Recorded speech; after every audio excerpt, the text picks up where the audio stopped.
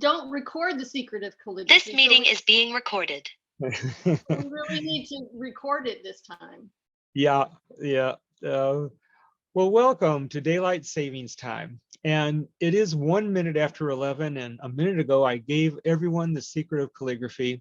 I'll repeat it again, the last session of the year. So if you didn't get it this time, no problem. Okay. Actually, if there's a secret, it's TOT, T-O-T, time on task. So it's a kind of a letdown to hear that, I'm sure. So, but yeah, if you put the time in, it'll happen. We were just going to say, was there anything that need further clarifying from yesterday that you wanted me to speak on a little bit? Because of the confusion with the Zoom ID and maybe daylight savings time, some people will check in late, so I can burn a little time at the front of this in order for us to get everybody in. If not, Barb, how many people do you see are in attendance right now? 17? Yeah. Okay, that's good. Well, that means we still have a few that aren't here yet. So I have a question, Reggie. Yeah. This is Nancy. So I'm looking at page 8 and just kind of looking at the shape of the serifs. So this is okay. I see you have it defined as serifs on steroids, because Yeah. I was looking at the serifs, and particularly on that top row, the F, E, and T, those top serifs. So yesterday it seemed like you were telling us to have them be ever so slightly concave. Yeah, as the years have gone by little, I've diminished the size of the serifs. Mm-hmm. Also, I'll do an exploded version of those serifs. Okay, I'm glad you asked that, because the thing of those serifs is you don't want them to go inward. I always feel like they need orthodontic intervention if they do that, and so they are going in more than they're going out. And so yeah, I'm glad you asked that question. I should have spoken further to that yesterday. So I'll draw a larger picture of those the way I feel like I'd like them to look these days. Okay. Yes. So you're saying that maybe we shouldn't be using these as our example for the F and the E and the T and so on. Yeah, they're adequate, but I would like to update them. So I'll draw. Okay, that's fine. Yeah. Okay, good. I'm glad you asked. Thank you. Anybody else? Let me get a different piece of grid right here. Can you summarize what you just said? My audio wasn't working and I got the tail end of this will work, but you're going to update something? Yeah, she was commenting on the shape of the end of the tooth-shaped serifs here. And I'm going to, I presented something yesterday that looked a little different. And so I'm just going to draw a larger version of what I presented yesterday to kind of update what I would prefer on these. These are okay, but I would prefer something a little different aesthetically these days. So let me draw that for you right now. And it'll just be kind of an enlarged version of what I had you do yesterday. So I'll take a dark pencil. And we're here on the screen, huh? Okay. So it'll be something like this. All right. And then this will come swooping down and up. So I'll deal with one side.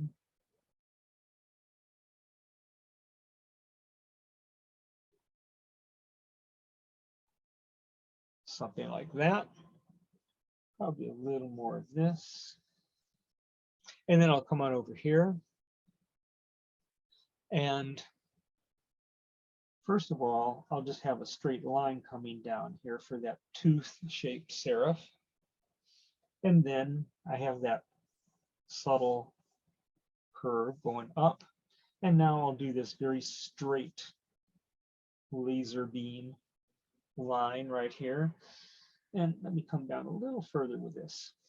So I'll initially, just as I put a little bit of weight right here, teardrop here, I'll put no more than that right here.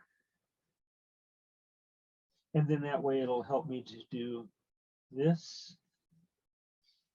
And then at the end, I'll just take a little bit of graphite there so as to now have this shape going. Okay, so on the outside, you have the subtlest of curves going this way, and then you have the curvature of the transition weight going that way. Okay, now I'd much rather have the weight of the serif kind of going outward than tucked inward. So that's a major difference between that and what's on page 8. Okay, so I prefer that now. Through the years, hopefully I've grown somewhat, and I hope you do too. So how was that? Does that make sense, guys? Yes, it does. Thank you. Yeah, we really, I really should have shown it large like this yesterday, because that was too small. Thanks for asking about that. Okay, so we have a good 20 people here right now, excluding Barb and me. So I think I will begin. Let me take a quick purview here of who's here. Okay, Katja's here, so she said we could start. Okay. Of course, Diana never wants to start. Now I know she's going to jump in and say something. I know she is. She never holds back. Can't believe it, she held back. Okay, let me get my piece of paper that I was working on yesterday. I actually got to meet her last week, and I know that she has house guests this weekend, so she's definitely had her attention scattered. So don't take it personally. Who's this? This is Katja. I got to see Diana. Oh, did you? A little earlier this week. Okay, she's a treasure. Ah, there it is. There it is. Okay. We're so lucky in Chicago. We have such a great group of people and an embarrassment of riches in terms of teachers that we've had over the years. Tim Botts. Oh boy. Now I blanked out on him. There's been dozens.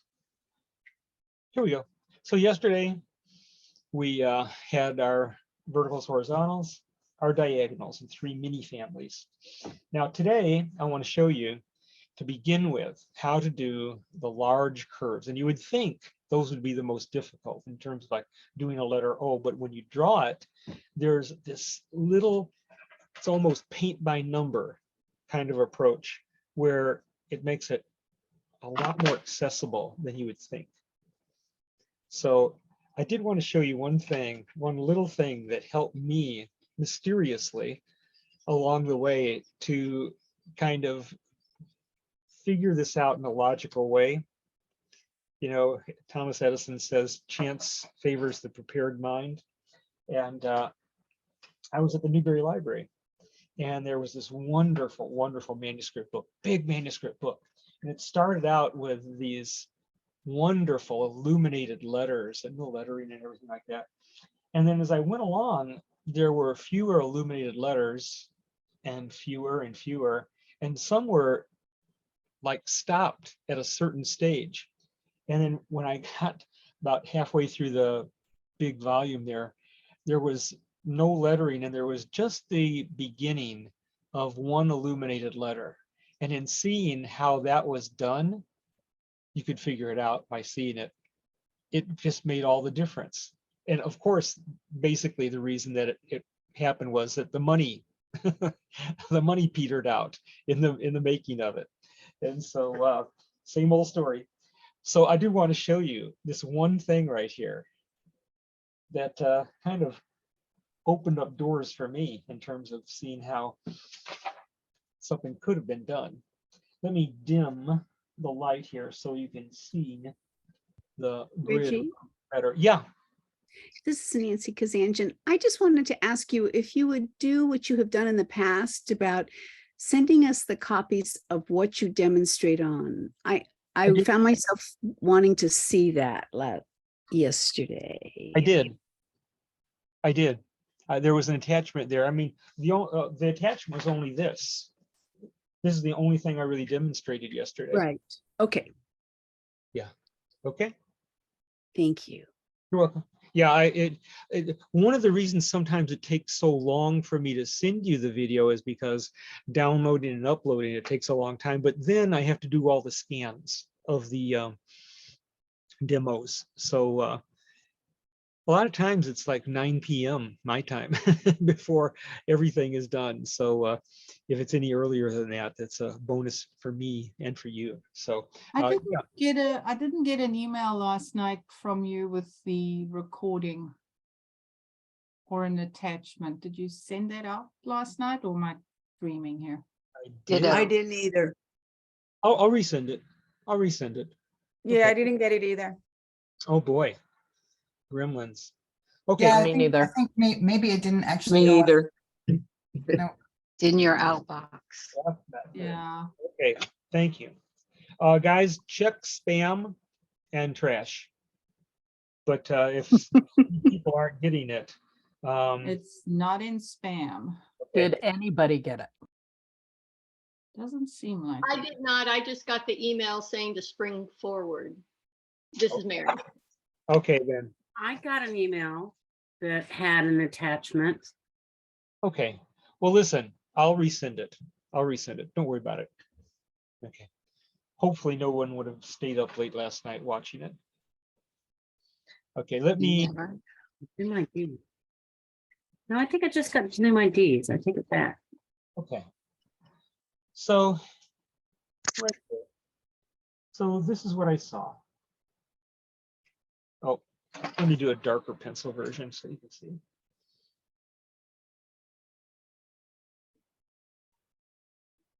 Not very good right here. So there's that. Then there was this.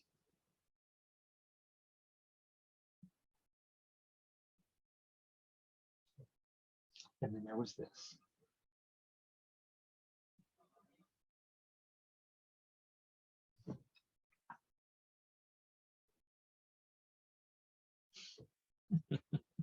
Isn't that genius right there? It's so efficient.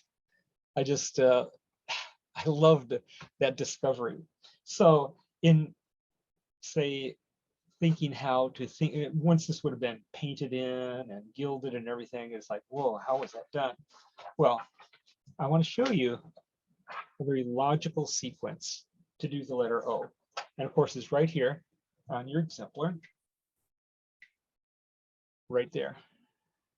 And so we're going to go through this step by step to show you how the letter O and all the large bowls are done. Okay, so I'm going to come down here and zoom in. And so with the letter O, much like we drew the monoline, the skeletal version, what we're going to do here is this. We're going to come to, oh, I have to get on my proper glasses here.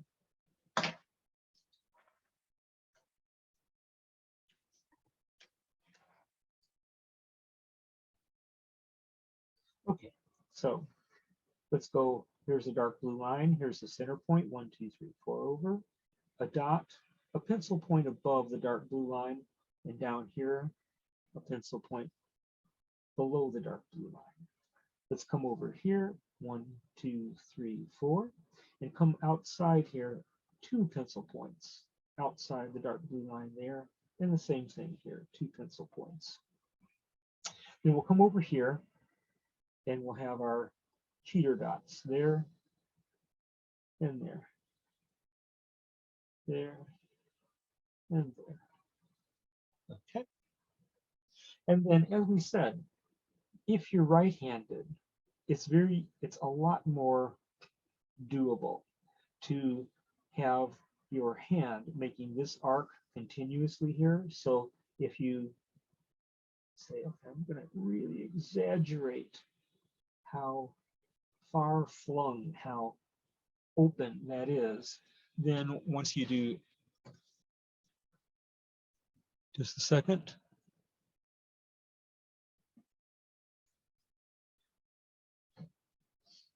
Once you have that line segment done, then we can simply rotate this, put it on a lazy Susan, and then you're just continuously, in essence, making the same arc 4 times. Be as light-handed as you can, because there's going to be a lot of error in this initially, and then continue on.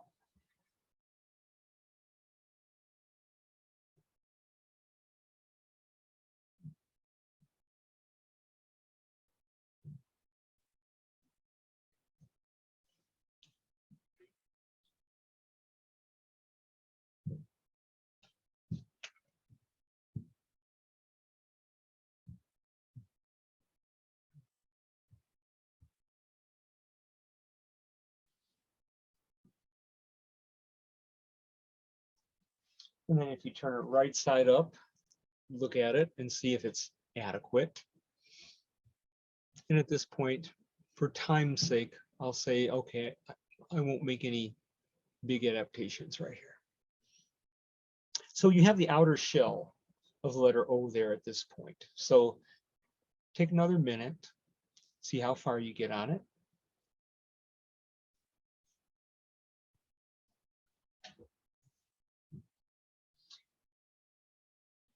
Let's find the center point right here.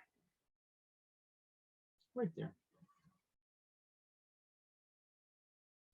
This is what I'm going to do right here. I'm going to come over here and I'm going to come not a whole square down, but about a half a square down right here, make a little mark. I'm going to take my ruler and I'm going to draw that mark through the center line and extend it outside the other side of the circle. What I want to do is this.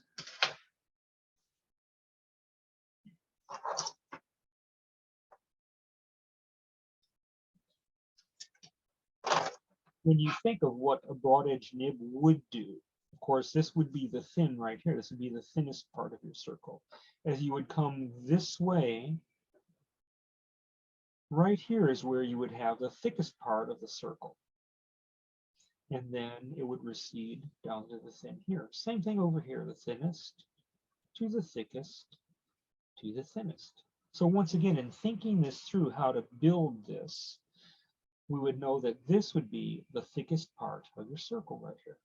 And so that's going to be a little more than one little blue square wide. So I'm going to guesstimate that it's going to be about this wide. And once again, it's better to underdo the amount of weight than overdo it.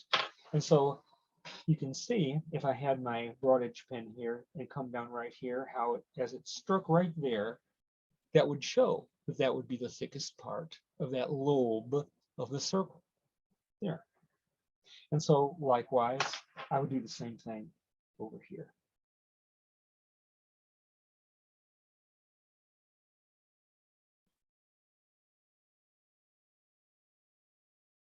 Okay. So now we would have for ourselves designated temporarily what the thickest part of our O would be. And now what I'm going to do is this. I'm going to estimate what the thinnest part might be. And it's better to underdo that weight. I'm just going to draw a line parallel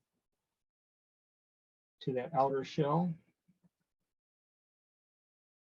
That will kind of emulate what the thin of this circle is. O might be like this.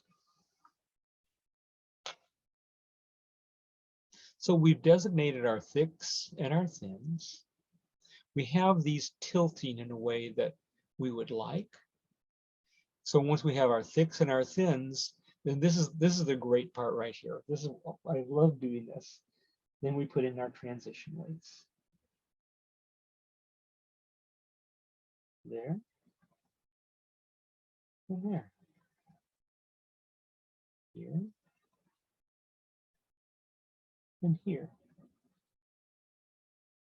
So that what we have on the outside is a circle, and what we have on the inside is an oval.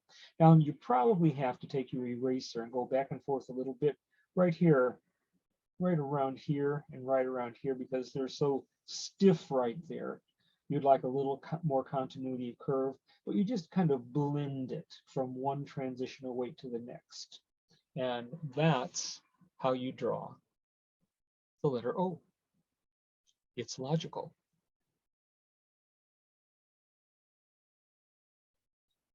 Is it a surprise how much easier that is than some of the crisscross letters?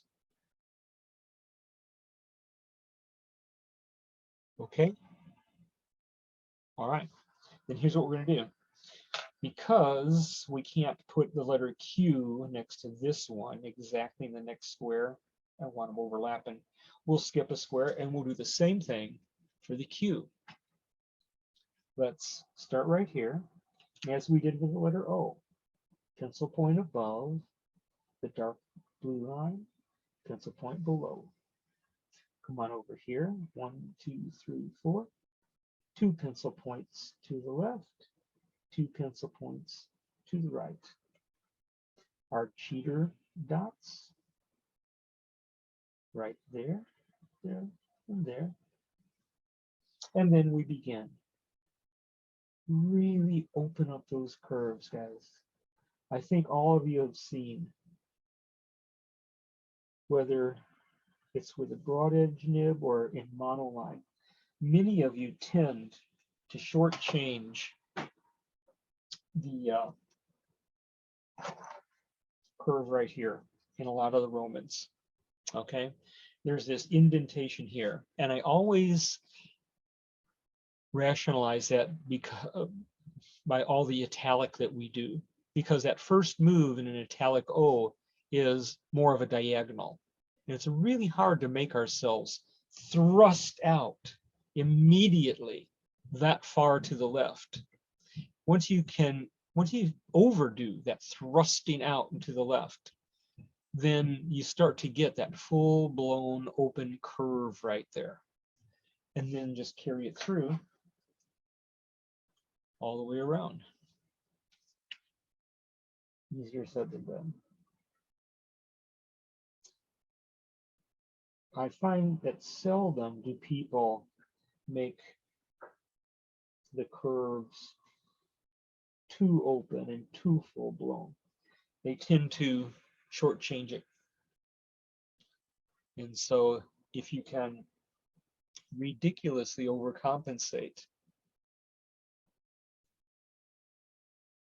you'll get to that open continuous form quicker.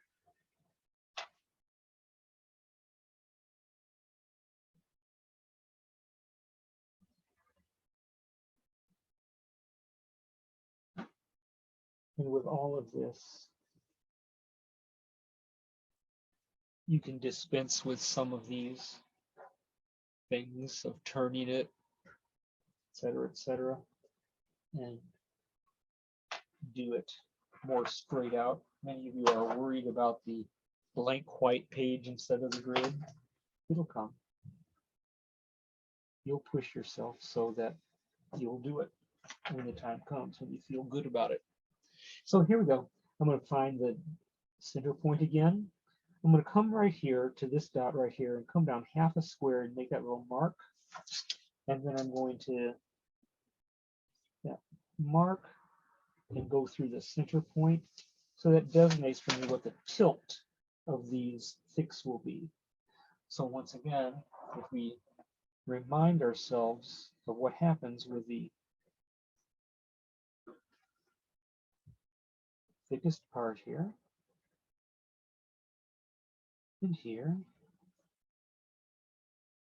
We want those slightly wider than the small blue square. And- Reggie, yes. what are you using as cues for those two vertical lines or straight lines? I'm just guesstimating what 3 millimeters or the width of a small blue square would be. And then I'm adding a little bit of a little bit more. So I'm estimating 3 millimeters and a little bit more. And you're coming along that horizontal line and going, okay, 3 millimeters, Yeah. So I'm putting just a dot guessing, and then going up and down. Okay. based on using these little blue squares for so long, I have a little bit of a sense that this is about 3 millimeters plus. Here too, 3 millimeters plus. And so I'll deliberately start a little less and then gradate a little more till I feel like they're in the neighborhood, because I can always add more. Sure. Yeah, that's a Okay. good question. Thanks. And then when you're doing estimating the thin, it's better to underdo the weight of the thin than overdo it, because you really want contrast between the thicks and the thins there.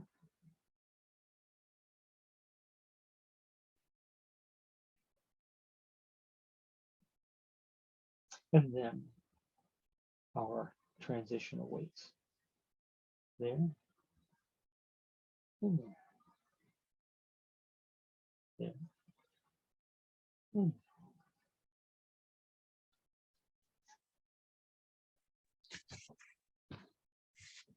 Reggie, yes.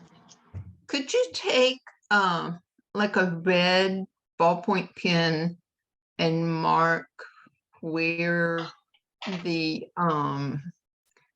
like the inner edge of the broad edge nib would go if you were going to trace over that with a broad edge nib? Where would the right side of the nib travel? I took this broad edge nib, which is a pretty big one. Does it help seeing this?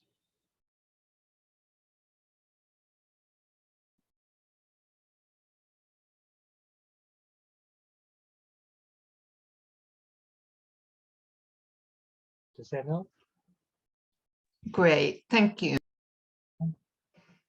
Reggie, is that at 20 degrees? You know, it's probably less. It's probably less. I tried doing these because, you know, obviously the logical thing is, well, I have my pen at a 20-degree pen angle. If I make this little thing here 20 degrees, then it should be right. And it looks too tilted when you do that. And so I've just refigured it out via this little half square right here, there, and it looks better. It looks like it's more in keeping with what the alphabet should be. And I don't know why it looks that way. I do know that it looks like it should when you do it this way. So when I start drawing them, I had always tilted them less than what the 20-degree pin angle would have been. So I know that logically I should go by the numbers, but then once again, the human eye is the best arbiter of what's right, not mathematics. Okay, that's the best answer I can give you. It's an honest answer. Okay. Okay, so we can do whatever we want to with the tail of that cue. If we want to do this, we can, in thinking what a broad edge nib might do. A little bit too wiggly there. Let's do this. Wiggly or quiggly there. We can do something like that, because what would a broad edge nib do? It would do this. Thickest entrance, thickest exit. Something there. On the exemplar, it's a little bit more plain. So you can do whatever you want to do with the tail of you. One thing I would say is this. This one sign guy that I knew, he said that like back in the 1920s and 30s, when there were nothing but sign people, guys would go out on the street and look at the word liquors to see what other sign painters had done with the Q. And if you would start this tail right here, you would, to get this visual length, you would have to really have a long descender. So by taking part of that tail and inserting it into the counter space right here, you still have that same length, but you don't have as much descender. And once again, basically there are only two potential descenders in these Romans, the Q and as yet to be done, the letter J, and that's optional. So this way you can really, once again, eliminate a lot of interlinear space that way. So let's do two more large curves. We'll start with the letter G. With letter G, here's what we're going to do. Just like we started the O, we'll start here and here, pencil point to the top and bottom, and over here, come on, 1, 2, 3, 4, 2 pencil points over here. We'll put our cheater dots here and our cheater dots here. And let's reference what's going on here on the exemplar. Oops, here's our G. We can see that this is really the same shape and even into the transitional portion on the left-hand side. But then what's happening here? Both the C and the G, we have these outer arms pried this way, almost like a horseshoe. And so we're going to have to do something here, not having those dots flopping over, guiding us to have a circular kind of shape, but more of a horseshoe shape. So let's see what we can do with that. We're going to come on over here. I'm going to come 1, 2 squares over. I'm going to put a dot right, 3 squares right there and right here. At this point, that's where those will be. Okay, so let's make our little circular shape here. Get this nice and open, billowing sail in the wind. Rotate it. And then there and there.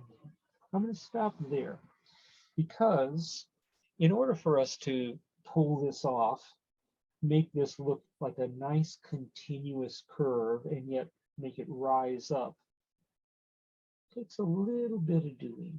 So let's keep a continuous curve there and here.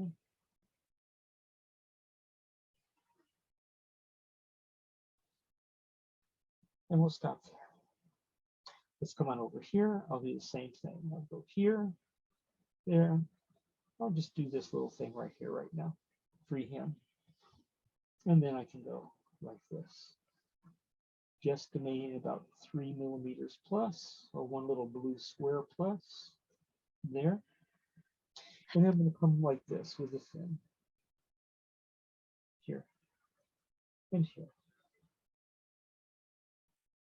It's better to underdo the weight than to overdo it. Okay. I'm going to come on here just a little bit more. You'll see why at the bottom. I'm going to come on up. I can come up 4 squares. And I want this to be about 3 millimeters wide, like we based all our other verticals on. Now, here's what I'm going to do. Down here, I'm going to bring this down just a little bit, and then bring this out just a little bit. So I have that sharp, decisive corner there.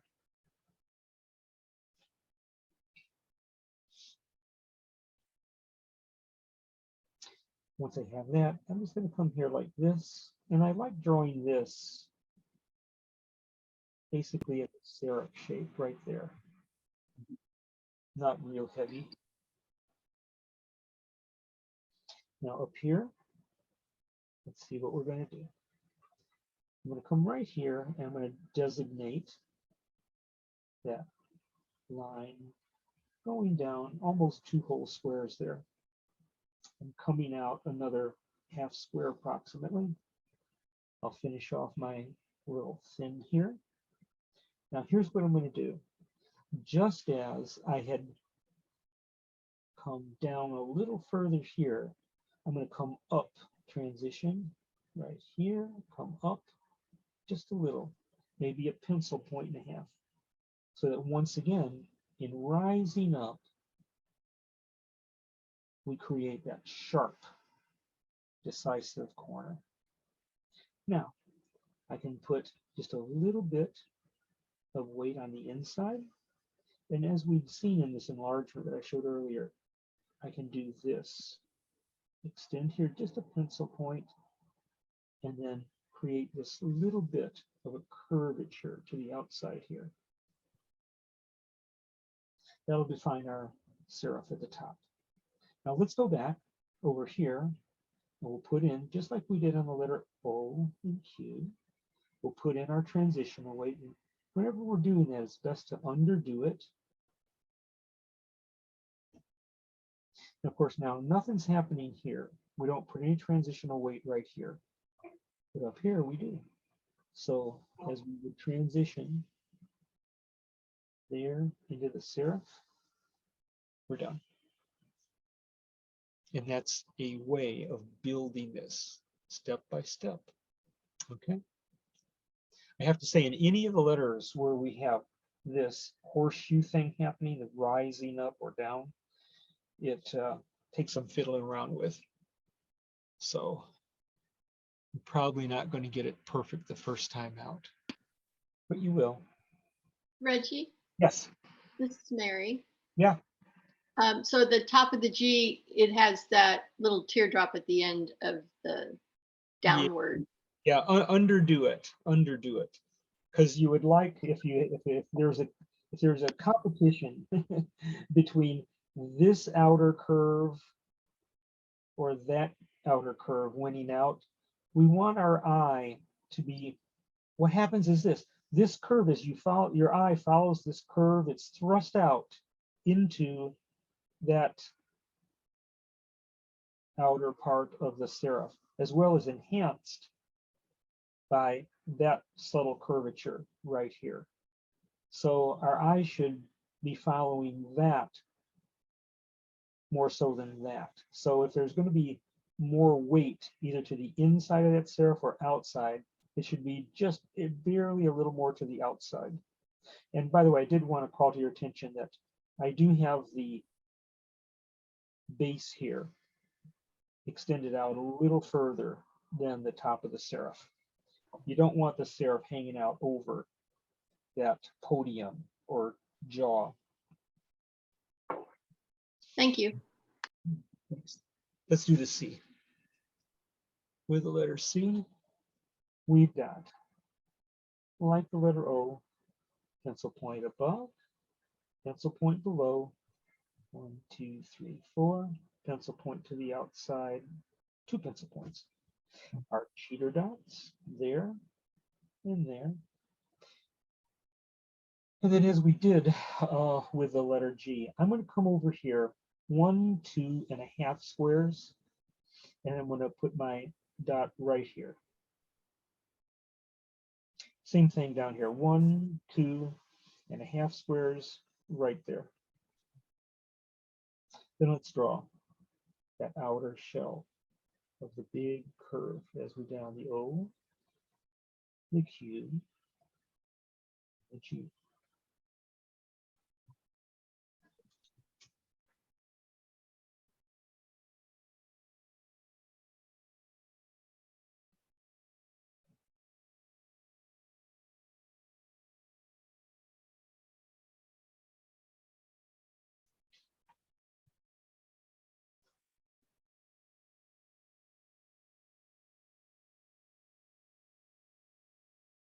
You're going off the screen. Is that okay? Thanks. Yes. Okay, so once we have that designated at this point as potentially working, needs a little tidying up here and there, then we can think our way through again. Here's the center point. Come over here, come down half a square, and I can just lightly connect it like that. Because all I want to do, once again, is conceive of where this thick goes right here. That thick is perpendicular. Bum, I got nothing for you. I think Sounds like somebody might not be muted. Oh, it's me. Sorry. Talking to my dog. okay. So got that. Now here's what I'm going to do right now. I'm going to come right here and just temporarily put in this shape. I'm coming down almost 2 whole squares and out about half a square. And right here, I'm going to extend this out just another half square because I want the jaw at the bottom to extend a little beyond the top.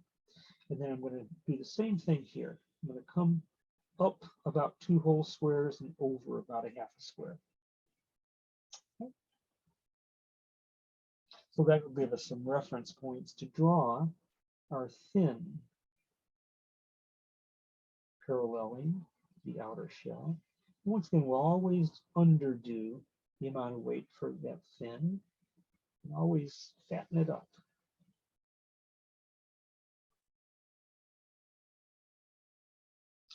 We can put in our transitional weight right here if we want to right now. Sometimes it's a nice thing to do. And now we're going to deal with how these rise up right here. I'm going to take this curve and I'm going to aim to come up about 1 or 2 little pencil points higher than this is already right here. And so that will bring the outside right about there and provide me with that sharp, decisive corner. With that, I can now add a little bit of weight to the serif, either to the inside or the outside of both. And then I can, once again, come over here, extend it just a little further so that when I do this ever so slight curvature on the outside there, get that working, then I can put the transitional weight in here, and we'll finish with the top. And the bottom will mimic what happened at the bottom will mimic what happened on the top. I'll extend this out a little bit, a pencil point or 2 lower, so that comes to that sharp, decisive corner. And then I'll add a little curvature here, a little weight to the inside of the serif, and then the transitional weight. And that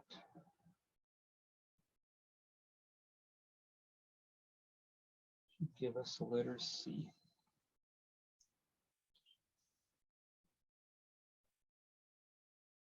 Just a quick question. Are the serifs on the C, is the bottom one further out or no? Because it doesn't look like it in your drawing. Should be going like this very subtly.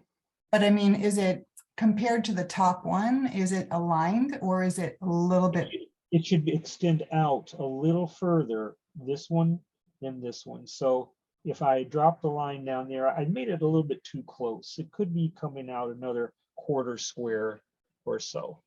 Now is that based on the angle of the serif, or do we actually extend the bottom? Yeah, I didn't extend it out. I should have extended it out another quarter square or so down here in order to make that happen. Okay, good, thank you. Good question. Yeah, I cut it too close there. Thanks. Okay. We are about 1:45. Let me see something here. 1:45. That gives us 45 minutes. Good. Okay, guys, stop. We're going to set aside our drawn Romans for the time being. Get a whole, Reggie, yes, this is Beth. Could we Yes, go Beth. back to the C for just a second? sure. I just have a question about it, what we just did.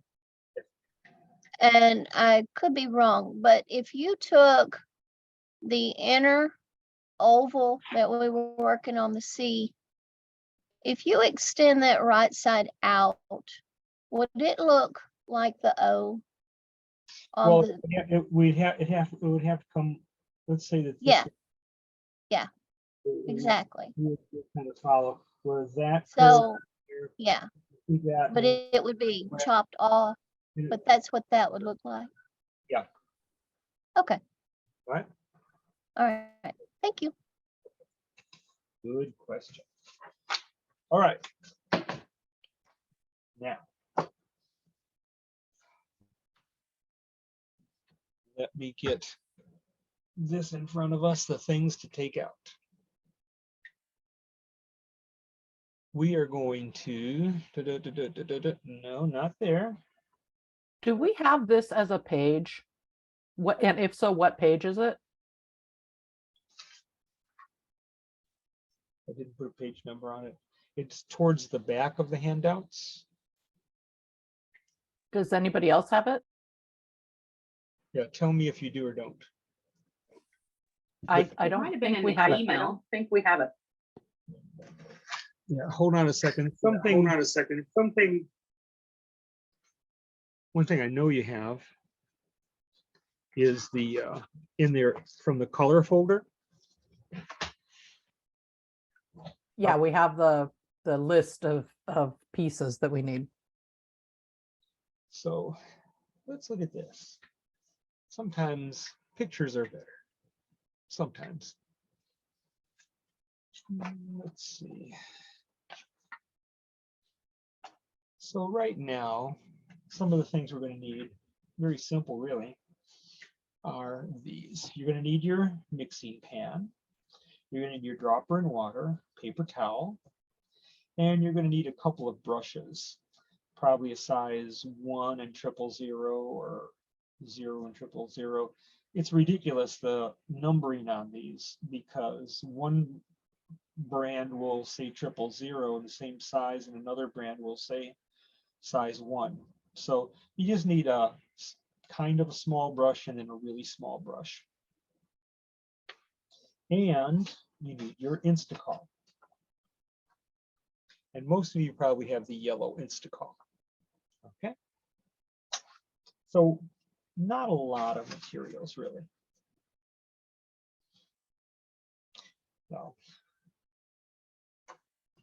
Did somebody say that they do have these pages?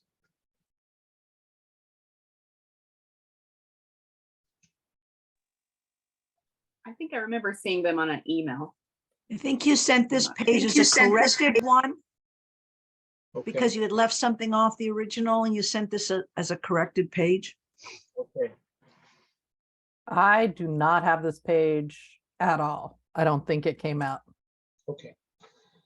This page was the page for the schedule. This page was the one, let me show you the whole page right here.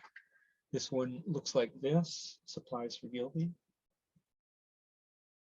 Right. The two things in red were what you said were you had left off the original and you sent it as a correction. Okay. Yeah, I think I sent it both as an email and then I inserted it into the handout folders as well. So one way or another should be there. But anyways, this is all we need right now.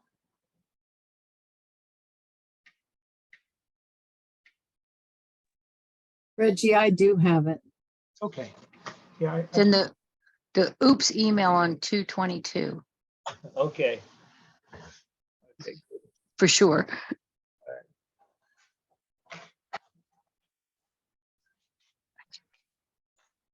Now, of course, it's like, all right, we got all these. What are we going to put that on? That's a good question. I think we'll put it on our piece of black paper.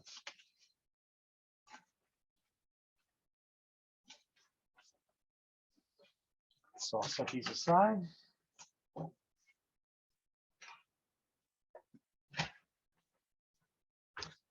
away.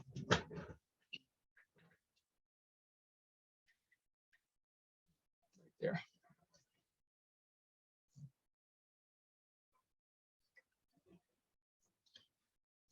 Okay.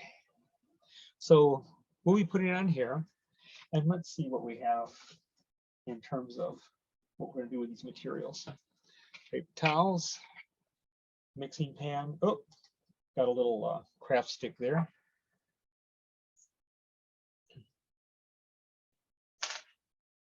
And what I'm going to do is I'm going to pour out some Instacol,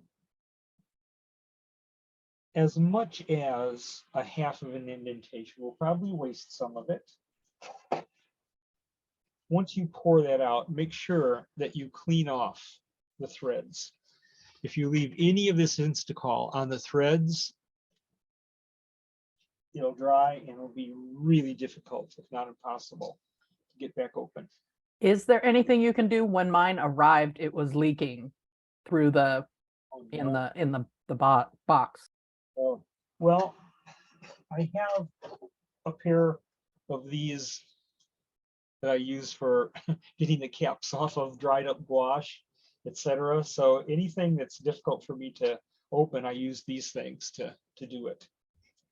Okay, so a pair of pliers, in other words. Got it. Thanks. Okay, so we've got our Instacol, and what I'm going to do, guys, is this. I'm going to put maybe a drop of water in here. Depending on how old the Instacol is, how many times it's been opened and closed, it might be a little thicker. And so I just want to have this free flowing. Now I'm stirring this with a craft stick, not my brush, because if you do the stirring with a brush, it'll enter a lot of bubbles in there that are a distraction. It's not terrible, but it's best not to have any bubbles in any kind of gilding base. I'm going to, as usual, on the far end over here, put my 2 indentations of distilled water.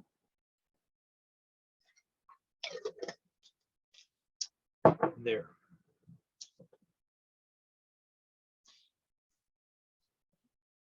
My strong suggestion for you is this, that whenever you're laying a gilding base or even painting things in, if the more you can cover up parts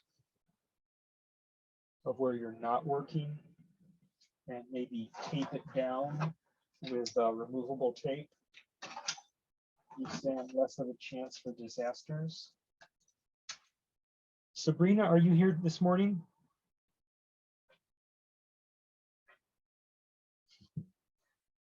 We have a standing joke. If you look at the video, the illuminator, where Donald Jackson is doing his illuminating, he has a huge piece of board or very stiff paper covering everything except for there's kind of a hole in the middle of it, or a window where he's doing the gilding. And so that was a really nice tip off to do something like this, but make sure, like these pieces of paper that I'm putting down here, paper toweling, that I've got them taped down so they don't scoot into the wet liquid that you're laying down. So it's very disheartening when you have done so much good work and then all of a sudden something smears or plops down on it. Okay, so I've got that isolated. I want to show you how I want you to lay this gilding base for a relatively large area. And actually it holds true for most areas, large or small. Most people try to be too precise, and they generally like to paint in the edges first and are real precise with it. And one of the things you have to learn with this gilding base in particular is you have to work fast. And so let me show you a way of doing that, working fast with this. and getting it precise. So I've got a 0 brush right here, Series 7 Winsor Newton. And always saturate your brush with water first before you dip it in. And now what I'm going to do is this. As you can see here, there's a big blob at the end of my brush. And what I'm going to do is I'm going to put a big blob down here, like that. I want to rake off my brush so that I can take the tip of my brush and I can work it to the edge. And of course, you always want to go beyond the edge. What I'm seeing here is as I'm drawing this out from that blob is it's really thin. And so what you want to do with the Instacol, you want to have a raised amount. And so I can touch that into the still wet Instacol there as I coax this to the edge and a little beyond the edge of my transferred image. Now then, one of the nice things about the Instacol is that it self-levels. That's really important. So you don't have to spend a lot of time evening it out. Once you have taken your pointed brush and coaxed that liquid to the edge of your image, and if it looks a little thin, you can just touch that brush to the container indentation of Instacol and then touch it to the still wet Instacol there, and capillary action will draw that in. So you're taking your blob and you're coaxing it towards the edge. And you're doing this with all deliberate speed, because one of the downsides to the Instacol is it sets up, it actually gels, forms an acrylic skin very rapidly. Now then, I want you to see the sequence I'm doing this in. I started right here, tried to get an area that was kind of doable immediately. And now it's still wet right here. So I'm going to work from there. In essence, I'm going to take another segment and work from right here. So I've got a big blob on here. I put it down. And then I get some more. I touch the still wet Instacol with a lot from the indentation there. I'm going to rake off my brush. Actually, I'm going to slosh it off. Being that this is, in essence, an acrylic base, it will kill your brush real quick. And so, repeatedly, very often, make sure you slosh off your brush, and then dry it off on the paper toweling behind it. And now you can see I'm taking that wet Instacol and I'm coaxing it to where I started. Because as I said, this will set up very quickly, and then you won't be able to transition the wet into what's set up already. So that's pretty key. So you're working with all deliberate speed. You're taking the big amount of Instacol that you put down there in a big puddle and coaxing it out to the edges rapidly, because the Instacol sets up very fast. While it's still in a liquid state, it self-levels. But once it begins to gel and set up, you're not going to have the continuity of surface that you want. Okay. I like to put this in a direction if I can, just wheel it about, cleaning off the brush, and then I'm going to take a nice big amount right here and coax it to the edge. And so I'm continuously dipping my brush into the indentation of Instacol, getting more on there, putting it in the middle and coaxing it to the edge. There comes a time when there's too much on the brush, so just slosh it off, tap it off, and you can take the brush with nothing on it like this and coax it to the edge.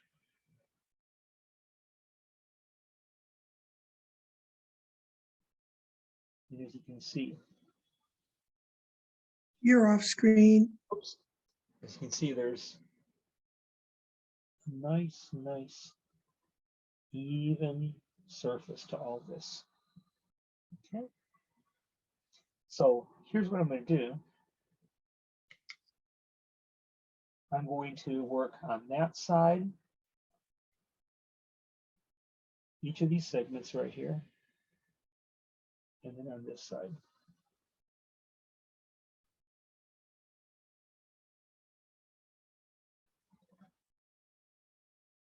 Now I've got lots and lots and lots of Instacall laid down here. I want you doing the same.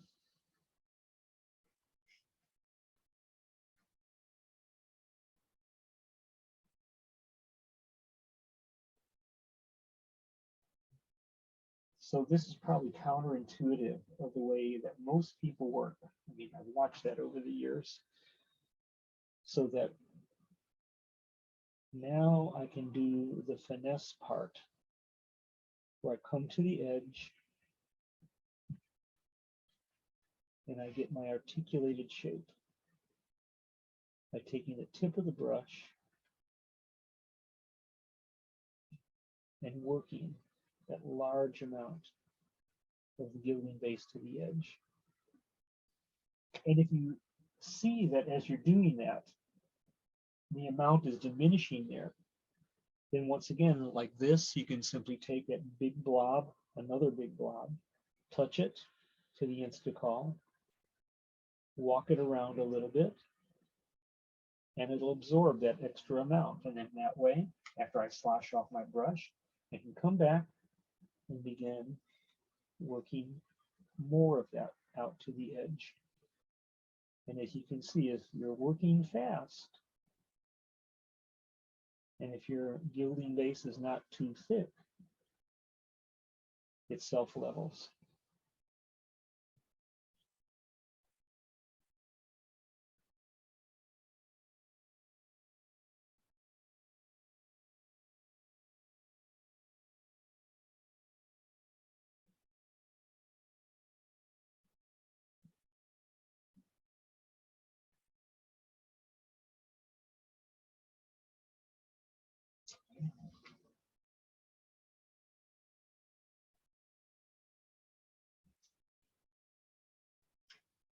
So our goal right now is to paint in the parts with a gilding base completely that need filling in. And I'll show you what that is.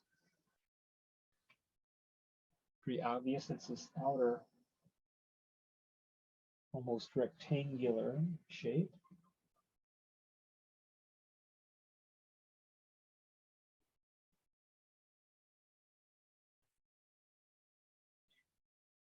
And we'll switch over to the heart inside.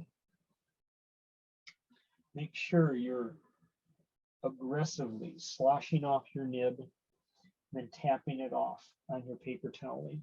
You don't want to kill your brush. Seems crazy that I'm using a Series 7 Winsor Newton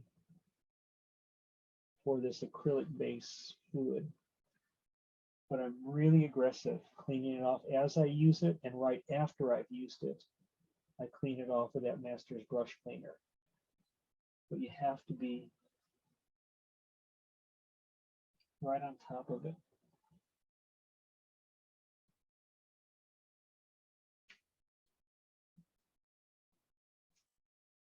Okay. So we're getting there. Are there any questions as you're doing this? So much of it is just being able to see it close up, have good light. Be patient. Now then, I have not switched over to my small nib, my small brush. Very often, if you want to have the option to quickly jump over to a smaller brush where it might demand to go into a smaller area like this. I just switched over to my 000.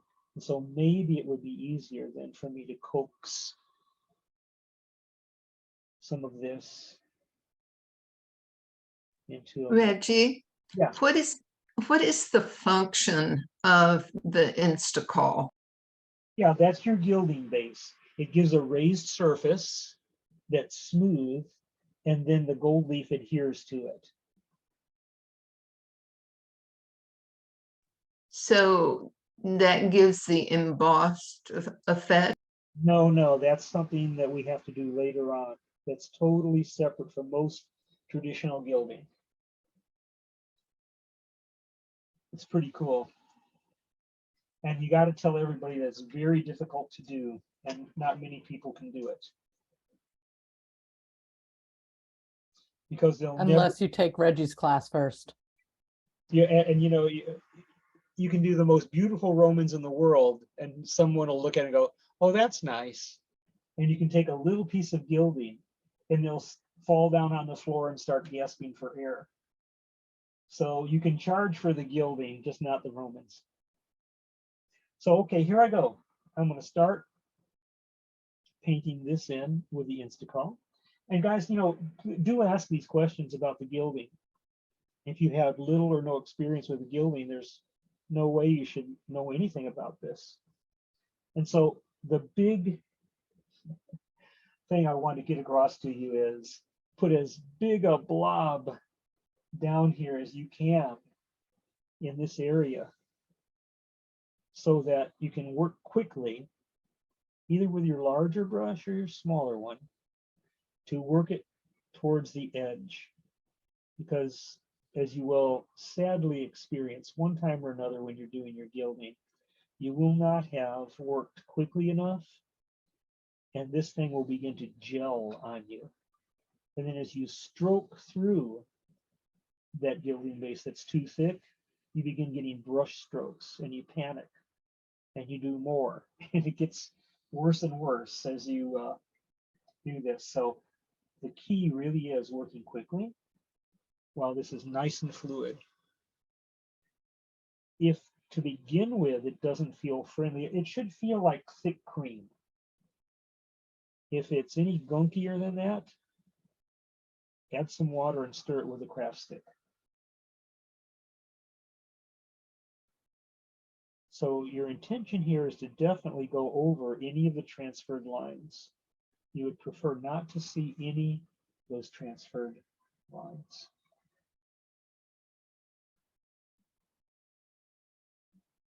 And, you know, for many of this is your first or maybe not so many tries at gilding.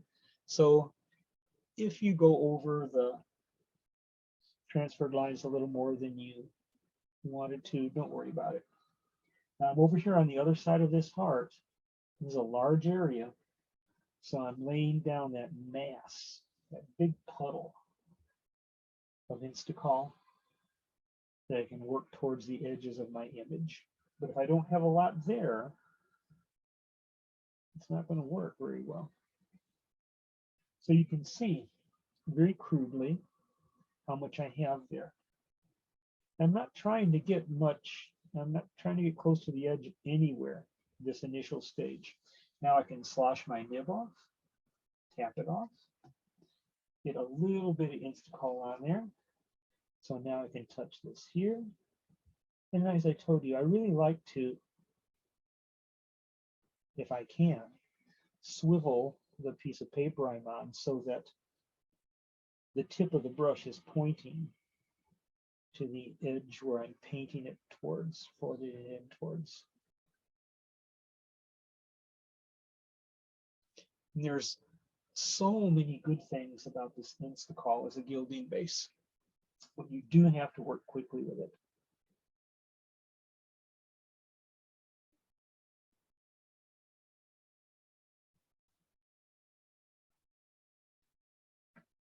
And I do know from personal experience in observing students that very often their initial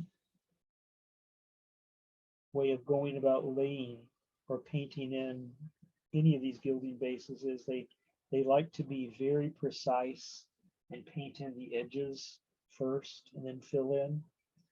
And when they do that, there's no continuity. You see a gap in where the edges started and then dried out, and then where they tried to flood it in and transition it, and it didn't.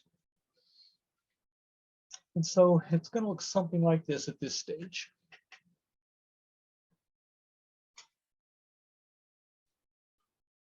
Okay. What questions do you have as you're painting it in right now? It's pretty straightforward. Can you talk about other things instead of Instacall? You said this kind of a base. Yeah, there are a lot. I mean, I'll tell you something. You can take almost any kind of acrylic and slap it down there, and then you can probably get the gold leaf to stick, depending on the interval where that acrylic is tacky enough to have it adhere. On the two extremes of any gilding base, if you wait too long, it dries out and it's not tacky, and the gold either doesn't stick or sticks inconsistently. On the other end, if it's too soon, then you press the gold leaf on and the gilding base squishes through the gold leaf and ruins it. So whatever gilding base you have, there's an optimal window of opportunity to get the gold leaf to stick and be shiny. And so with our Instacall, depending on how thick you lay a gilding base, there too, that interval is different. If it's a very thin layer, you might press that gold leaf on in 20 minutes. This is a very thick layer right here. So we can have this, we can depend on our gold leaf sticking anywhere between 2 to 3 hours after we have laid this. And so it's real important that after you lay your gilding base, or you can put down a beginning and ending time for your gilding base that you laid, so that then you can say, this was the interval here that we did it, and it really worked in class. So I got to jot this down and remember, this was the interval where it worked. And so actually, when we go to do the gilding, there's this information and stuff I was going to give you then, but so I'll give you time then to write it down. You don't have to write it down now, but you can just take any old acrylic you've got in a jar and make a little shape with it. And then maybe you would take like 5 little diamond shapes and put them down and test one out in a half an hour, and another in an hour, another an hour and a half, another 2 hours, and just see there with that experiment with those little diamond shapes. When did it stick? When did it not stick? I'll tell you something. There's a inexpensive gilding base, and I'll write the name of it down. Not gilding base, but an acrylic. Oh, by the way, guys, I'm gonna very carefully pick this up and set it aside. Don't let it tilt one way or another. Let me get the name of this correct. Hold on, get my glasses. Got a little vial of it here, whipped up. Here it is. Liquitex acrylic high gloss varnish in some of the best Romans I've ever done.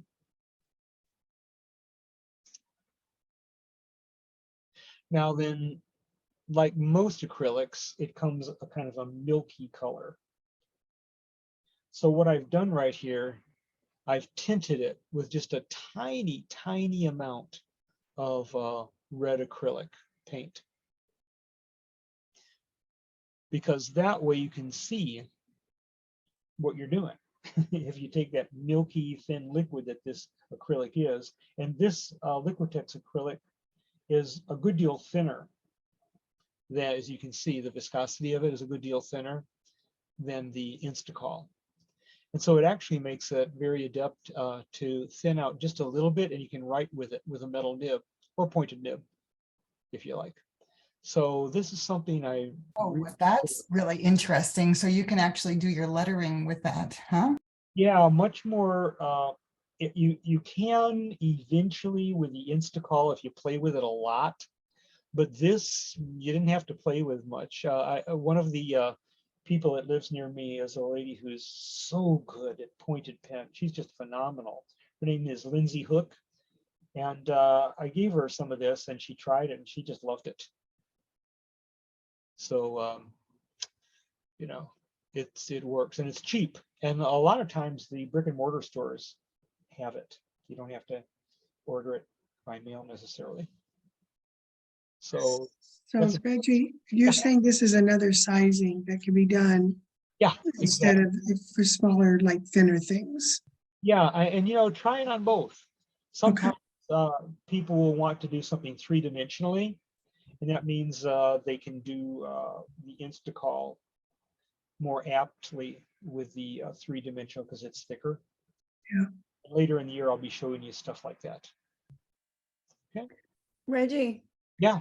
this is Anna. The only gilding I've seen, it was because he was a member of our guild, Jerry Tresser. Yeah. And what do you think of what he used? Is it comparable or? Anna, Okay. I'd rather not talk about Jerry Tresser. Okay. I'm usually very talkative about many things. Okay. One place I don't- Reggie, I'm happy to maybe take you out of this tough spot. Jerry likes to profess that he knows tremendous amounts of information. This is Nancy Kazanjian. And I just think it's a very unstable person to work with. And it can, yeah, I would use any other medium. Thank you, Nancy. I appreciate it. Did you hear Jerry died? Yeah. Yes, Jerry passed away in December. Oh, I Yeah. didn't know that. Oh, wow. Wow. So when any person passes away, it's sad. I didn't know that. I'm sorry, I didn't know that either. I hope you can understand. I was just sharing with you as far as a product goes for your work. I appreciate it, Nancy. I Thank was you. just mentioning it because that's the only gilding I've seen, so. Yeah. I mean, I think you'll find that the Instacall is far superior to anything you'll experience. That's why I present it. It's Okay. basically no fail for all of you guys. And there's it compared to many other things. You know, gilding has been my specialty for the last 40 years, and so I was raised on traditional gesso, gum, ammoniac, and all that kind of stuff with all the cookery and medieval stuff. And so I was able to become very good at that. But it took a tremendous amount of time and effort and investment in money and materials. And so when I started trying to teach it to people, it was so, you could say, undependable for the kind of immediate gratification you would like to have, that a lot of people didn't pursue it.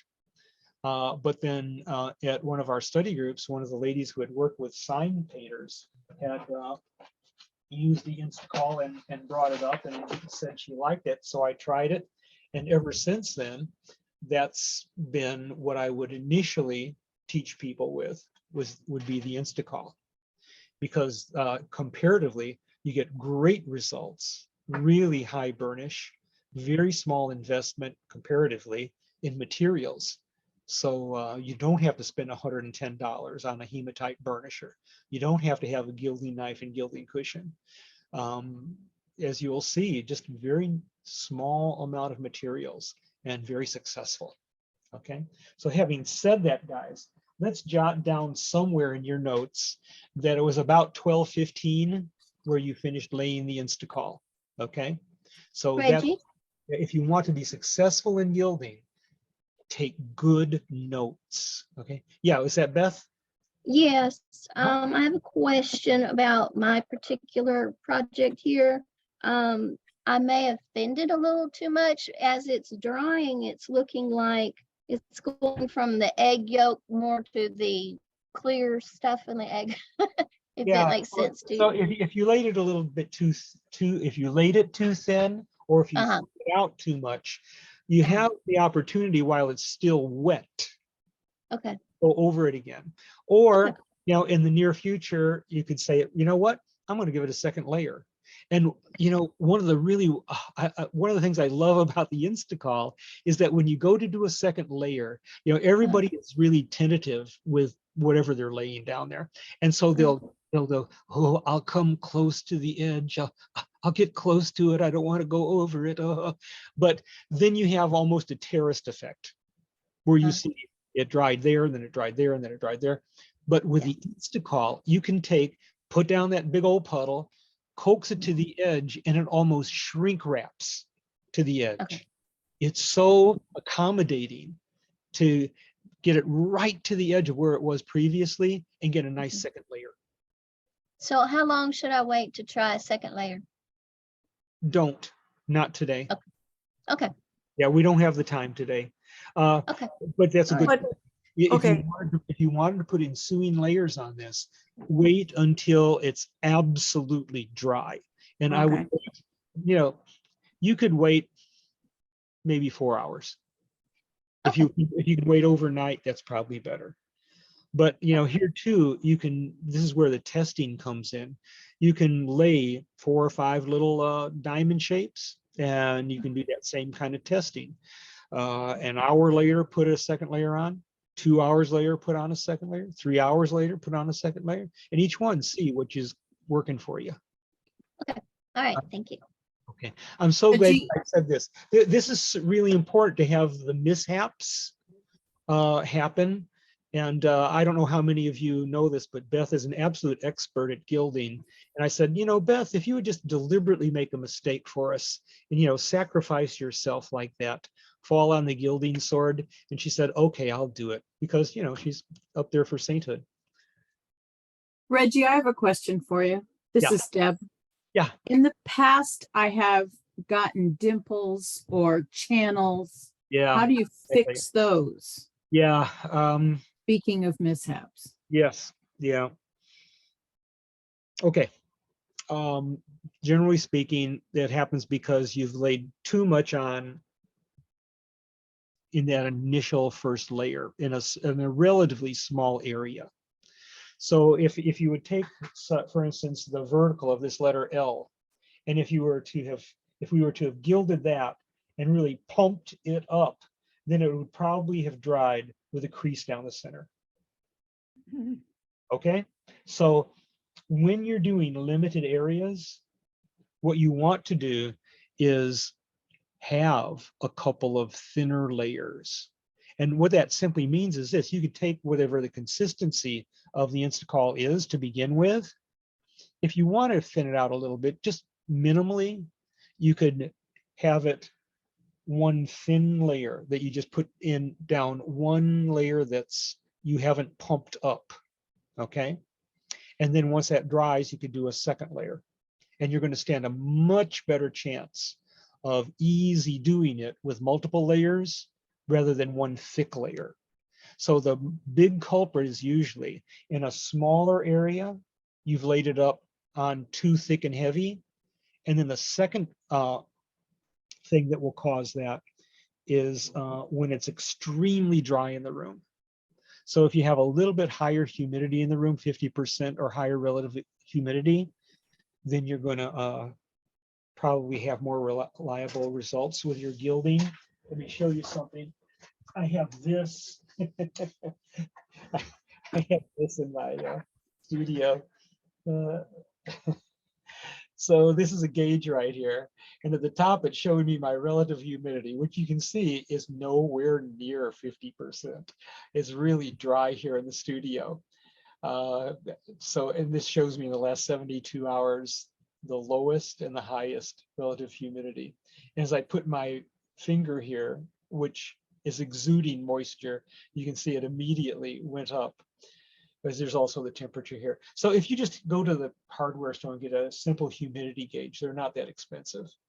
I got this on a good deal online. And so I got it. And this is really good for your gilding and for when you're working on vellum.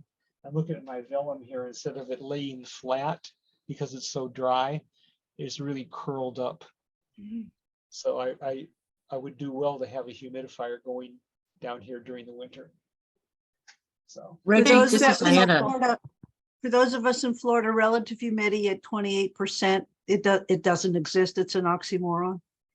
yeah, that's outdoors. Now then, I know places here. It's really damp here in Chicago, Michigan in the summer, and we have high humidity. Or I'll go and teach in Florida or in New Orleans, where they say, "Oh, it's always 60% and above outside." But if you heat the room or if you air condition the room, that dramatically diminishes the amount of humidity. And so having a little gauge there helps.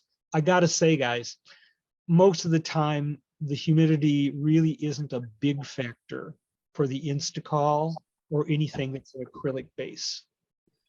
It's only the old traditional stuff where you really had to attend to what the humidity was. That was really important. So, you know, gilding in England, where you have, it's an island, a lot of humidity there. So these are good. Reggie, it's Diana. Would it make sense to run a humidifier if you are in like Arizona or New Mexico, something like that? Yeah, I would say it would not hurt.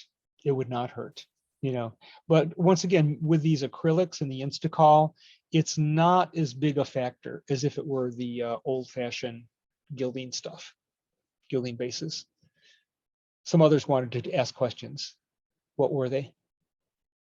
I bought a reptile cage humidity checker. It's like $3 at Petco. And it's color coded for a reptile, for a, you know, your pet snake or salamander or whatever that heck cold-blooded creature you want to keep in your house. And it's color coded when it's dangerous for, you know, it's dangerously dry for your pet reptile. Then it's dangerously dry for me to try and do any gilding, and or I need to water my plants and make sure I oil my wood because it'll start cracking. So it's helpful for people like me who can't, I'm like, is it 30% humidity a good number or 40% a good number? I don't know. Is it red? I need to turn on the humidifier. So let me get this straight. If you're gilding on your reptile, this will give you a clue to. Yeah. Individually, you know, scale by scale, getting a pretty reptile. Okay. These are important things, you know. Yeah, I gotta say, the Instacall gives you almost no fail. So you have to, so long as you attend to how thick or thin it is and the window of opportunity, you're going to have such good results. People are going to think you're fabulous.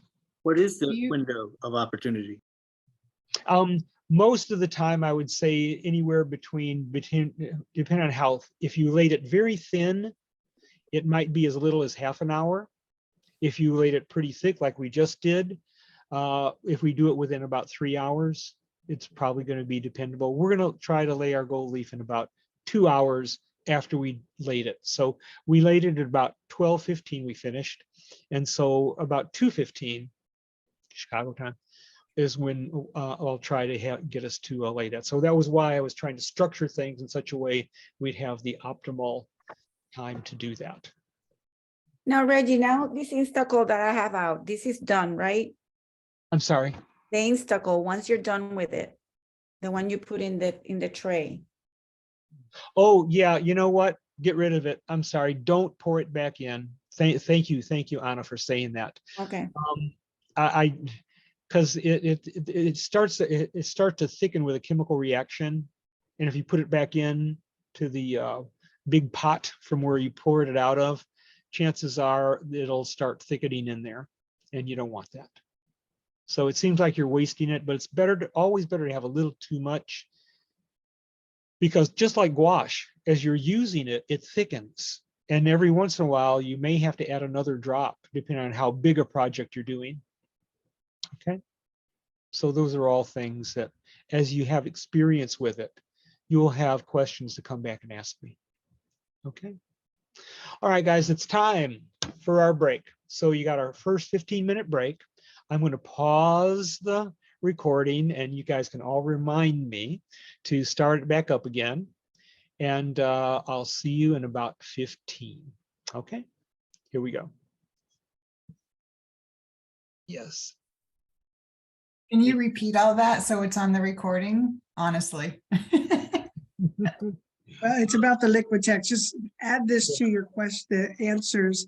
How long does it take for the Liquitex to dry versus the A little less time because it's naturally, Liquitex is naturally thinner as it comes, and so it won't raise as thick, and so you don't have to wait as long. Okay. So if you were to say you wanted to gild the Instacol within about 2 hours, then maybe the Liquitex in slightly less time, hour and a half, say. And you do need to play with it because it does depend more or less, most in terms of how thin or how thick you laid it. You know, the humidity is a small factor with the acrylics. It can be, particularly if you're laying something very thin or writing with it, because if you write with it, you may want to lay the gold leaf on in 45 minutes. But you know, it's trial and error. You got to trial and error it. So the things that I think I said before I turned down the recording, even if someone can correct me on it, was basically how long you had to wait. And I think yes. And also about, is it, could you thin, is it better to thin the Instacol or better use the thinner Liquitex if I'm writing with a pen? If you're writing with a pen, whether it's broad edge or pointed, the Liquitex is easier to work. You can get the Instacol to work, but it takes more effort because the Liquitex is naturally thinner the way it comes. So when thinning it out, it's not as problematic. Yeah. So that's. Thank you. Anybody notice anything I didn't repeat just now that they may have wanted? Oh, I was just asking, why did you go from the outside in? Was there a reason when you put it on today and you said, no, you could go from the inside out with the heart? With our image with the heart was on the inside and the kind of rectangular shape was on the outside. And I should have probably reversed that because I had to reach over the wet rectangular part to paint in the Instacol on the heart-shaped part. It would have been better to, it would have been easier to reverse that, paint in the heart first and then rectangle around that. Thank you. Katja, what you got on your mind? Oh, muted, you're muted. I was trying to look up the Liquitex thing to give a link to somebody in the chat, but didn't do it sneakily enough. Okay. As we go along, there will be more and more things I want to reveal to you today about gilding. And we're going to do a lot of gilding this year. And so you'll probably hear these things more times than you want. Okay, I'll be hitting you on the head with a velvet hammer. So you won't miss anything. All right. So we said I do have one more question, Chair, and I'm sure you've been asked this, and it's probably not a solid same answer. When you're doing a piece, do you do the gilding first or last? Okay. Especially in lettering. Get your pencils out. Here's the sequence that you would do: a gilded, an illuminated piece. I'll jot it down here. Get the overhead on.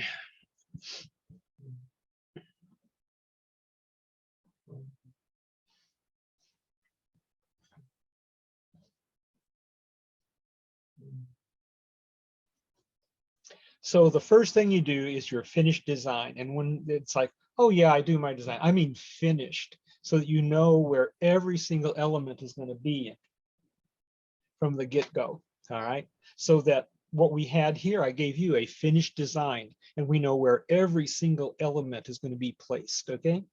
So after you do your design, usually you do your lettering.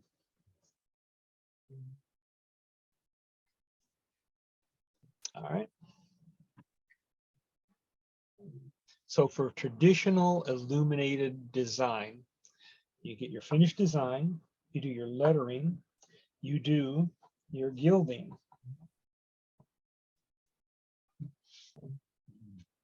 And finally, you do your color work. Okay, that's the traditional sequence.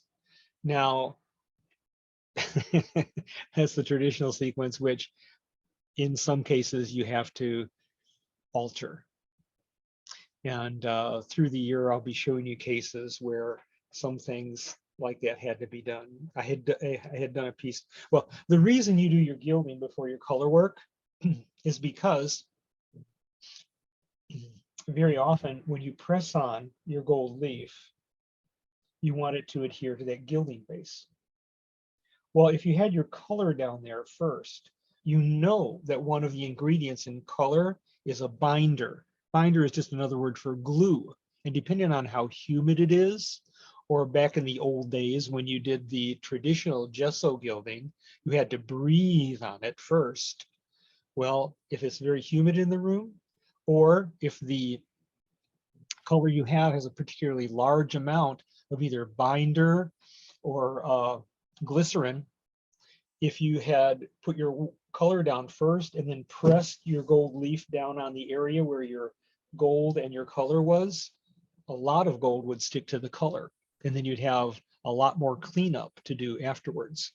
And so it just makes sense. This is the most efficient way of doing things if you can. If your lettering is extremely close to your gilding and you have in your lettering with something that has a high degree of binder in it, you might have to do your gilding before your lettering. But usually that's not the case. Usually the lettering is far enough away that you can mask off, like I showed you with the paper toweling, so that things are not touching where you're gilding. But that's the traditional sequence to do a piece of illumination, which you might have to alter. Okay, good question, thanks. Okay, so let's get back to drawing those letter forms. Here's our worksheet. And you do have a sequence for doing the large curves. And after our large curves, we did the O, the Q, the G, and the C. Let's go ahead and do a D. Now, one of the nice things about the D is we start with our old friend, the vertical, the good old days of verticals. So I'll come on over here and zoom in. And once again, you can put this in close proximity to where you're doing your work. The closer the model is, the easier it is to get it right. And let's zoom in some. Okay, may have to darken it to see, oops, sorry, to see the grid better on your screen. I hope it works by darkening it. Okay. So as we said yesterday, in doing it vertical, I'm going to start right here. A little dot to that side and that side of that little blue grid, and then down here as well. And then a count down 1, 2, 3, 4, and in the middle, a dot just to the inside of those blue lines. And we do this as wide as we can. And it's funny how much lighter we can make that than we did many of the diagonal strokes or the curved strokes, just because we're more sure. And then we'll come over here. We'll come over here about 1 1/3 squares, up slightly above pencil point above the guideline. And I'm going to come on down right here right now. And I'll go do the same thing right here, about 1 1/3 squares over, and pencil point below the guideline, and arc up a little bit, like that. So now let's do this. We're going to come over here. I'm going to find the midpoint right here. I'm going to put a dot slightly beyond there. And then I'm going to come up here. I'm going to put a dot up here and a dot down here. I'll do my cheater dots. And then I'm going to take. Reggie, are those dots, like, did you give a dimension? Is that halfway between the vertical and the edge? Yeah, if you include the vertical of this shape right here, we're going to go 1, 2, 3, 4 right there, and the same here. So I'm going to come right here. I always think of a roller coaster ride. I'm going to sweep down and up. Keep going out. Keep going out. Now, if you want to swivel your paper, it's easier to do that way.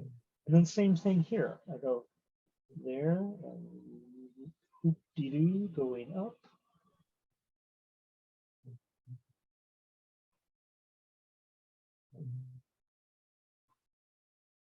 Not perfect, but it'll do for right now. If we had time to do more cleanup with the eraser, we could. And so what we're doing here is I'm going to come about 1, 2, 3, 4 from right here. I'm going to go right here, make a mark right here, up from the center point, a half a square. Find the center of our circle here, 1, 2, 3, 4. And we'll just make that little line right there. And that'll designate to us the tilt of that thickest part of the curve. It's just the opposite mirror image of what we had done on that side of the curves for the that we previously did. So now I can say, all right, I know that this has to be perpendicular, this heaviest weight that forms the lobe of that curve. It's going to be a little thicker than one little blue square wide. That'll indicate to us what our thick is. And then we can come over here and once again, we'll indicate for ourselves what potentially would be the thin. And down here as well. So we're giving ourselves that thick and thin as we did on the full curves on the other side. And now when we put in the transitional weights, I try to put in a little more transitional weight up above so that it tilts up just a little bit and a little less transitional weight down below, because we do want this to be tilting up a little bit. And what I can now do is I can take my eraser and take away, and this is what I would advise for any of these, rather than having that too stiff on the inside, have a gentle curvature to the inside here. So it's doing that tilting up like that. And you achieve that tilting up by having a little more transitional weight up here and a little less down here.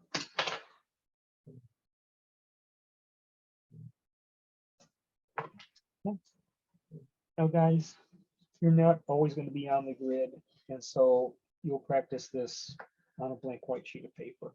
And here again, trial and error. Let's go back over here. Forgot to do these little guys.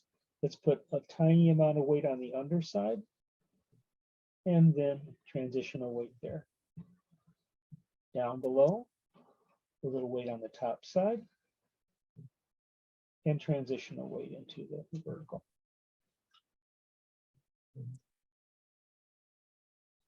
Okay. There you go. All right. Let's do these two kind of maverick letters here. I'm going to do the letter U and the letter J.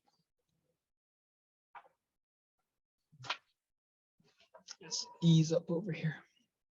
I'm going to do the letter U the same width as I did the H. That is about 6 squares wide. And so I'm going to start off like this. I really don't like that it's so dim. Let me see if I can lighten it some more and still maintain those grids. Can you guys kind of see the grid? It's probably faint. Yes. Yes. It's there, okay. All right, so we know total of 8 squares. So if I start right here with what would be a vertical shape, we're gonna do a good amount of erasing here with this, just to show you how it fits in with the way we would normally think it through, and then see how we'd have to adapt. So over on this side of the letter U, one little square in from the big blue square, and over here, one little square in from the big blue square. On this side, I'm going to make this just a little less weighty. Not much, a little. Has to be a close call.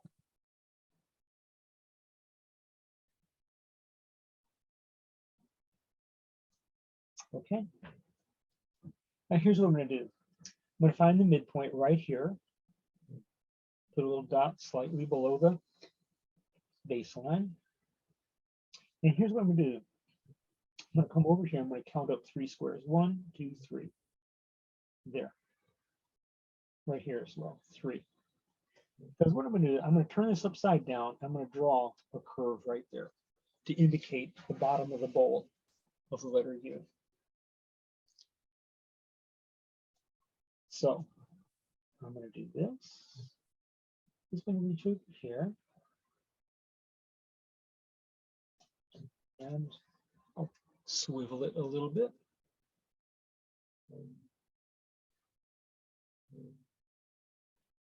And I'll do this. So now we can see how that shape is based on what we've encountered previously with the with our verticals, how to build that.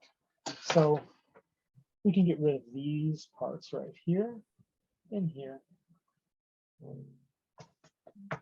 if we want to. We'll talk about what's happening here in a minute. Now then, once I have these, as we did on any of the curves, we just indicate to ourselves what the thin might be in terms of weight by drawing a line parallel to that outer shell. Once we have that, then all we have to do is put in our transitional weights, and we can have our U like that. Let's leave that like that for just a moment, because let's address what's happening up here on these serifs on the top. I'm going to have to back away a little bit. We're going to treat this the same way as we treated the letter H, and to some extent the letter K, where the inside serif is going to be just ever so slightly less lengthy than the outside one. So on the outside, it's going to be about 1 1/3 squares, nothing new there. That dips down right there. I'm going to come over 1 square here, slightly below the guideline, and you get the Mona Lisa smile there. Same thing over here, 1 square to the inside, 1 1/3 to the outside, and then you've got it. And then a little bit of weight to the underside and a transitional weight. A little weight to the underside, transitional weight. Same thing over here.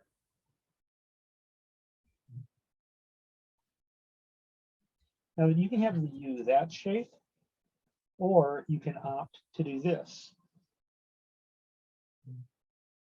Okay, where that was just extended. Now, if we do that, let's make sure that this doesn't splay out too much as if we were drawing a pressurized Roman. In fact, let's make sure that there's a nice counter space here. Achieve that by 2 things. Number 1, making sure that this doesn't swell at the bottom. And then number 2, we can actually take our eraser and thin out. We'll keep the shape of the inner curve, but the curve on the outside will keep that very thin so that we have a nice ample counter space right there. Okay.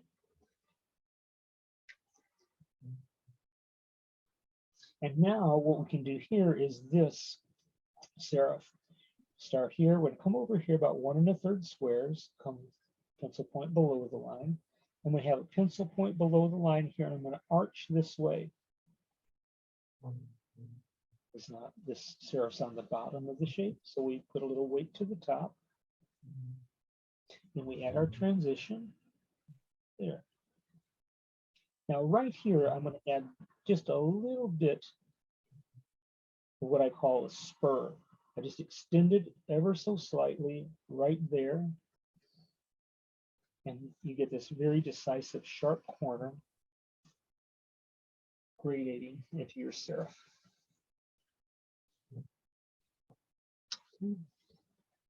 So you have two options for that letter U. Now we're on the grid, and so it was much easier to base this on 6 squares wide.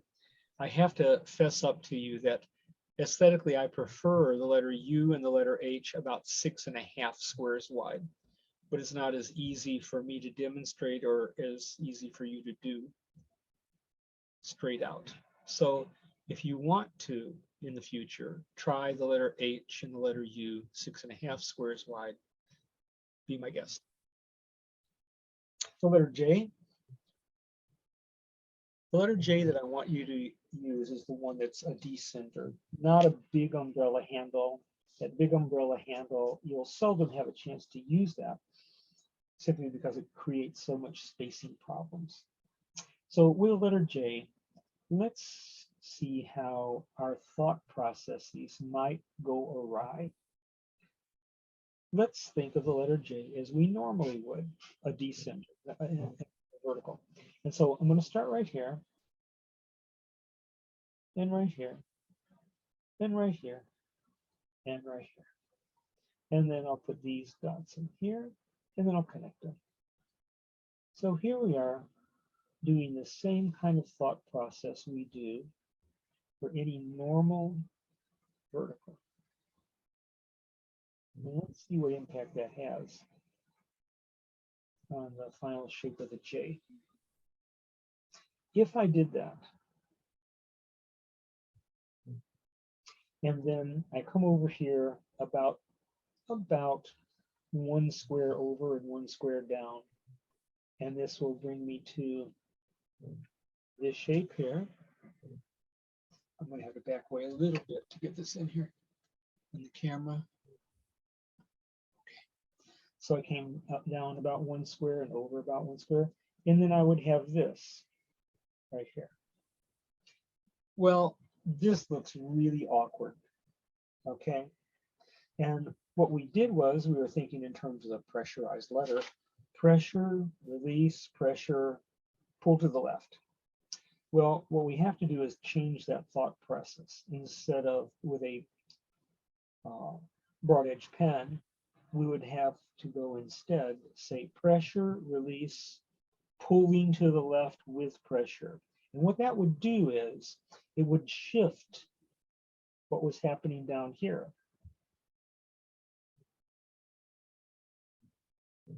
And it would be more like this.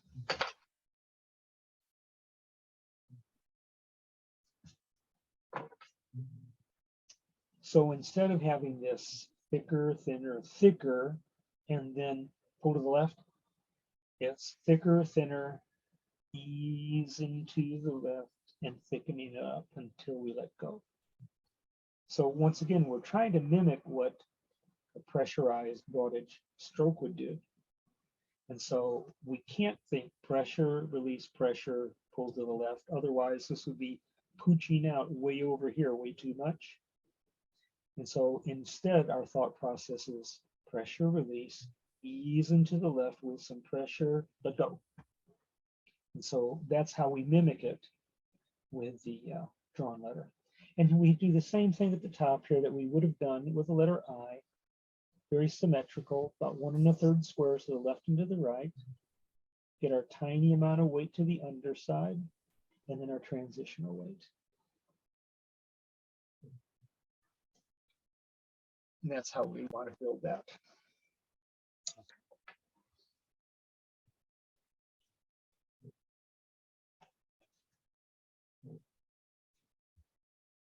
Okay. There we are. All right. I'm out of room on this page, and we've yet to do 1, 2, 3, 4 more letters. So let's do this. I'm going to go to a new sheet, and the letters we've yet to do are going to be the letter P, the letter R, the B, and the ever popular letter S. Okay. So let's do those. Sharpen my pencil first.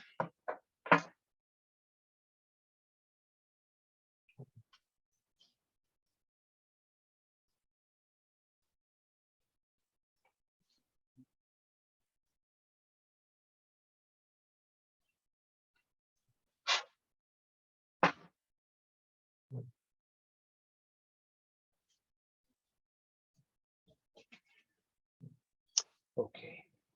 And looking at our worksheet, get closer here.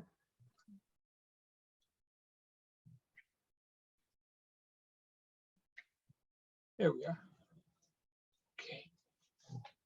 We'll do our old friend vertical and start right here and here, there, and 1, 2, 3, 4 to the inside, to the inside.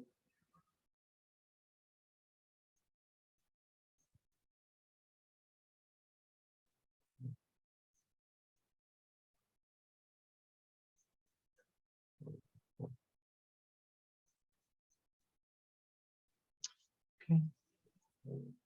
We know that the serif's going to come off here the same way as usual, 1 1/3 squares. It's going to swoop down here. And then the serif at the bottom, let's make a little adaptation right there, much like we did on the letter U and the letter H. In that, I'm going to come over here about 1 1/3 squares and come on up. And then over here, I'm just going to come over about 1 square. Oh, I'm sorry, on the letter P, we can come over 1 1/3. Let's take care of those right now. The serif's at the bottom, and so our little weight is going to be on the top and the transitional shape. And then a little weight up above and the transitional. Serif on top, a little weight beneath, and transition. There you go. Why don't you go? You want it out, baby. Yeah, we're going to look at. Somebody's not muted. Somebody Oh, who, it's me again. who has Daisy. Okay, let's look at our proportions right here. For the bowl of the P, it's going to be about 4 squares and a little more up and down. Same thing in terms of how wide it is. We want these to be tilted up. We want to have a little heavier weight up here and less weight down here. This is going to be pooching out at the top. This is going to be shaved away on the underside. We saw that with our broad edge pressurized letters. Let's see how we can draw it. So I'm going to come down 4 squares, 1, 2, 3, 4, and a little more. So this is going to come right about here. The bowl is going to come right about there. I'm going to come up right here. I'm going to come out, including the vertical. I'm going to come out 1, 2, 3, 4 squares plus. I'm going to come down about 1 3/4 squares. That's where I'm going to do my roller coaster ride. Watch this. I'm going to dip down and rise up out. And so I'm here. Now, this is the part that's going to be protruding up a little bit, and this part is going to be shaved away a little bit. So if I would exaggerate and draw a straight line, that would be too much. Instead, I want to draw a curve where part of the circular part is shaved away, much like part of a circular piece of fruit has been shaved away. And so if I do this, it's a little bit exaggerated, but it's doing what it should. Probably need just a little more down there, shaved away a little too much. So once I have that, I'm going to indicate to myself where the thickest part might be, like that, and where the thinnest part might be, like that, based on what we experienced with the other curves.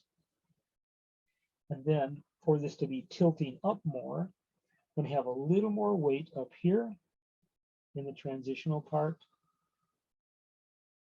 and a little less weight down here in the transitional part. And for any of our curves, we should take the time to soften this on the inside a little bit, take away with a little with our eraser, and then instead of a harsh straight line, have a soft curvature on the inside. And that would be the process for doing that.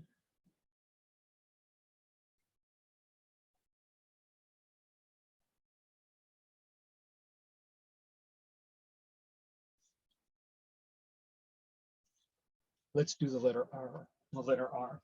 And the letter R is at first just about identical to the letter P. So when you look at the proportions of it, we start off with our vertical. Again, getting used to doing these dots and making our vertical as light as possible.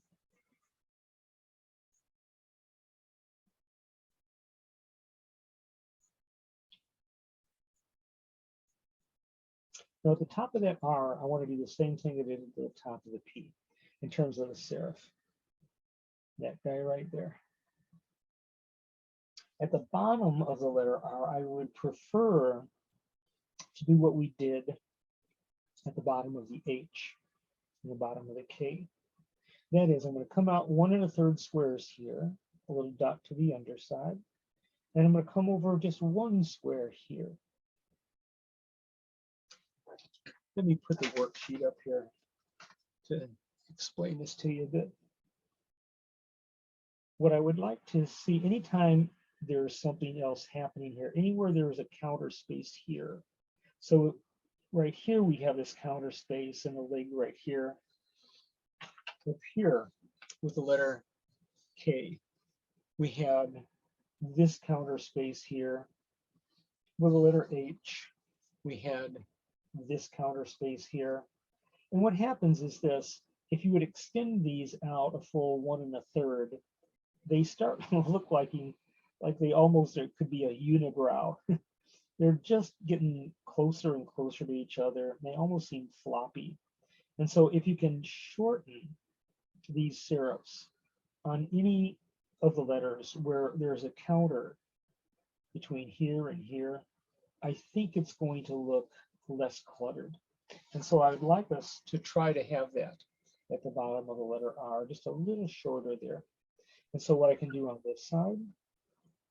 So on like P and F, the reason we aren't giving the shorter bit is that it's not an enclosed counter. Right, exactly, good.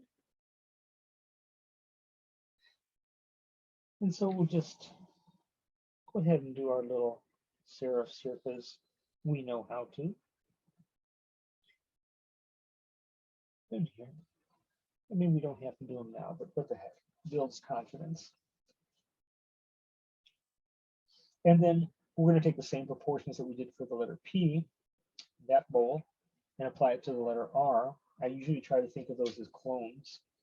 So I'm going to come down 1, 2, 3, 4 squares and a little bit more right there.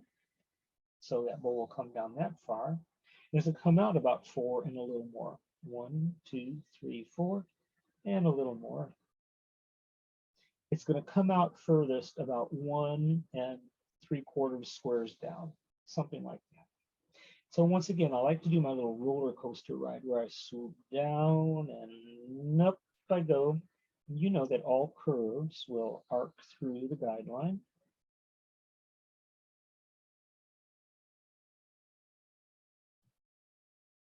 There. Now this is going to reach up there and shave off a little bit of the full circular quality of it. So it's going to have a felt underbelly. Sort of like that.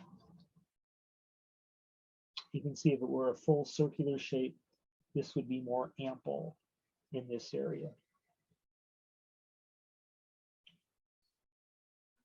And so as we did before, we have our indication of our thick tilting that way, and the indication of our thin doing that, and doing that, and a little more transitional weight up here,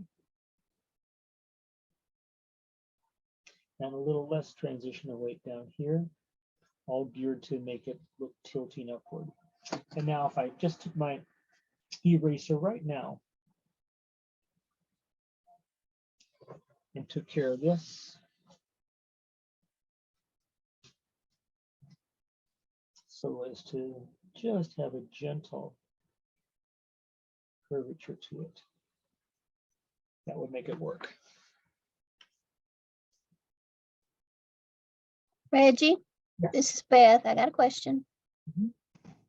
Okay, so when we're looking at the inside of the bowl of the R and the P, should they be a full oval? Because the outside you're flattening a little bit. Yeah, it'll adapt to that. Yeah, you have to have it in proportion to what's on the outside. Yeah. Okay. Thank you. Okay, now let's do this. Let's come right here and go over 2 squares, including the vertical. 1, 2. Our dot's going to be right here. And as we look at the proportions right here that we're given, including the vertical here, we're going to come over here and do 4 squares. So right here, I'm going to come 1, 2, 3, 4. And then I can do this. So that'll give me the inside of the leg. And then I'm going to make this start a little smaller than a full little blue square. I'm going to come out here, and this is going to be just about 1 little blue square wide by the time it reaches the bottom. So there's a little flaring out there, ever so slightly, very subtly, in terms of the weight of that leg. So it's going to go from a little thinner where it intersects with the bowl to a little thicker on the outside. I may have overdone it. We'll see. Because what we did at the bottom of our letter K for that foot at the bottom of that leg, we're going to do the same thing on the letter R here. I'm going to come out about 1 1/3 square. And this is going to arc up like a foot with an arch coming out. I'll put a little bit of weight on the top side. And then that transitional weight from the diagonal here reminds us of what we did on the letter A. And then right here, we have that sharp, and I'll exaggerate it here, sharp spur. Little off screen. Oh, right there. So this sharp spur is what we want to have happening here. Okay. And so that's what we built in at the bottom of the letter K as well.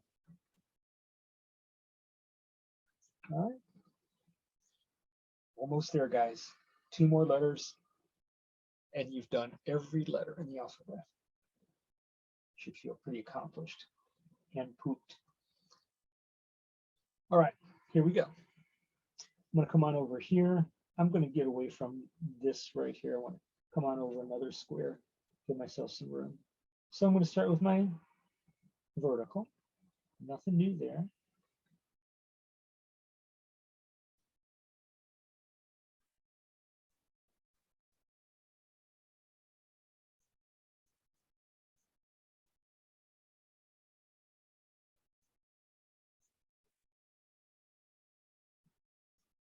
Okay.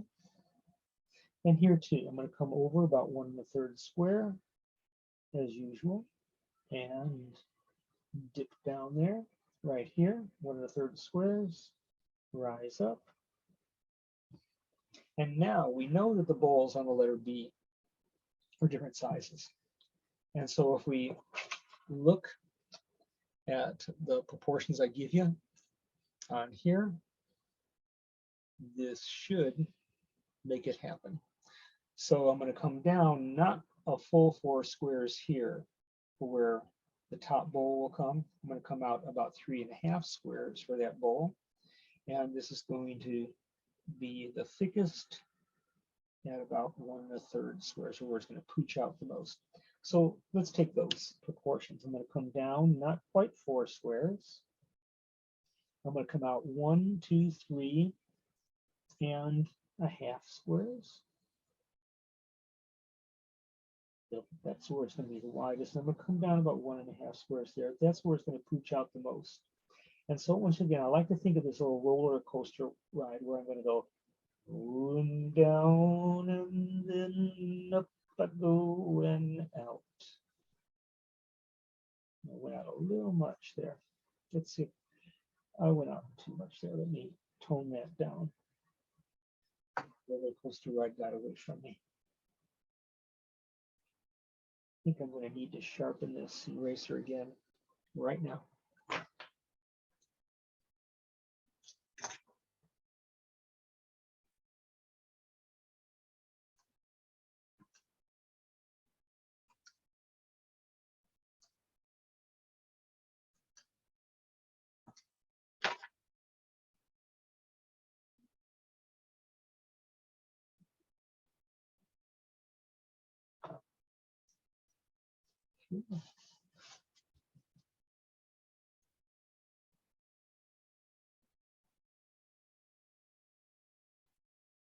That's a little better.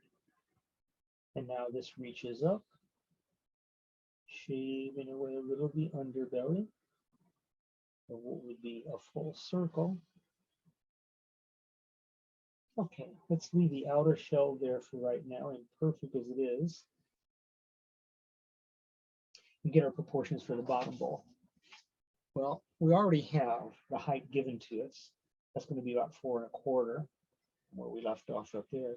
This is going to come out about 4 1/2 squares. And then the thickest part, or the part tilted up the most, it's going to be up about 3 squares from the bottom. So let's get that going here.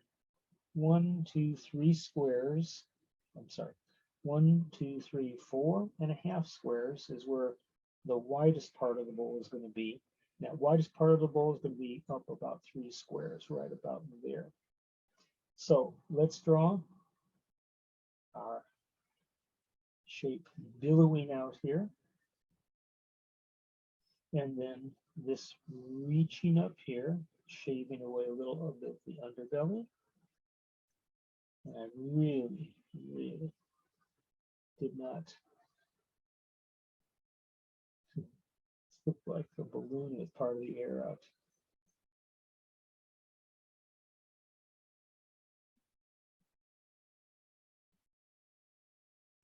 Excuse me, Reggie, on the lower bowl of the B, does it also sort of mirror what you did on the top bowl where it kind of scoots down and up?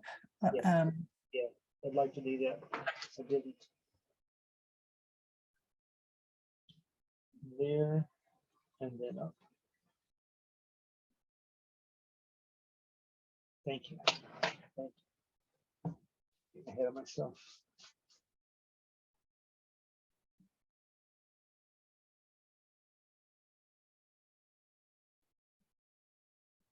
Okay. Now let's see if I need to adapt anything. For right now, what I'll do is this. I'll indicate to myself the thickness and the tilt of these. Like that. Right here at the top, there's my thin. Right here at the bottom, there's my thin. Now the challenge here is the center, because these have to converge and become one weight. So I've got this here and this here.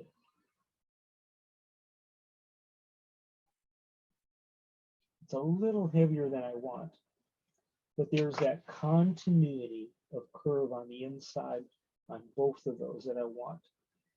Once I get that, I'll have my transitional weight here, a little more up here, and a little less down here, a little more up here, a little less down here.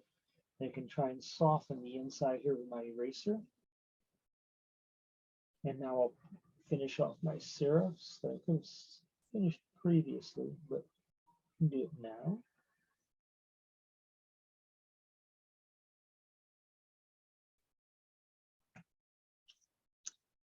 And it's a little cluttered. I definitely put too much here.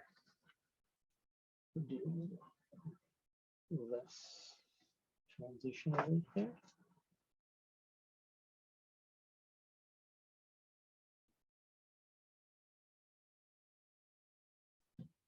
Okay. And that's the sequence in doing the letter B.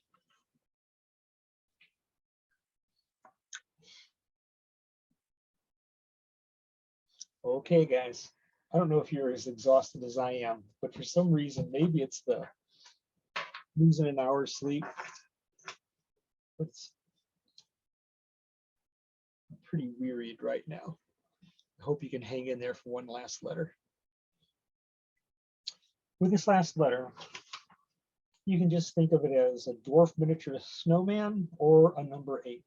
You have a smaller circle on top, a little bit bigger circle on the bottom. And here's our proportions right here.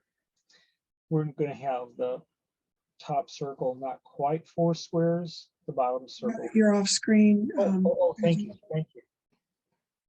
We're going to have the top circle a little less than 4 squares, the bottom circle a little more than 4 squares. Same thing with the width right there. Okay, so I'm going to set this aside and try and follow the directions. So what I'm going to do here is this. I'm going to say, all right, I'm going to start right here. 1, 2, 3. You're off screen again. Oh boy. Okay, come over here. Come over here. Come over here. All right. Okay. The blue lines are pretty faint on my screen. Are they? Can you guys see them on your screen? Yeah. Yep. All right, so I'm going to go to the middle of the square, a little dot just above the guideline. I'm going to come down 1, 2, 3, not quite 4, about 3 2/3 squares. So this should be a little less than 4 squares. And then when I come all the way down here, pencil point beyond, it's going to be a little bit more than 4 squares. And so making these a somewhat circular shape, what I'm going to do is this. I'm going to come right here. I'm going to come down 1, 2 1/4 squares. I'm going to come up just a little right here. 1, 2 1/4 squares, up just a little. And over here on the top, I'm going to come down almost 2 squares and then out 2 squares. 1, 2. 1, 2. And that's going to roughly give me the proportions of my 2 circles. A little smaller on top, a little bit bigger on the bottom. All right. So let's do those. Try to make them nice and open. And I really do like swiveling my page so that I'm just repeating that same quadrant over and over and over again. Nice and open.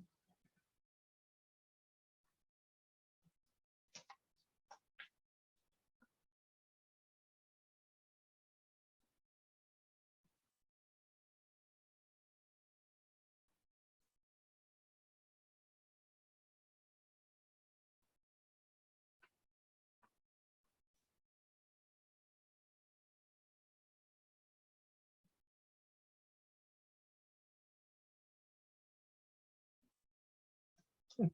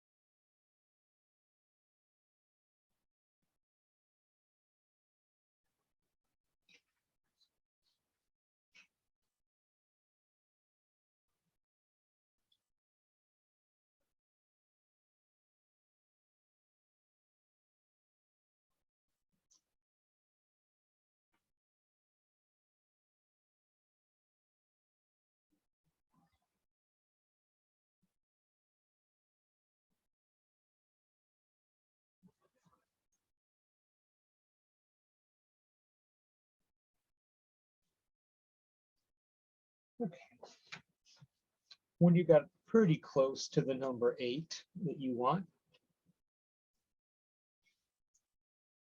we'll accept that.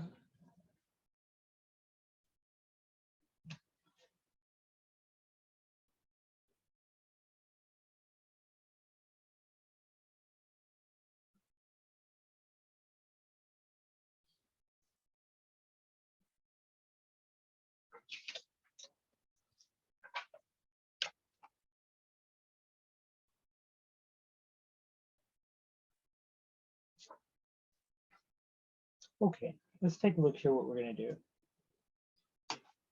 We're going to erase away anything that's not an S. So we're going to erase this. Come on down here. I'm going to erase all the way down to the bottom guideline. See what we need to do after that down there. And right here, the same thing at the top. We're going to erase away anything that's not a letter S. All the way up to the top guideline.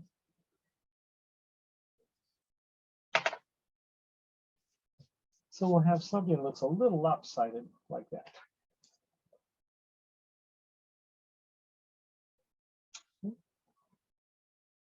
Once you have those erased away, then this is what we're going to do. Come to the top here. I'm going to count 2 squares over. 1, 2, and I'm going to make a dot right on the guideline there so that I can extend this curve out there. So once again, this is being pried up and out. We're going to do the same thing down here. We're going to come 1, 2 squares, and on the guideline, we have that dot. We'll try to create a continuum of curve down here. Okay.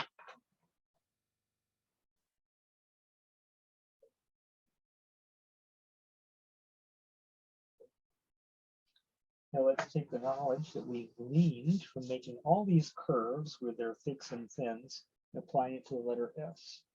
I'm going to come over here and thinking of this portion of an O, which is smaller.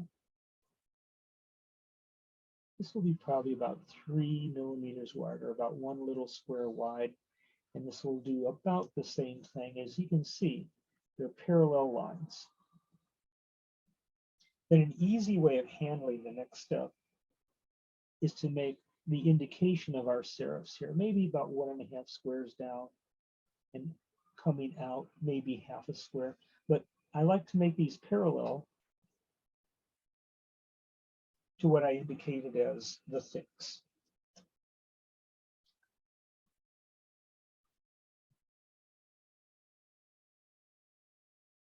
Once I have those, then I can put in what I would think of as the thin right here. Always better to underdo the weight of the thin than overdo it. There and there. Just indications. Okay. Now, here's the tricky part right here. What we want to do is we want to have this middle of this letter S about the same weight as the thick part of the bowls. So what I'm going to do is I'm going to snake across here. I'm going to come right about here and here and here. And at that point, I'm going to come down here and snake across there.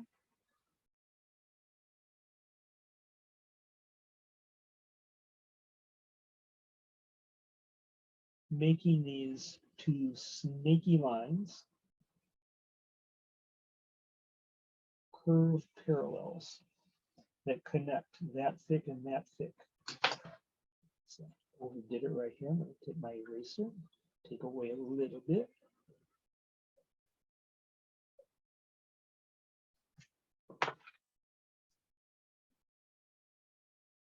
And also see that I gave too much weight to the bowl down here. So I can diminish it.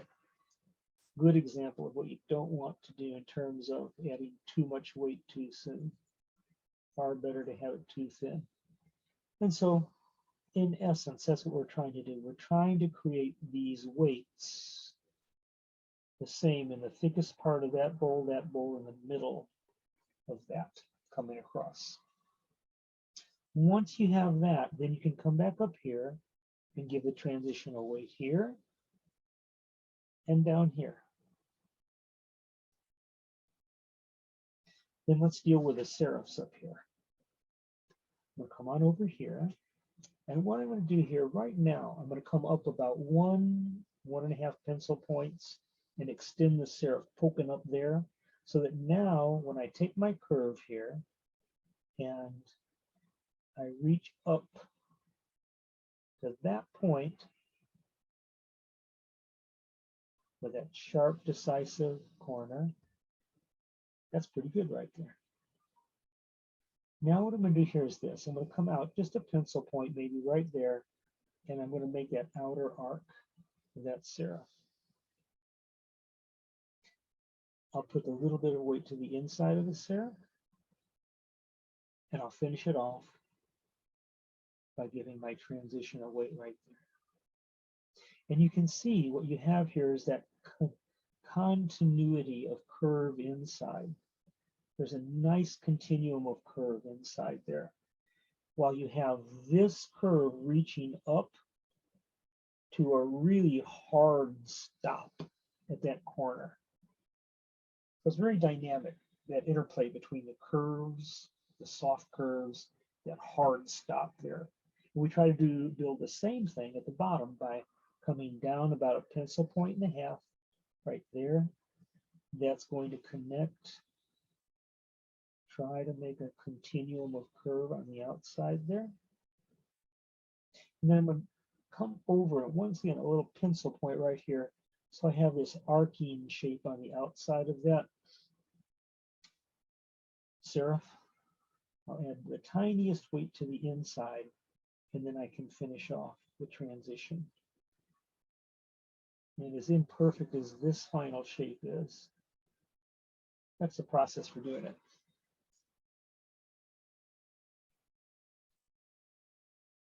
You got it? So it's putting together a lot of the things we experienced previously. Those two letters at the end there, both the S and the B, are really challenging. It's always a nice word for it. Anything you want clarified, any questions you have right now before you pass out? Who has questions? Reggie, this is Nancy Nordquist. I'm trying to see exactly on the bottom serif of that S. So I see that little sharp curve. Mm-hmm. So where are you positioned? Oh, it looks like you're, I'm wondering what's it looks sort of, yours looks straighter, mine is more at a diagonal. So I'm trying to figure out exactly where have you stopped? Yeah, generally I'll say we're going to go up about 2 squares, and from here to where you go out here with that initial straight line before you build all the curves and everything, you're coming out probably about a half a square. And Okay. that's a generalization for all of the tooth-shaped serifs. Okay, thank you. Yeah, okay.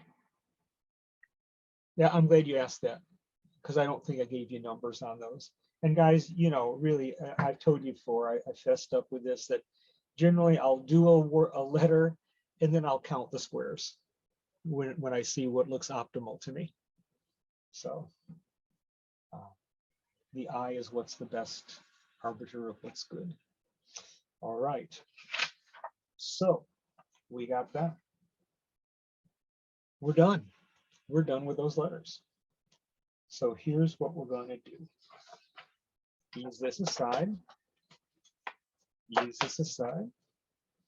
And let's take out, we have until 1/4 So we have almost a half an hour to do something. And so the something we're going to do will be this. Yesterday, if I can find it, we drew lines on our grid to mimic the lines that would be on our black paper for our writing. And we practiced writing the words faith, love, and hope.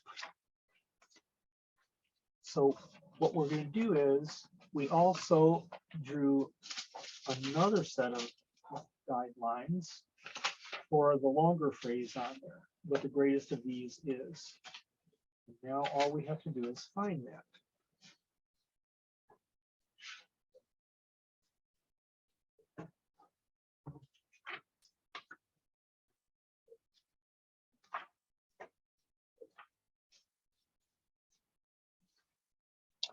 Well,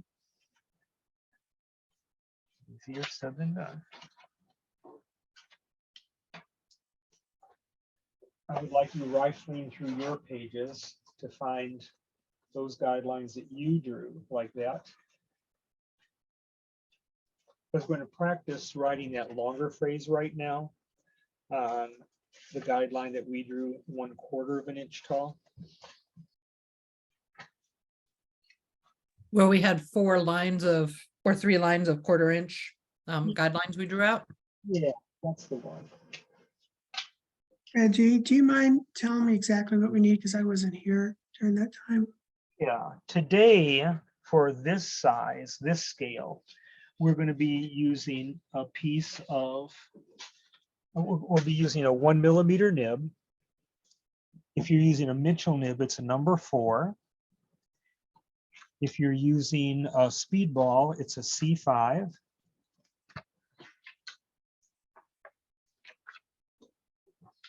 And we're using grid paper that we drew lines on. And as soon as I find mine, I'll show you what it looks like.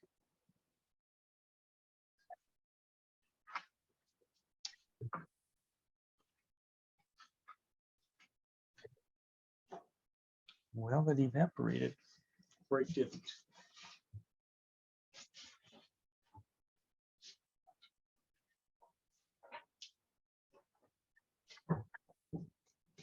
Okay, here it is. This is what it should look like right here. Let me back away with it.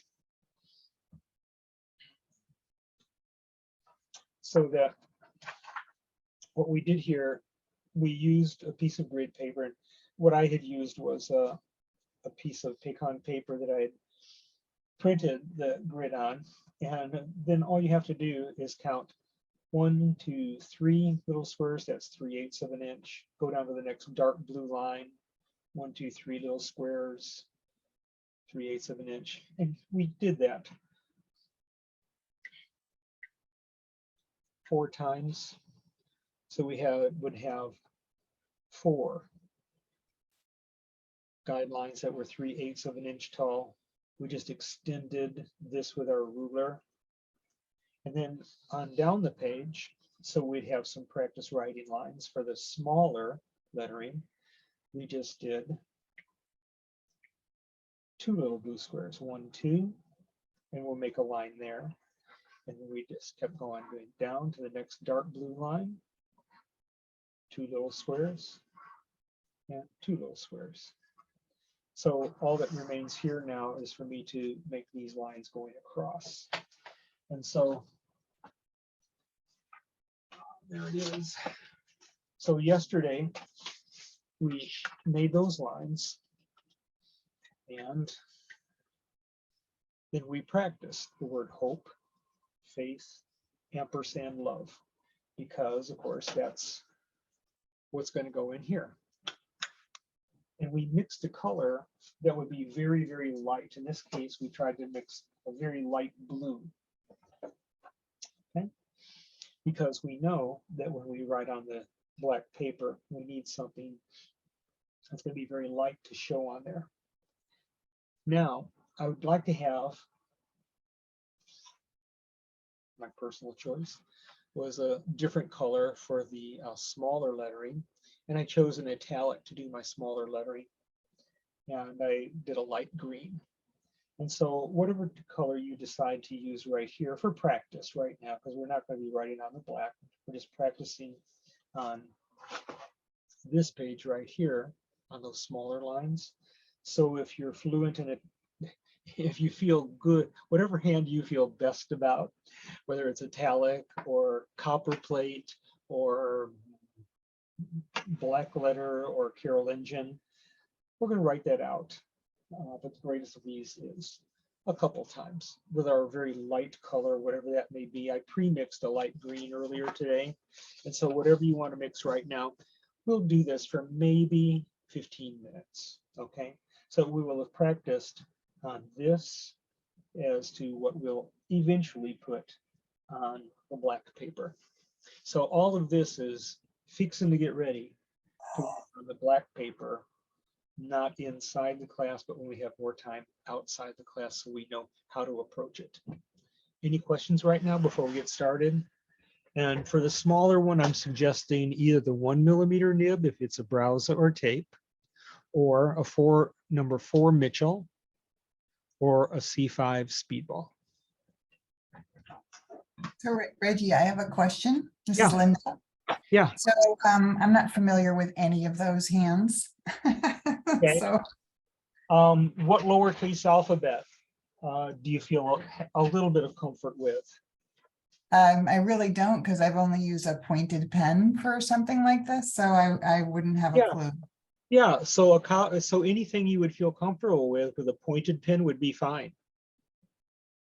That's why I said copperplate, any version of a pointed pen style, because, and the reason I suggest that is this, you know, what we're doing with all of this is we're going for contrast. And so obviously contrast in color, light versus the dark background. And then all of these are Romans except this particular line right here. And for contrast with Romans, because Romans, rightfully so, have the feel of something formal, then many of the hands that to most people seem informal would be italic or pointed pen or pointed brush. So any of those three would serve very well to contrast with the formality of the Romans. So at this point, you could just take whatever pointed pen you feel as good about as possible and do that. You got it? And if you don't, then if you want to just do the Roman small, you can do that too. So long as it's a contrasting color. I mean, if you were doing light blue for these and you want to continue on with a light blue for the rest of that, if you're going to use the smaller Romans, you can do that as well. But I'm just trying to get you used to doing contrast with things. Okay. Okay. Then I'll start doing some lettering here. And you can start doing yours.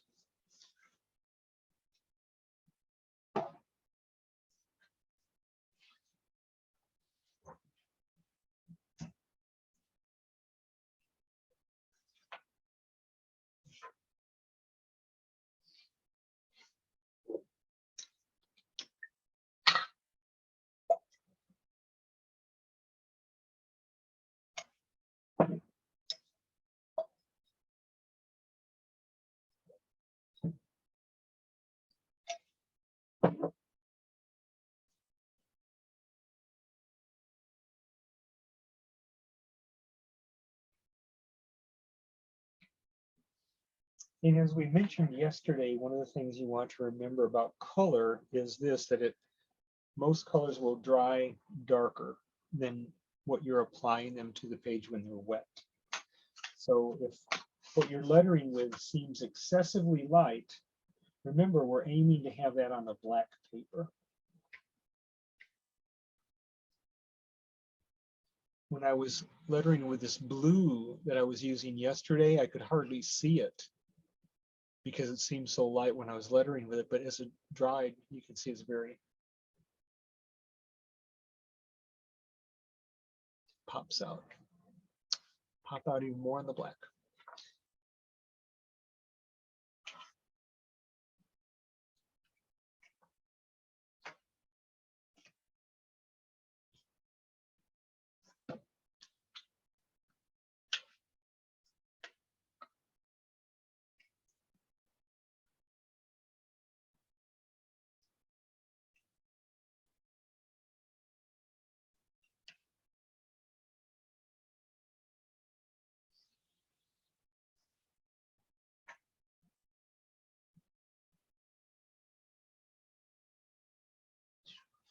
All right.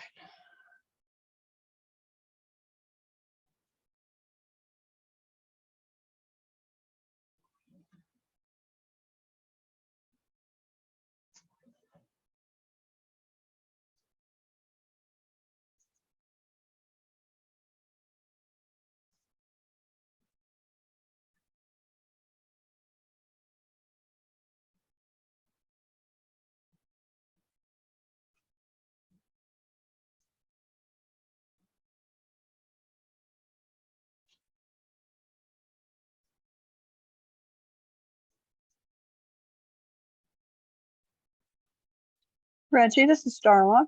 Yeah. What color are you using? This is mostly white, and then it's Winsor Newton green, blue shade. Oh, oh, okay, thank you. Pretty color, isn't it? Yeah, okay, thank you.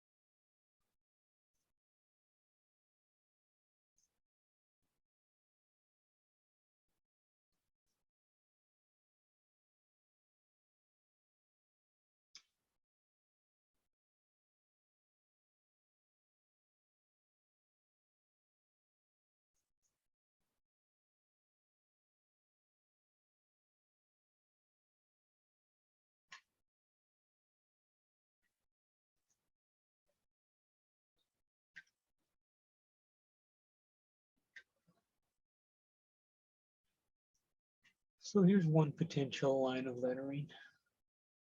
And you got to kind of check it out and measure and see what's happening with your ascenders and descenders, and if it's going to bump it into anything above or below, particularly those, well, particularly any of the things there. I think I said we had 3/8 of an inch of clearance for ascender and descender space. So 1, 2, 3. That would clear right there just barely. 1, 2, 3. That would also. Yeah, most of these would have cleared. 1, 2, 3. Yeah. And so how long was this line right here? Let me measure.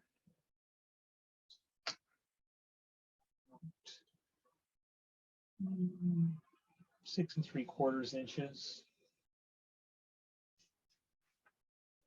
Let's see if I have to make those lines long enough here on this. Yeah, I have, let's go about 7 inches for that line. So that should have been adequate. And of course, you know, once you have lettered this a few times and you say, okay, that's the one I want, then what you're going to do is you're going to fold this.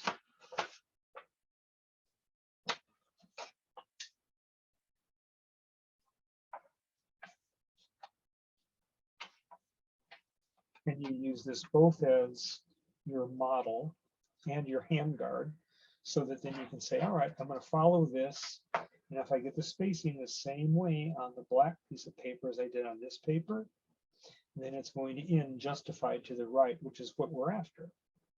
Okay. And you can letter it out several times until you're fairly satisfied with the lettering and spacing. It's never going to be perfect. And then just go for it.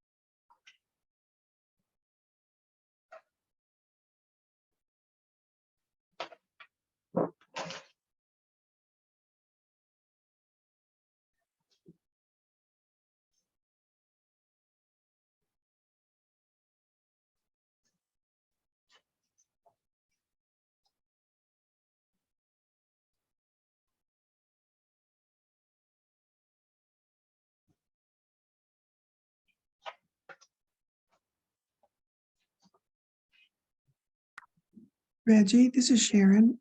When you did those lines yesterday on the black, did you use the Seurat paper or did you use that pen? On the black, yeah. What we did was this.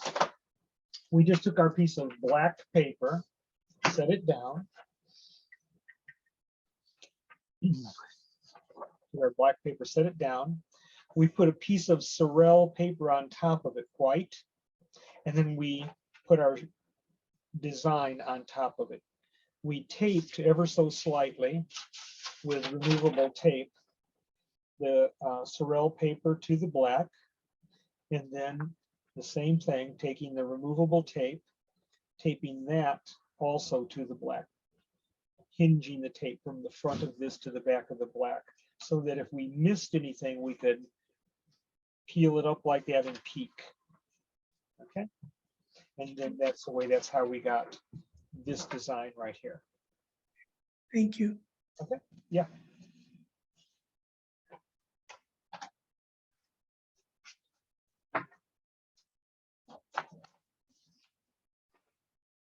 Momentarily, there's something I want to show you that's very valuable.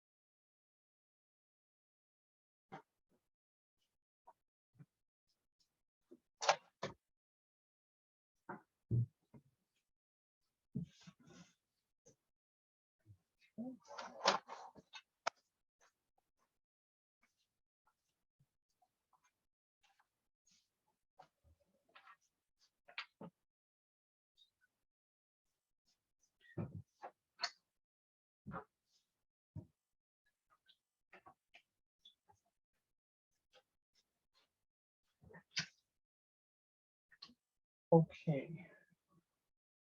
Couple more minutes before we stop for lunch, and I wanted to show you one thing right here.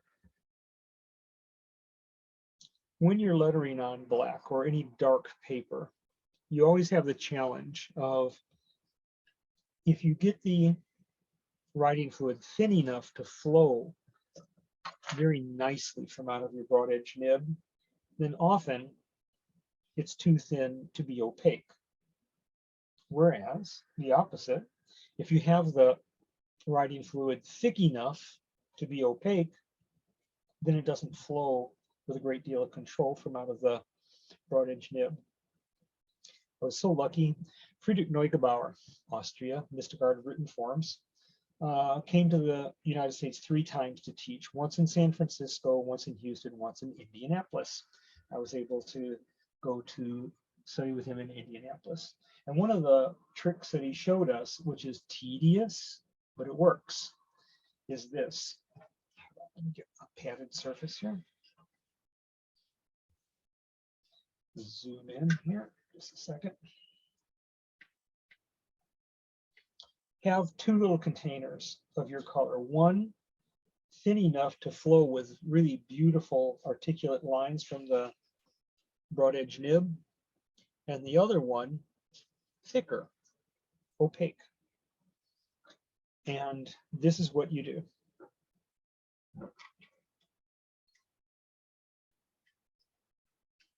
You write a letter with the thin fluid.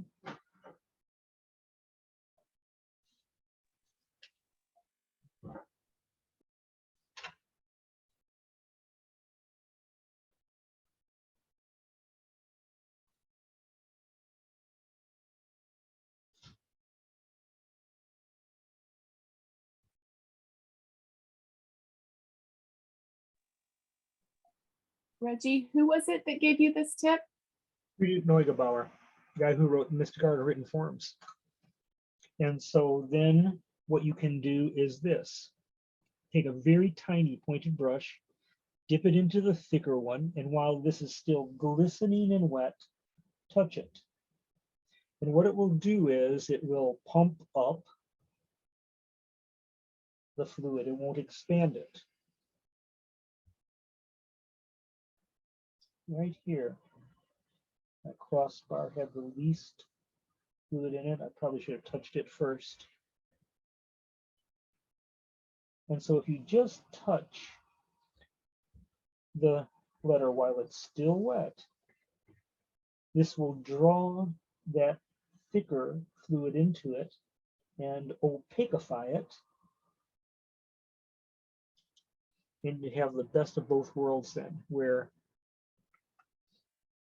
right here, because I'm doing it pressurized, I'm going to build it up a little bit at the ends here with what I'll call terminals rather than serifs.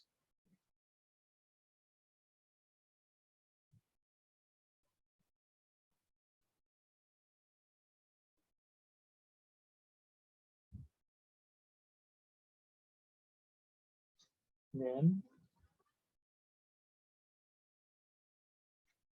you can proceed about doing these letter forms that way. And especially when you have very few letters, as in what we're doing on this piece, where you have to stop.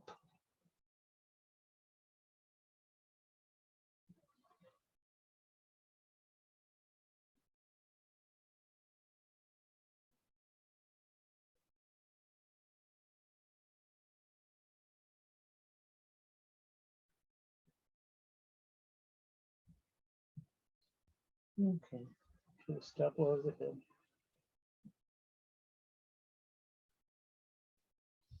And then flood in again with that very tiny pointed brush.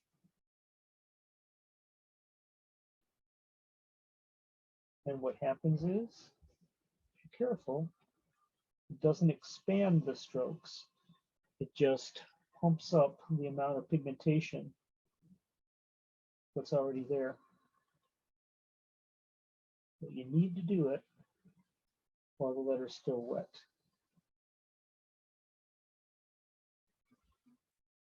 Okay. So not a great example there with that letter O, but oh, you can't even see the color in the O. Jeez.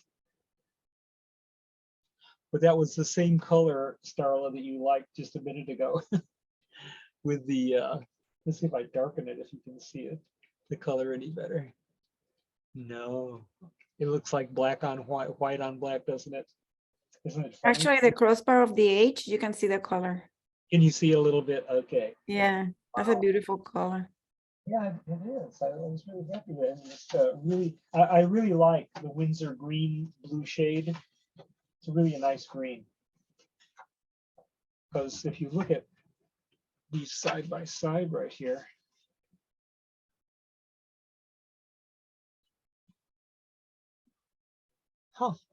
by putting the white next to it, the camera picked up more of the green atop the black. It worked.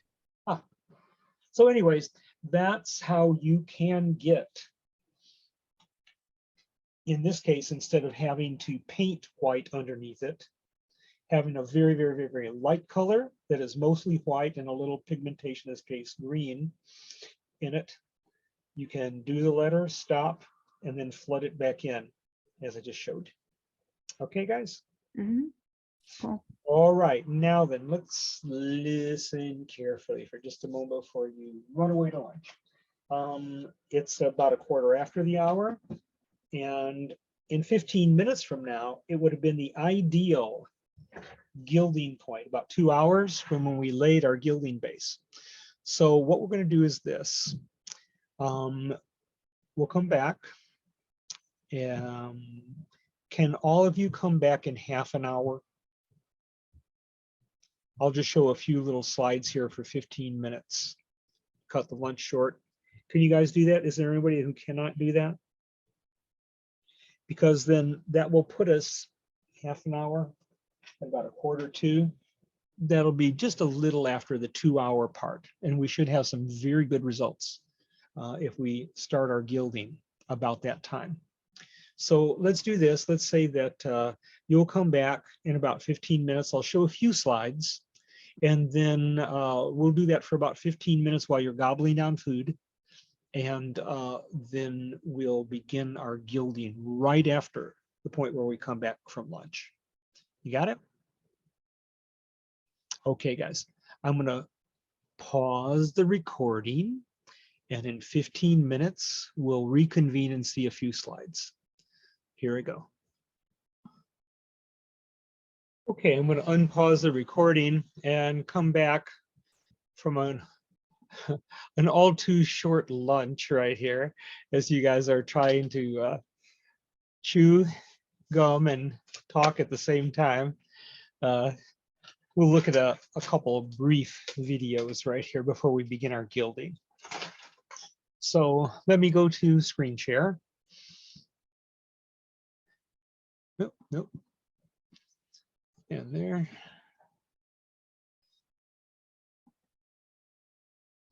And right here.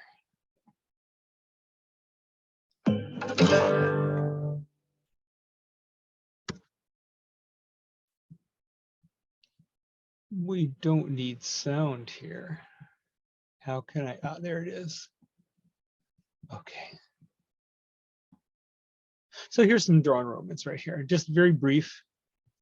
Let me see if I can get full screen.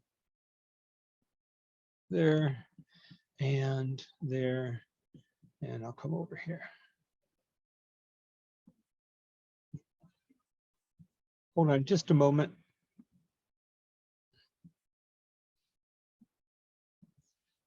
I'm going to go away from full screen for just a moment.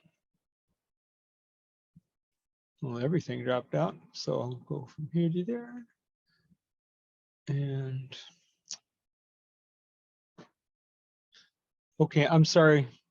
You'll see this here in the middle, although I don't want it there. So this person said, okay, I can do bookbinding, and this person had a nice little accordion fold book. And so it had the inner and the outer. Is that called a star shape?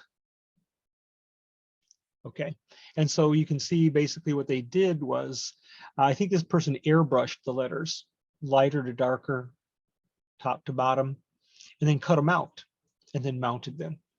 And so that was the basis, an exclamation point, for their drawn Romans and cut out. And then here we have a little illuminated one. It looked like under the influence of Heather Hilt, maybe.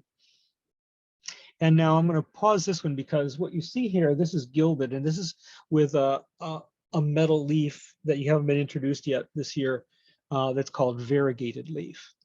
Now, then most of the metal leaves we use are precious metals, palladium, gold, lemon gold, moon gold, and then those are all about 3 3/8 inches square. Whereas the non-precious metals, like the illuminated aluminum and the variegated, are 5-inch squares. And we're going to go into all that technical stuff at a later date. And you have a big listing already this month as to all the metals and their characteristics. We'll go through that. But I just wanted you to know what you're seeing here, because this has this red veining in it. It's really beautiful. It can be beautiful. It doesn't have to look like Elvis's bathroom in Las Vegas.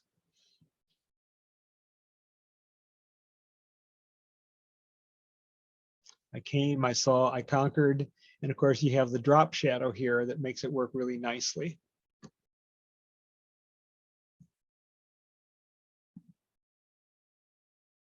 And in this case, this person was holding off.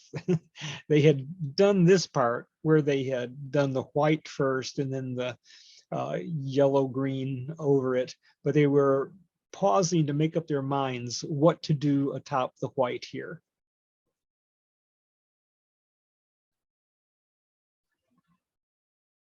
And of course, you can see everything going on here. I think this would have done well to have had a little border to hold it together.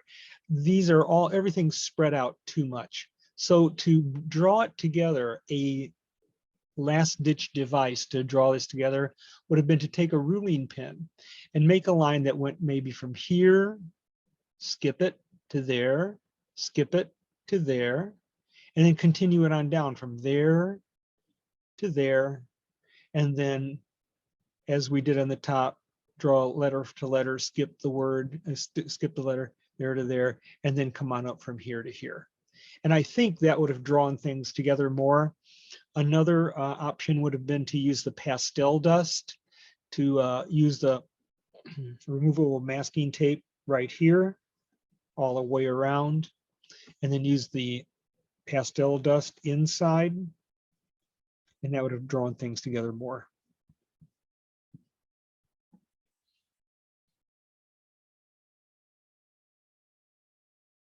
And so you can see how this unified the design right here, that this one little thing, a line border.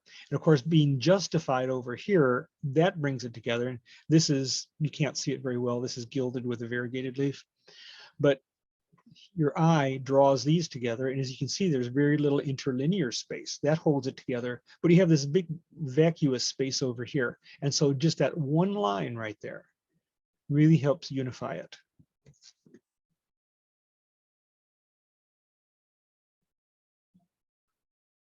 And this is already a decorative paper this person had right here, and then he designed the layout for this piece of paper. And so they have the drawn, transferred, painted in, 3 words, ask, seek, knock, and all the others, as you can see, are done with the Speedball B pen. This is pretty funny right here. The person using the several stages of the Romans right there. First, you know what this is, you know what this is, then you know what this is, and this is. So that came as far as last month's, but I thought it was fun to watch, fun to see.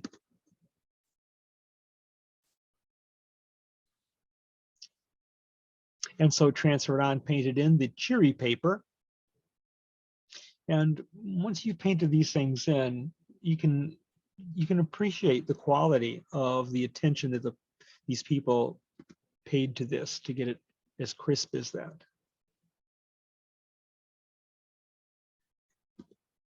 A lot of work right here.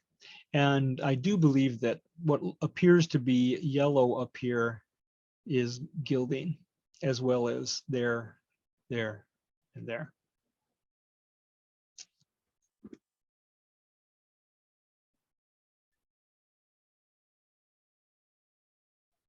This was quite well done. This is very nicely done. I like the effect of the almost transparent letters. And of course, the formality of the Romans, the seeming informality of the italic, and how you can read it just effortlessly, really beautifully, one into the other.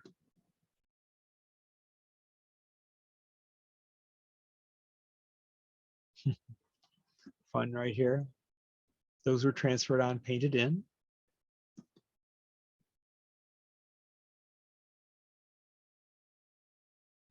Same thing, lots of transferring on, painting in. This works pretty nice right here. Did a nice job.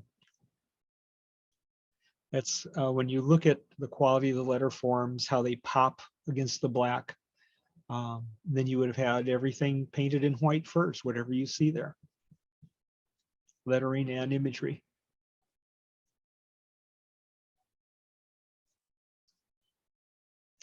And I'm cheating here. This is a tour de force of gilding and lettering, everything else.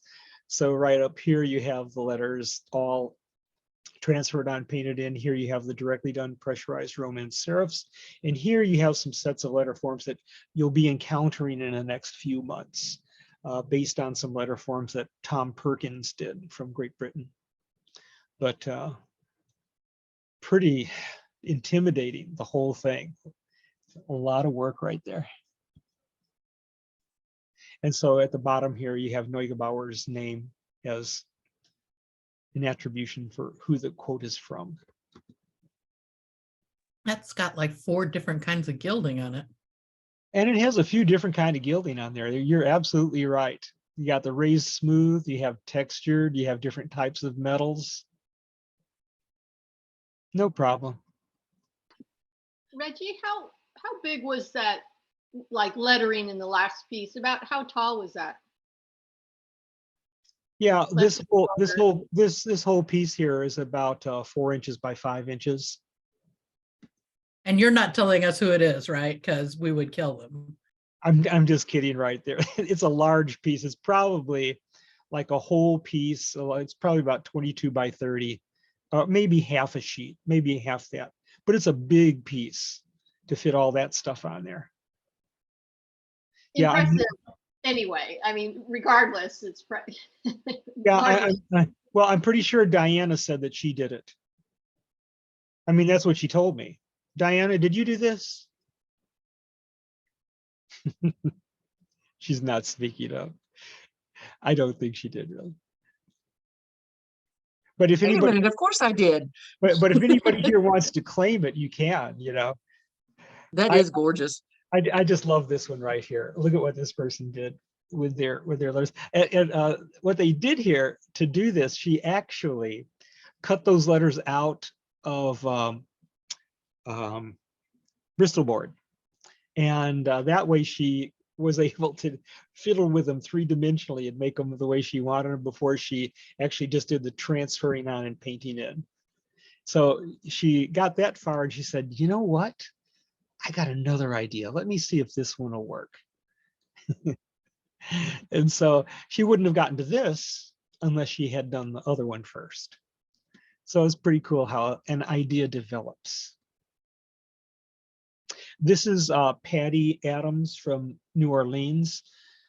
She is now the manager of the Fine Arts building in New Orleans and Academy of Fine Arts.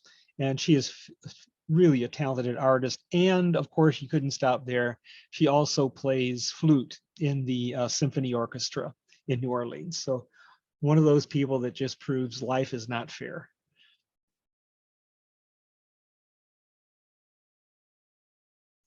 And this piece right here, I think this is the last piece. And I cheated right here, guys. Of course, these would have been drawn in and gilded. And this is by a little guy. His name is Donald Jackson. That's right. And so this is one of a page from a book from the Newberry Library that he had done. And so I thought you'd like to see, yep, even Donald uses the Surreal transfer paper at times. And that's that. Okay, we'll get rid of this and we'll go back to stop screen share. And we'll be fixing to get ready to do our gilding, okay? So what I'll do is let me put on the overhead and I'll get the supplies out that you'll need to do this. Overhead, there was an overhead here once. No. Yes. Okay. So let me get the supply list out of things you'll need. Actually, you know, it might be easier to see pictures. And we'll brighten it up a little bit. Brighten it up a little bit. And focus it a little bit. So I'll zoom in a little and see what we can see. What you're going to be needing will be your spoon-shaped burnisher, some 5-inch squares of glassine, and you'll need either a cotton ball or a piece of silk that has no texture to it. And you'll need some scissors. And with the scissors, I'll go back to the list instead of the pictures. And so for applying the gold leaf,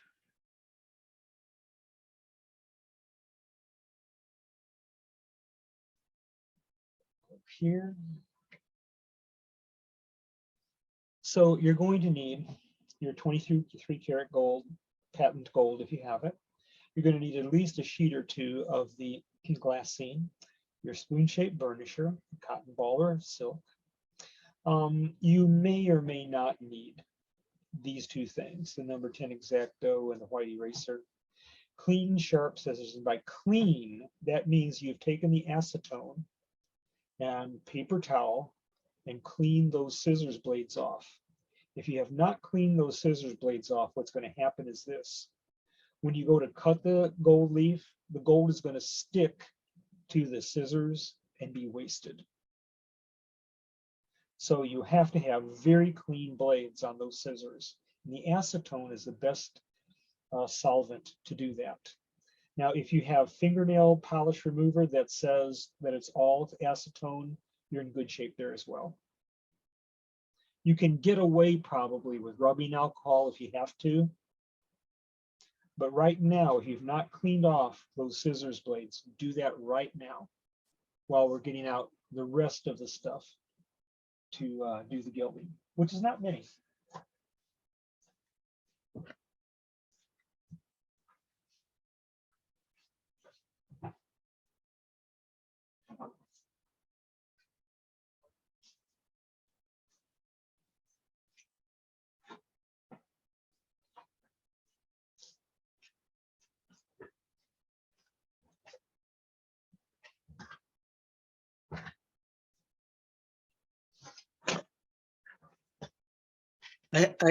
I need a couple of minutes to gather most of my glassine is not 5 by 5. Okay. Yeah, we'll chat a little bit while we're getting things together, guys. I kind of anticipated the need to find things.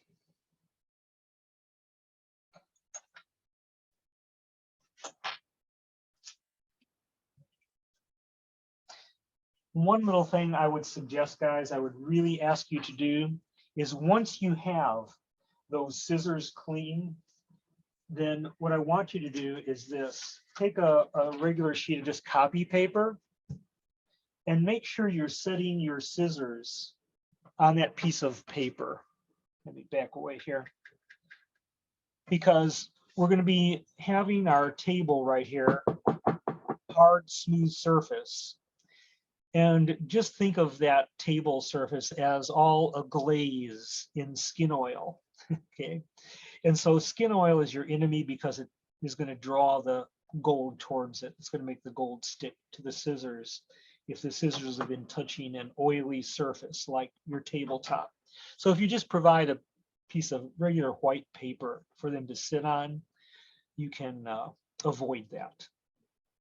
So I've got my scissors, I have my piece of white paper, I've got my little spoon-shaped burnisher, I've got a few sheets of the glassine, I've got some gold leaf here, the patent gold, and we'll discuss what that means.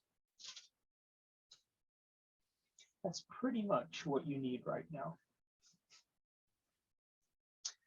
If you have a piece of silk that has no texture to it, you can use that. And there too, I tend to put that piece of silk on that piece of paper as well, so that it's not touching the oily tabletop.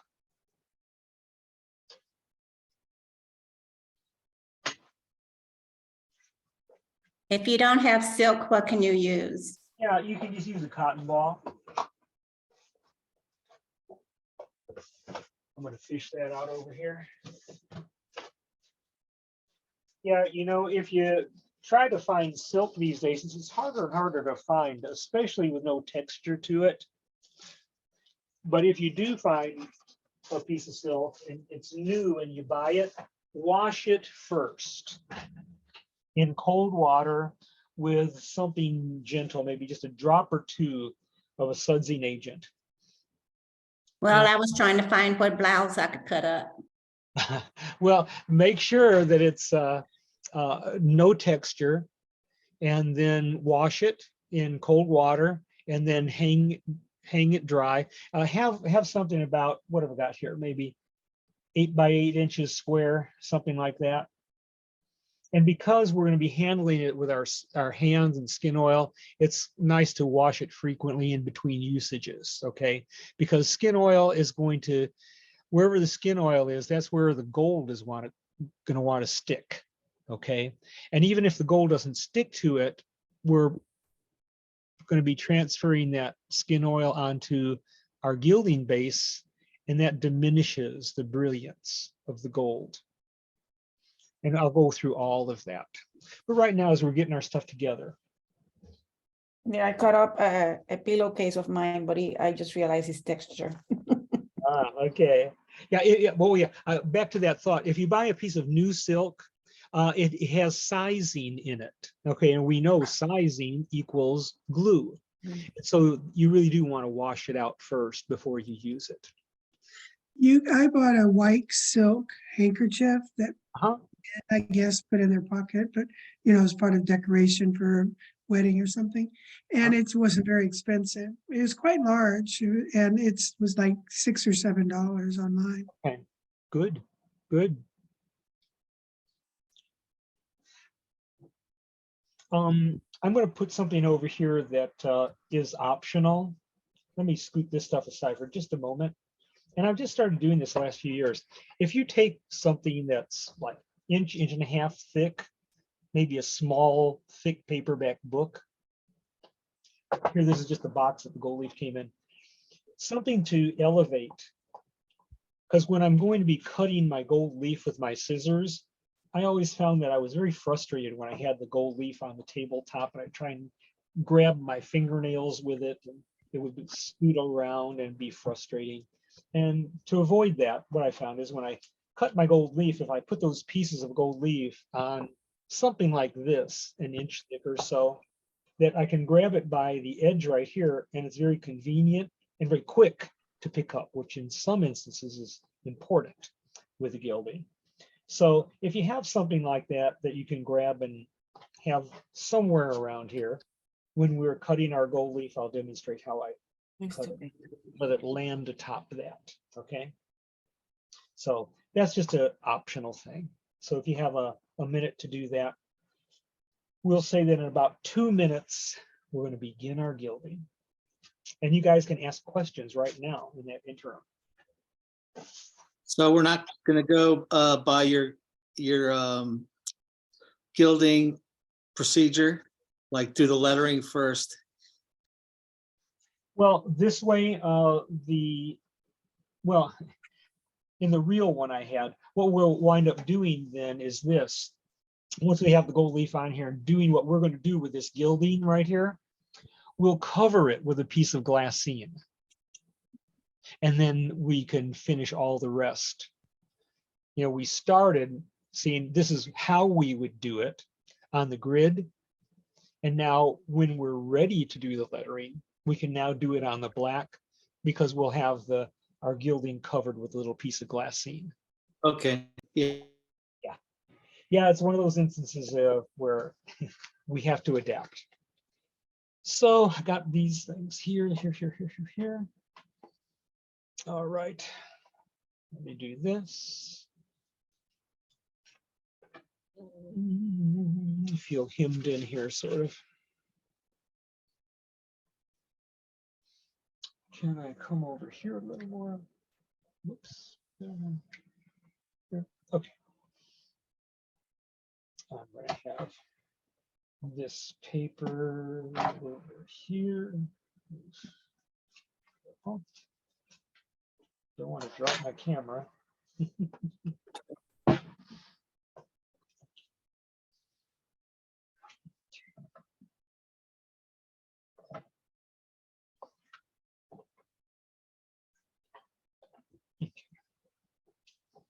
And we'll adjust this as we go along. Okay, let's get our gilding in front of us here.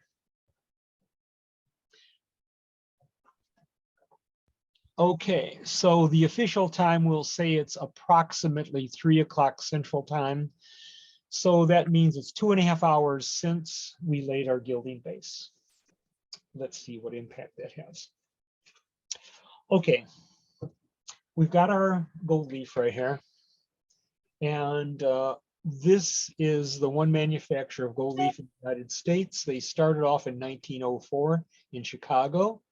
And just a couple years ago, they actually moved over the border into Wisconsin, Sheboygan, because our illustrious state of Illinois has raised taxes and raised taxes and raised taxes.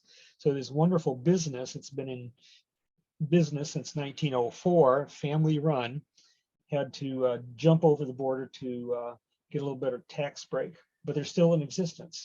And as far as I'm concerned, this is the best gold leaf in the world, and it's not the most expensive, Waring and Billmeyer.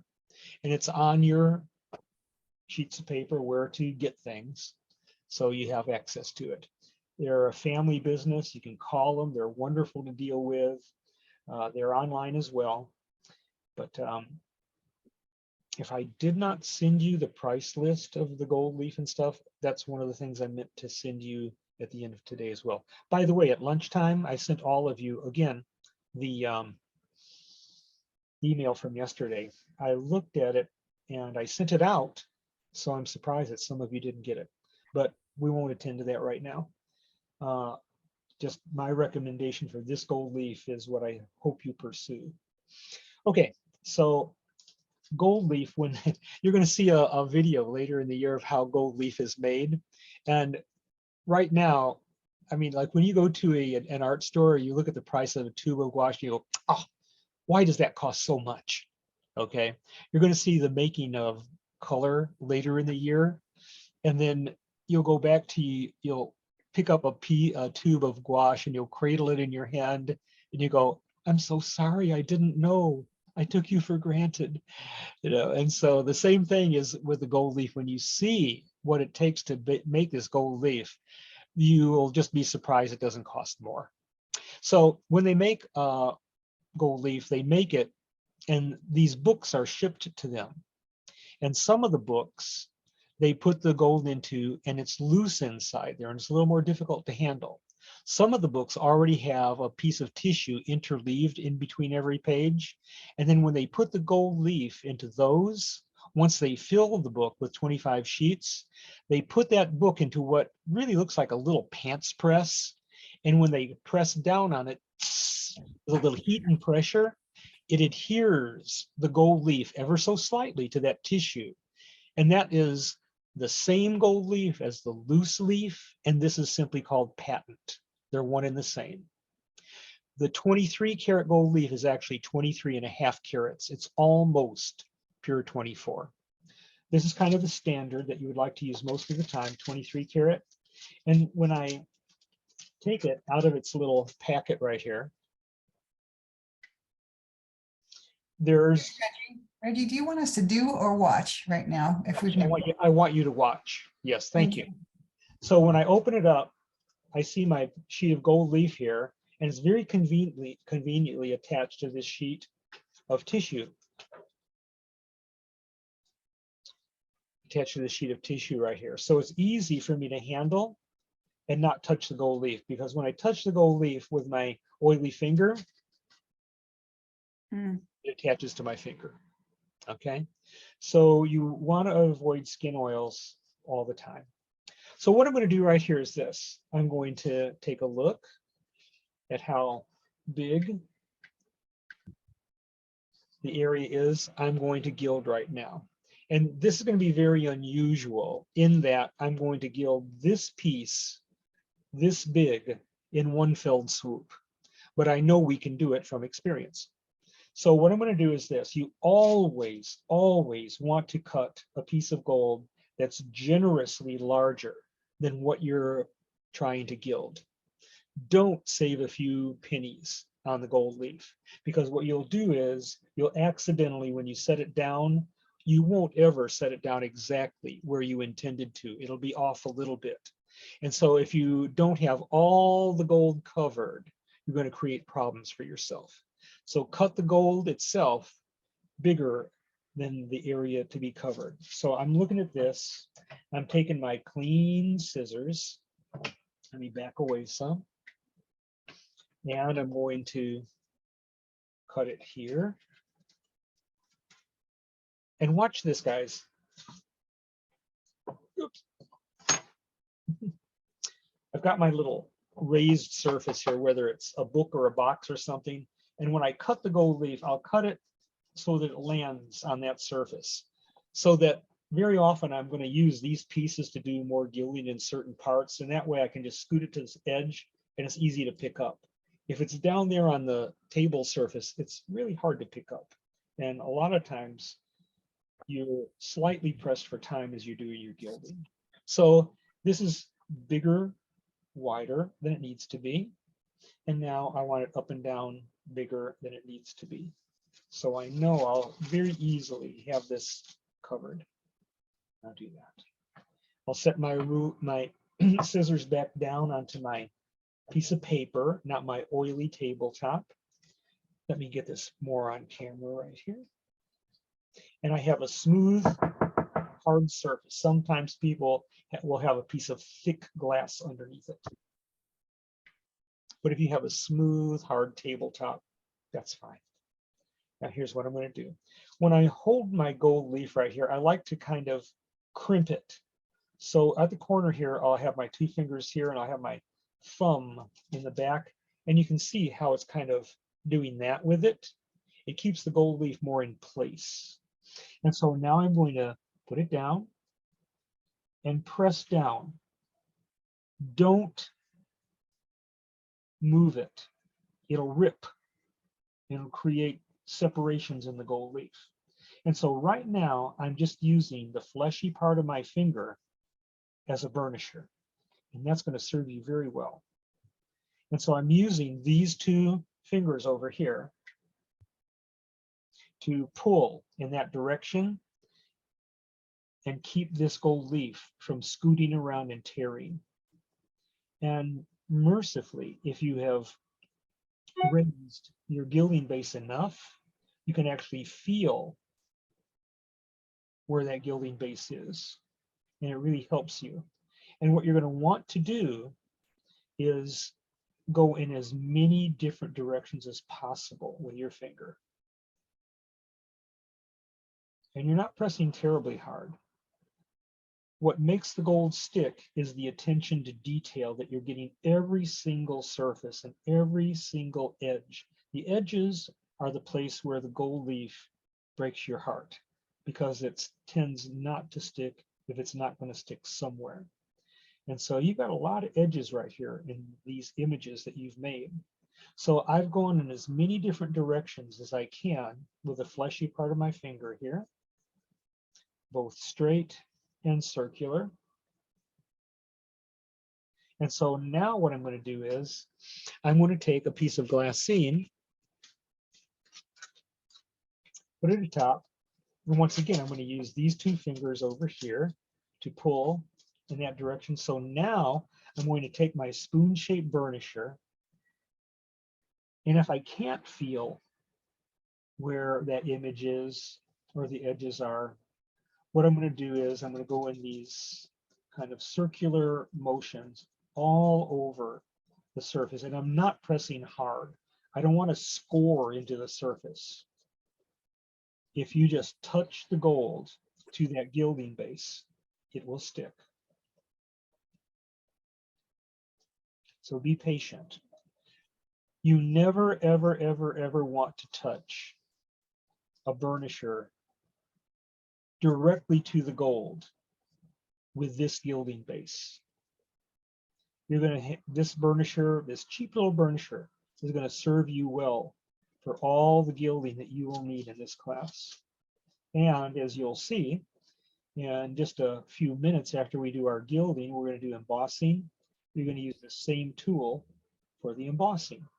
And later in the year, when we do a little bookbinding, if you don't have a bone folder, you can use this instead. So it's a lot of bang for the buck. All right, guys, so here I am. I've done as much as I can in all these different directions, not pressing hard. And now I'm going to peel away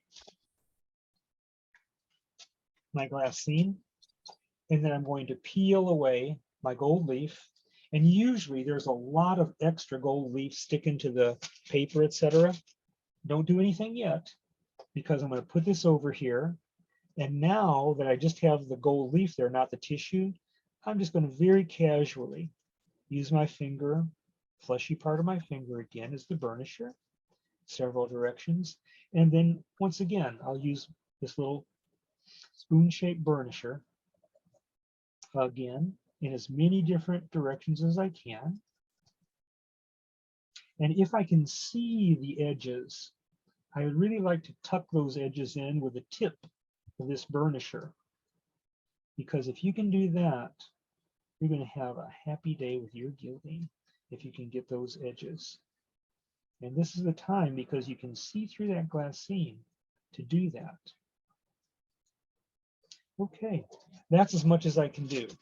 Once again, if I made a mistake and I'm going to polish it up right now, like, what's going to happen is gold leaf is so thin that you will score through the gold and probably smush the base. And then that's a real unhappy experience. So I'm just going to I'm going to assume that most of you don't have the silk. If you have the silk, it'll work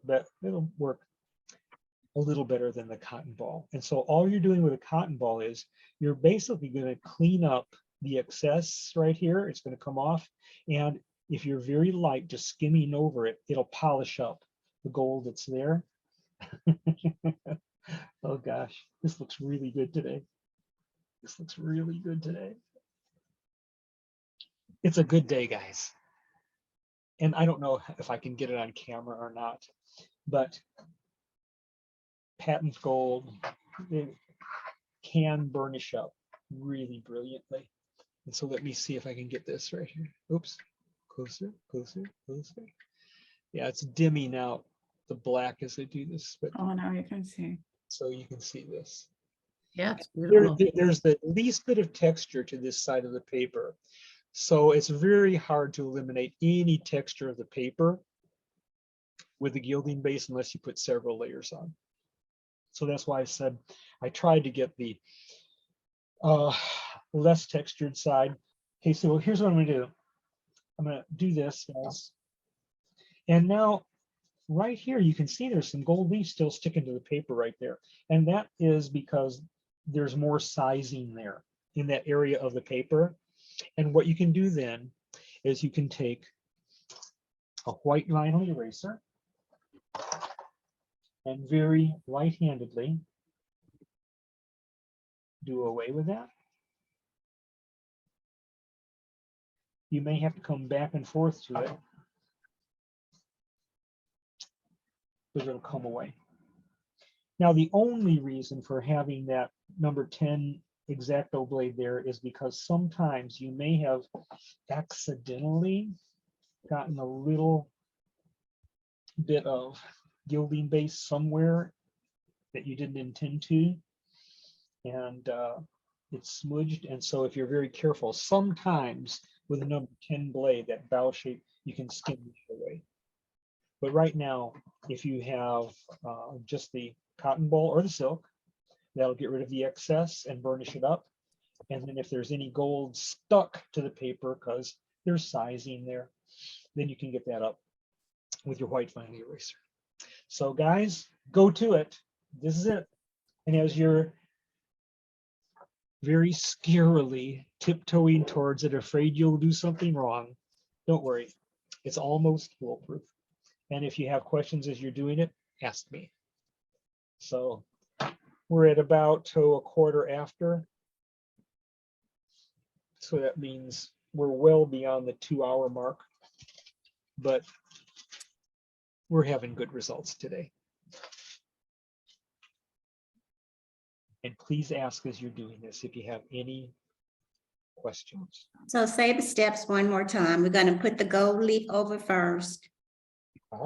Put down And the then rub it with our fingers. yeah, from behind the tissue paper. And then once you've done that as much as you can, once your finger is saying, will you stop, please? Then you simply take the burnisher and do the same thing through the glassine. Oh, then place after you rub it with your fingers, place the glassine over it, then use the burner. Yeah, exactly. Exactly.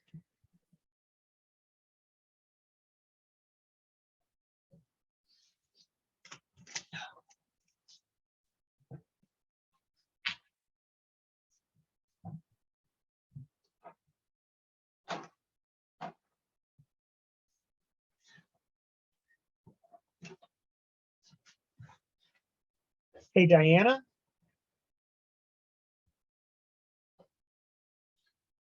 Diana, are you there? Boy, she keeps slipping out. Are you talking to me? Yeah, I want to make sure you didn't go on that beer and cigar break. No, that comes later. It does? Okay. What can I pick up for you? I just want to make sure you're doing the right thing here. So you're taking your burnisher and you're burnishing right on top of the gold, right? Directly on top of the gold. And if I miss a spot, can I use my fingernail to kind of scrape it off with? That would be a great idea. I love it when you teach me. So Diana is serving as my whipping boy at the time, for the time being. She's playing along in grand style here, saying, yes, you know, you should not burnish directly on the gold leaf with the burnisher. Diana, thank you for suffering through that. Anytime. Okay.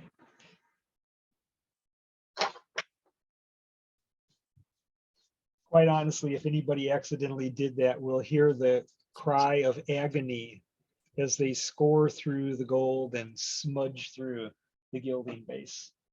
It's an awful experience.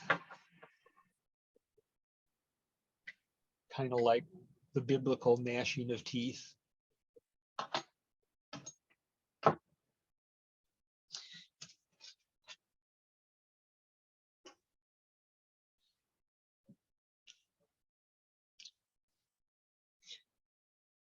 Then once you have burnished with your finger and with the burnisher, you can peel those away, and then you can clean up with the cotton ball or the silk.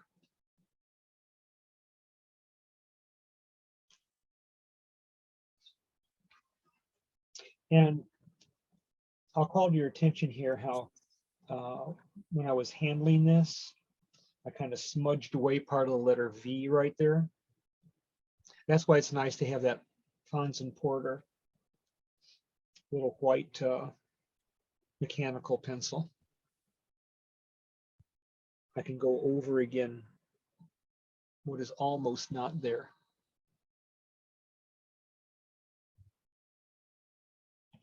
Tell you what, guys, you got 2 minutes.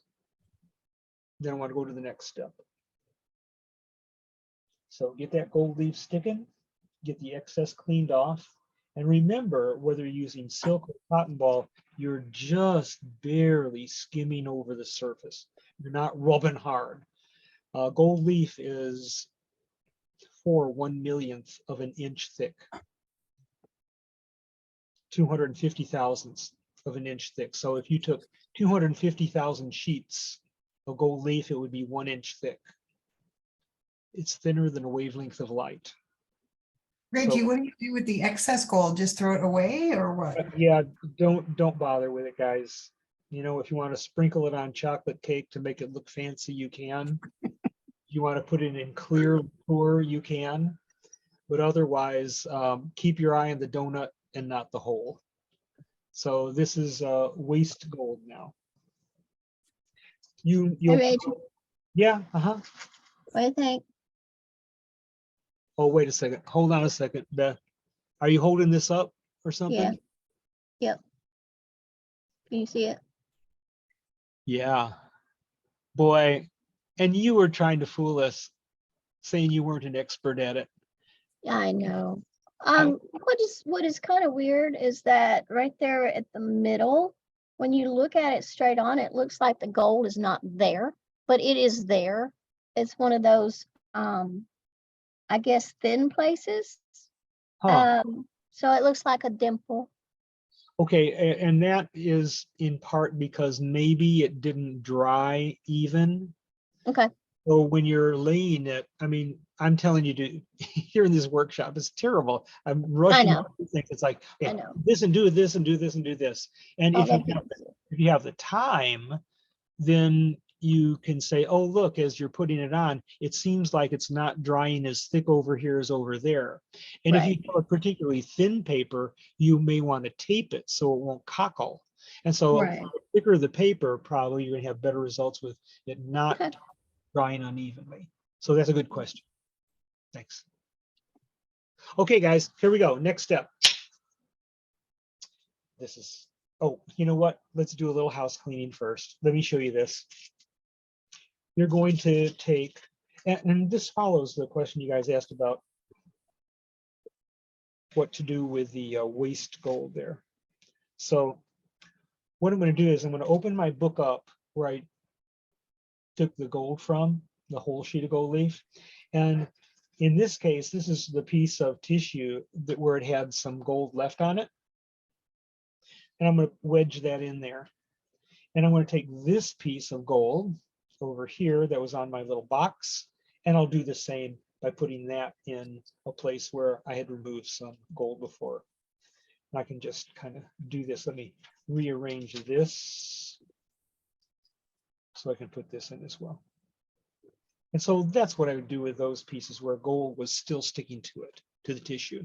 And you can use that for smaller pieces of gilding later, or sometimes you have to effect a repair on some gilding. I'm going to show you that next time. So I'm going to put my gold book back. And now I want to show you how to do some tooling into the gilding. Okay. And so let me show you the effect that we're after. So-called finished piece. Closer. And so you can see that there are radiants that go out of the heart right there. Now, in this case, I only did from the heart and not into that rectangle. You could have the option to do that too if you would think it looked better. But for right now, I'm just going to go from the center of that heart out. And you can see they're kind of in a not a calculated way. They're not all equally spaced apart. There's not the same number in each quadrant of the heart. And you can see that, how did those lines get in the center of that circle? It's mysterious. It's coming. We'll do it soon, okay? But for right now, we have to be content with just tooling some of these radiant lines in the heart. And let me show you how to do it.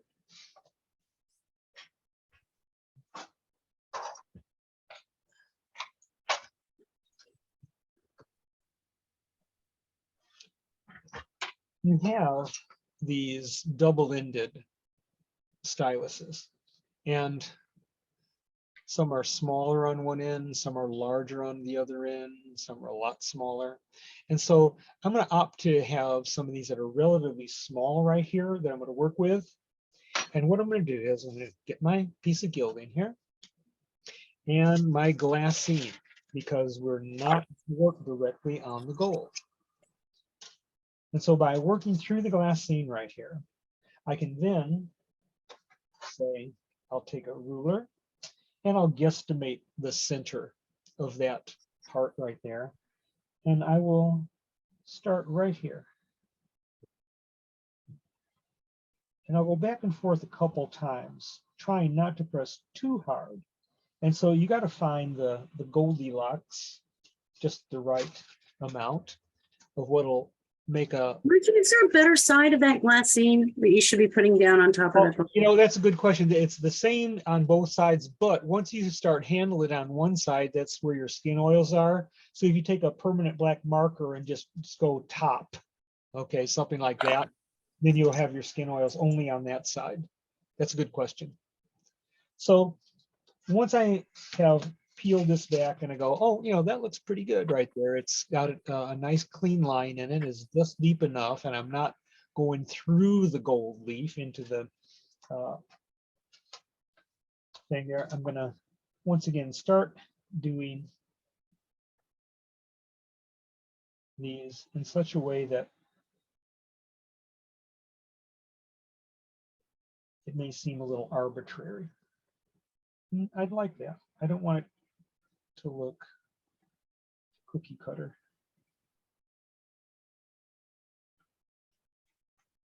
And so now you can start doing the same thing. Take whatever double-ended stylus you have, the smaller end of it, and you can start making these radiants. And if you're not sure what to do, ask. And today I'm content in just doing the heart, not taking them out to that rectangular thing around it.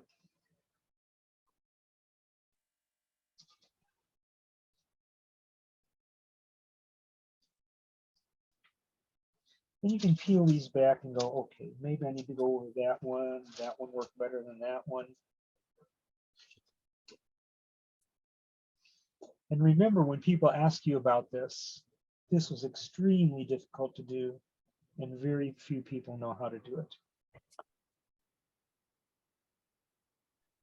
Practice that in the mirror. 5 minutes a day.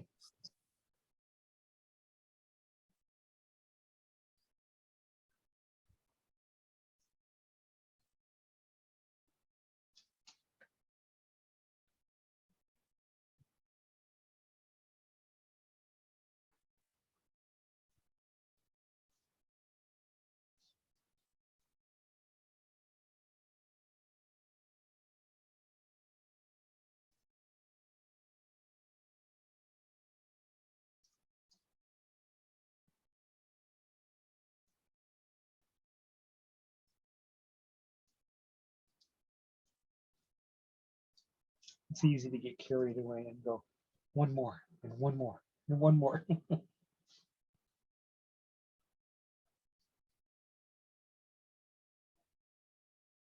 By the way, I have several different rulers, and I always like having at least one ruler where it's clear acrylic.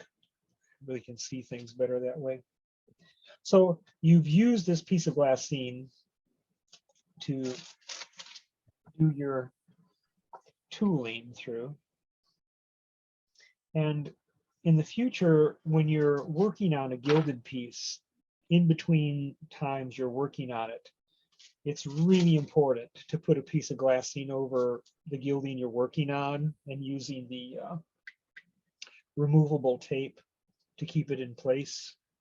And that way nothing will rub against this and diminish the brilliance, or worse, take away some of the gold. Sometimes you'll see in manuscript books where they have gilding on one page And of course, you're going to be closing and opening that book. Sometimes they'll do a page of glassine interleaving so that that will protect the longevity of the gilding. Okay, so right now, I hope you're looking at this and smiling and going, what's all this big deal about gilding being so difficult? This was easy. Okay. Now, we have until, we've got one more hour. One more hour. Yeah. Oh, good. Yeah. Good. Good. Somebody. Reggie, Somebody. the question about the Instacall. Yeah. Yeah. I used old Instacall, so it was the same yellow color, but then on my black paper, it kind of looked green when it dried. Do you think that? And then it didn't stick. So Somebody is not muted. Somebody is not muted. As you can hear my voice. As you can hear my voice. One time hearing my voice is probably too many. Good. Okay. Yeah, what that means is, you know, whenever you're dealing with paper, it's chemistry. Whatever paint, gilding base, etc., that you're putting on there, there's going to be a chemical reaction, and it's unpredictable. That's why you really need to have a little practice piece over there where you can test out your materials, what's going to happen when you put that paint on, that gilding base on. Did it affect the ability for the gilding base to have the gold adhere to it? Have the gold adhere to it? Yes. It did? It did? It didn't stick. Barely stuck in a tiny place. I think you need. Yes, so I'll have to try that. Getting some new. I'm sorry. I'm sorry. It was a good lesson for everybody else. I'm glad you made the sacrifice. Okay. Reggie, question. Your they should look only like indentations, right? It's just the camera that makes yours look white, or? Oh yeah, it's just an indentation. Okay. It's just a little like it should look like it's barely etched. Okay. Yeah, there's not. It's a tiny bit of three-dimensionality to it. Okay. Here, while I've got a second right here, let me say this. Let me show you this. Okay, I've got my Fons and Porter white mechanical pencil, so I can very lightly go over this where I had smudged some away, just in case I felt that I would need it when I was going to go painting over it again. So this little Fons and Porter mechanical white pencil is really handy to have. I like it a lot. Okay, and then the erasers that I would highly recommend for erasing off any paper. I really like this Vanish, and of course I got that at Jerry's Artorama. Somebody else said they found it elsewhere on the internet. So you can use this to erase on the black paper, and then you can also use this Factus Black 18 on the black paper. And both of these are very gentle on the black paper, if you are too. I got my Vanish at Jet Pens. Oh, good. Yeah, that's right. That's right. And they have a black eraser called a Sumo Grip, which is like a propelling pencil. It's like a click sort of an eraser. And you can carve it. You know, it's big enough and thick enough that you can carve it if you want to. Yeah, I have that one. It's great. Yeah, and it works great on. Can you put it in the chat? Sure, I'll go find it. Okay, thanks. Okay, so we have that much done, and now we're going to finish it off by extending those radiants to the center. Let's do that. Okay, and we're going to use any little gold ink or paint that you have. There are two that I highly recommend. One is the Schminke in the little, let me grab it and bring it over here. It's the Schminke in the little watercolor rectangular pan. And then the other one is the Fine Tech. And I think it's the Aztec gold, because they have so many colors of gold with the Fine Tech. Both of those are really good. Let me come right back here. I'll be right back.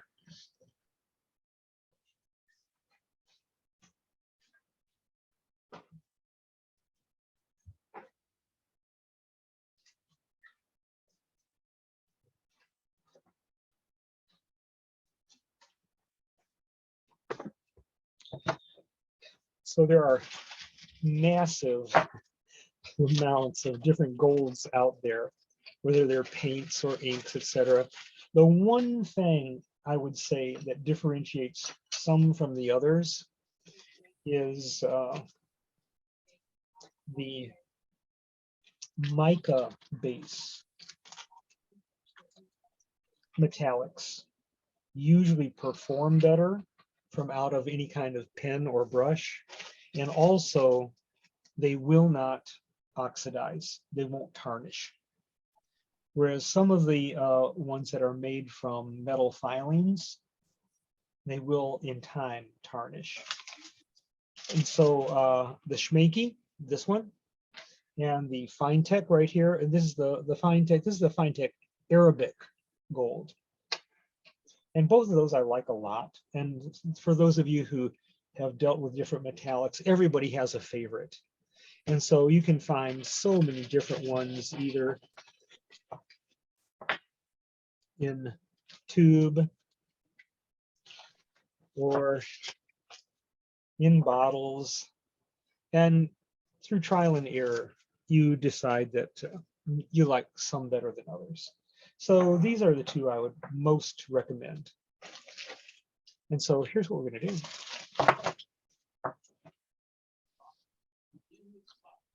All you need is not a very big brush. And once again, I'm using my dropper in water with distilled water in it.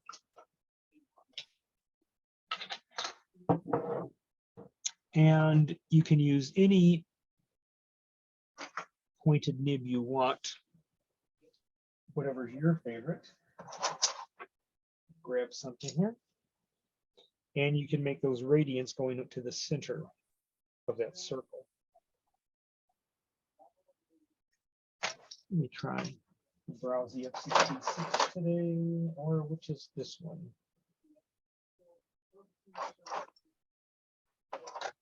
All pretty good.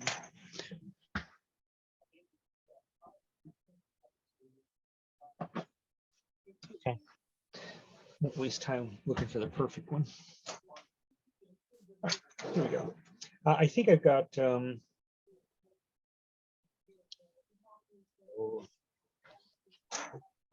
you guys will help me with it when you see it. When they had recommended for something else.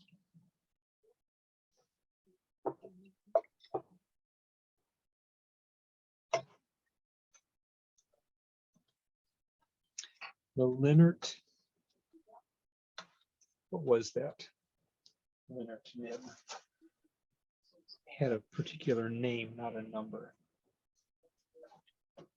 Was it the principal? Exactly. Yeah, exactly. Yeah, I like that. I like that one. And that's the one I often will use for drawing in the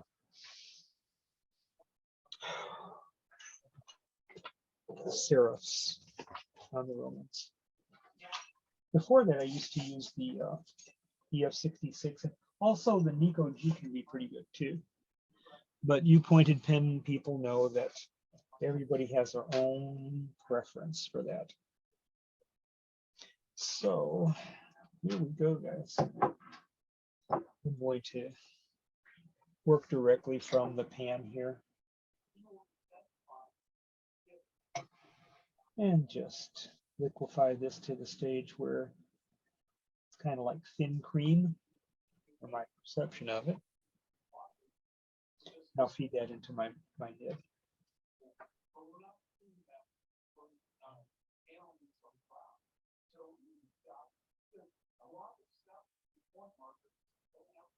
Snap shake.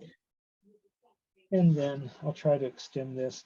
let me say that this is the center right here that I want to go to.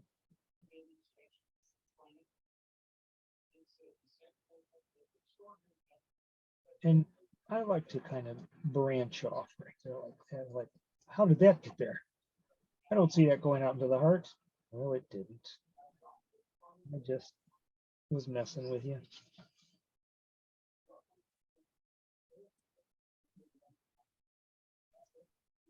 And you can have some a little thinner, some a little thicker for variety.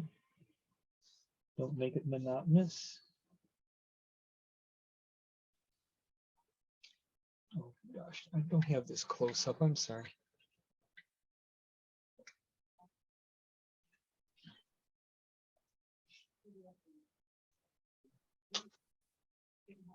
So you can see here that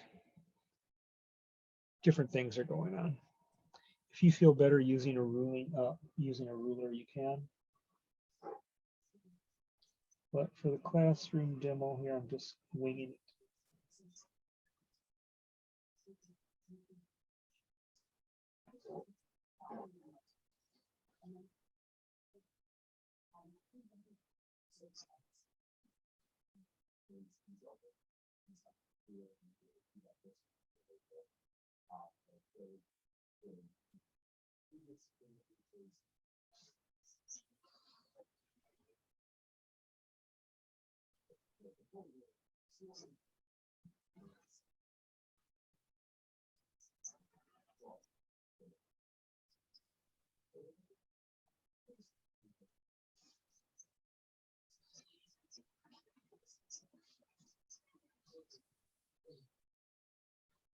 So take a couple minutes to do this.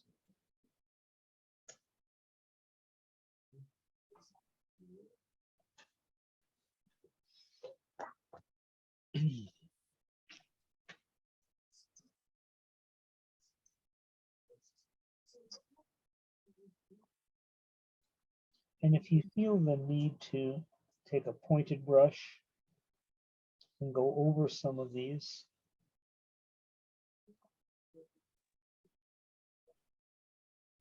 you can.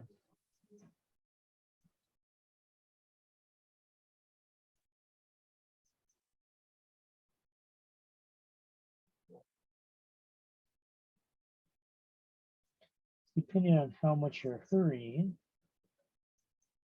like I did, didn't get this quite as opaque as I wanted. It's a little too watery.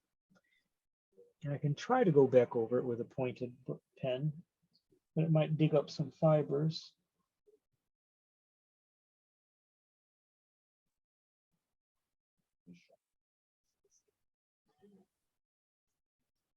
You might do better with a nice little pointed brush if you want to go over these.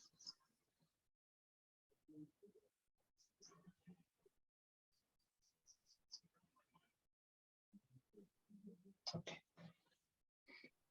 And then stop in just a minute when you've got most done what you'd like to have done.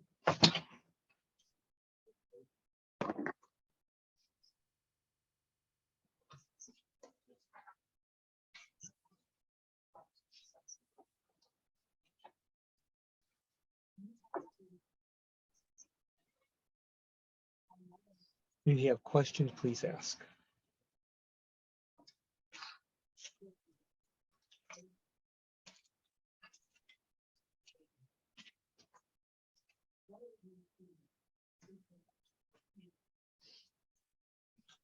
One last demonstration I want to show is using a ruling pen in a very traditional way. I'm going to set it aside because some of those border lines on your design there are created with a ruling pen.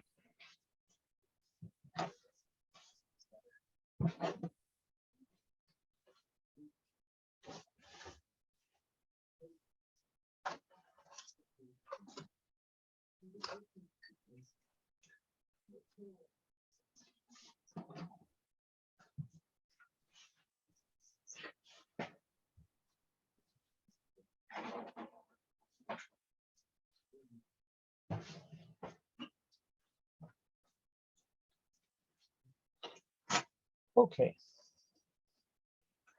So let me show you something here that maybe there might be a couple surprises with, and then we'll try to get in the time left our embossing.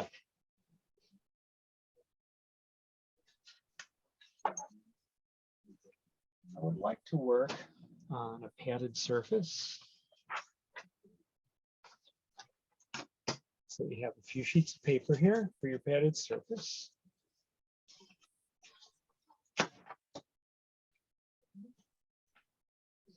And I think I can come back down off this box here with my camera if you're curious. And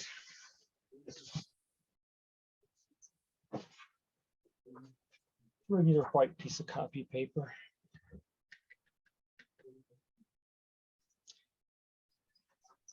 And you're going to need a ruler. Oops. You're going to need a ruler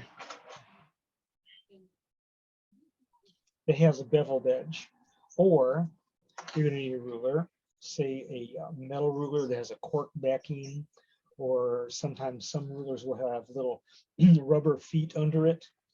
You can even go to the old days where you tape pennies beneath it. But with this ruler right here, it has a beveled edge. It goes from the top down towards the edge. And that's exactly what I don't want. And it has that both on that edge and that edge. What I want to do is turn the ruler over so that I have this edge elevated above the paper, because I don't want the liquid that's going to be in my ruling pen to touch that edge and then seep down onto the paper. And it's very likely to happen if you don't have an elevated edge. And so that's going to be important right there. So let me make some marks right here, right there to right there. Okay. And I will do a ruling pen with that. I want to show you two different ruling pens. This is pretty much your standard one. And the way most of these ruling pens work is this: you have two jaws. Over here you have a little wheel. And if you turn the wheel one way, those jaws open up and will make a wider line. If you turn the little wheel the other way, the jaws close tighter and make a thinner line. And so in theory, it's pretty simple, but you're going to have a lot more good results with the thin lines, okay? If you try to open it up too much, instead of making a nice, big, uniform, thick line, it's going to blob ink out on you. And so I'll show you a way to get a thicker line with this. This is one right here. This is your standard one. And then this is a different one I have that's fatter, okay? And so the only difference here is this one, because of the width of it, holds more ink. And it works exactly the same with that wheel. All right. So right now I'm going to use this one for convenience sake because I can load it with more ink. So all I'm going to do is this. I'll take my Do the ruling pens need the gum Arabic treatment? It probably doesn't hurt, but because you're not using your oily fingers to insert the nib into a handle, usually you don't have the skin oil thing. So right now I didn't. So I'm going to feed it like this. I'm going to rake the brush across like that, and you can see it's absorbed there and there.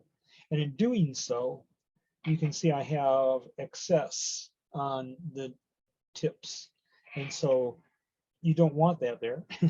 So what you want to do is get that off, but you have to be very quick in doing it because you don't want to siphon off all of the ink that's held within the two, between the two jaws. And so you take your paper towel and just quickly get that off like that. And now I've got my two little dots here. I'm going to go from there to there. And so I want to hold my ruling pen not straight up and down, not totally horizontal, but a little bit, say at a 45-degree angle to the page. I'll scoot my ruler over there, and then I'll simply Go from there to there. Okay. Now, I like to, every time after I make a line, I like to, even though I know that most of the time there's no ink on it, I like to glide a piece of paper towel across, and then it will be clean. I know it'll be clean. Now, in order to make a thicker line, instead of trying to make those jaws wide, and then it plops out a big old blob, just whatever width you want this line to be, do a double line, like this.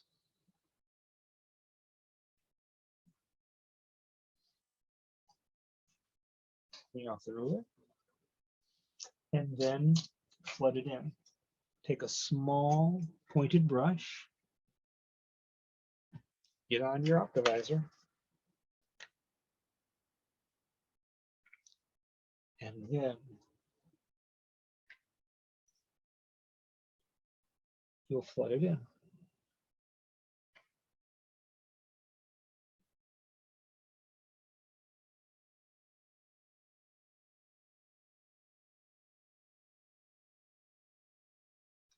Be patient.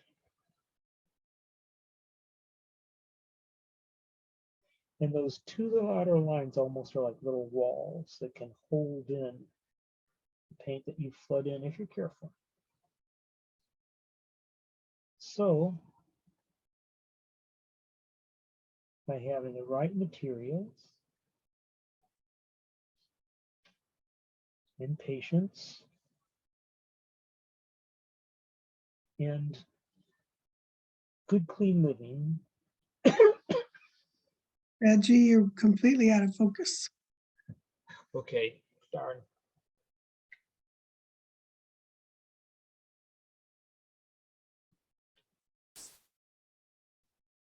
Again. Okay, let's do one more time. Let's put this here. Sometimes I have an object there. Well, how about that? No, sorry. Oh, it's not doing its thing. I think my camera is pretty tired today.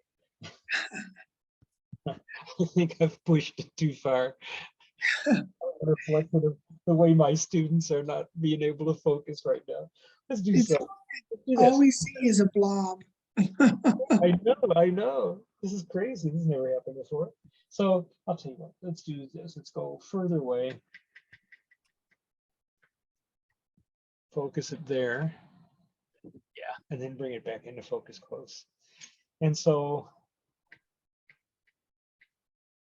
you know, from here to here, I was playing it straight with you. And then I said, you know, right materials and patience and good clean living. So, all right. Some things we can acquire, some we can't. And that's it. And so that's how you want to use your ruling pen. Got it? Oh, now I wanted to show you something that you're going to love. I hope you're going to love. And it's this. It was on your materials list. And you're probably going, what the heck is that? And let me show you. At first glance, this would seem to be a pointed pen.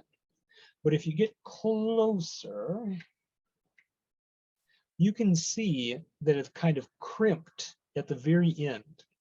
And so although there are a bunch of different brands of these, they all work the same way. I really don't have a preference of one or the other, but of these ball pointed nibs,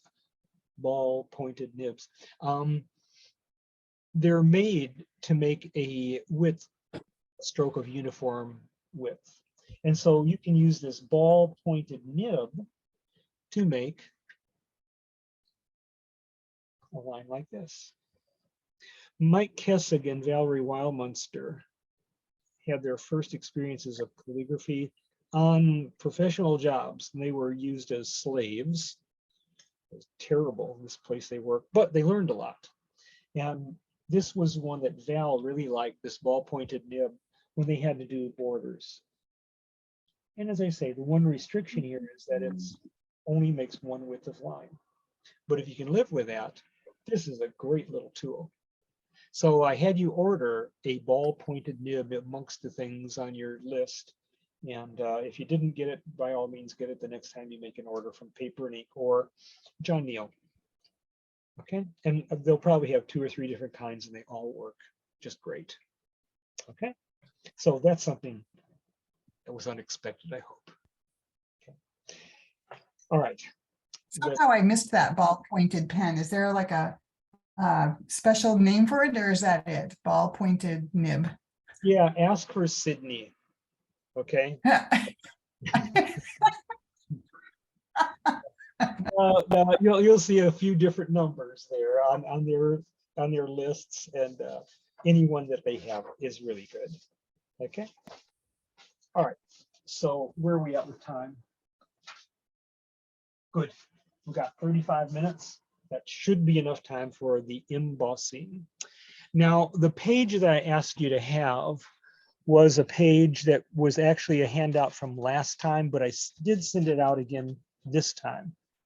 And so let me go get the materials and find the page.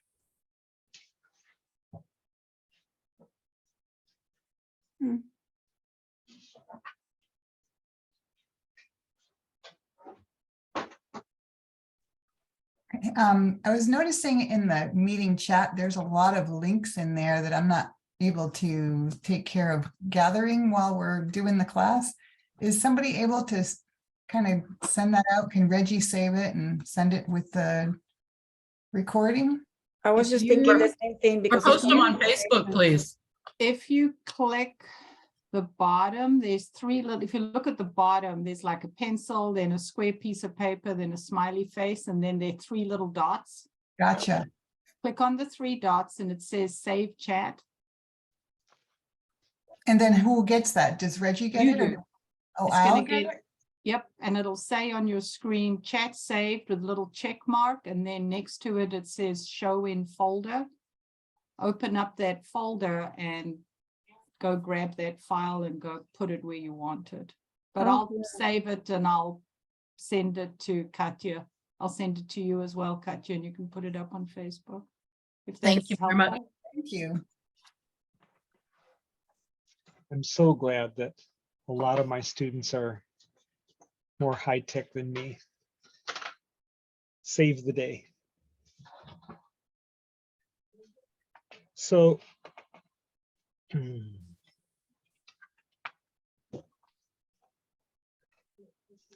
did you get this page in your handouts either last time or this time? It does say page 36 on it, so either from last time or this time. Because if you didn't, this is the one I sent out again. This one.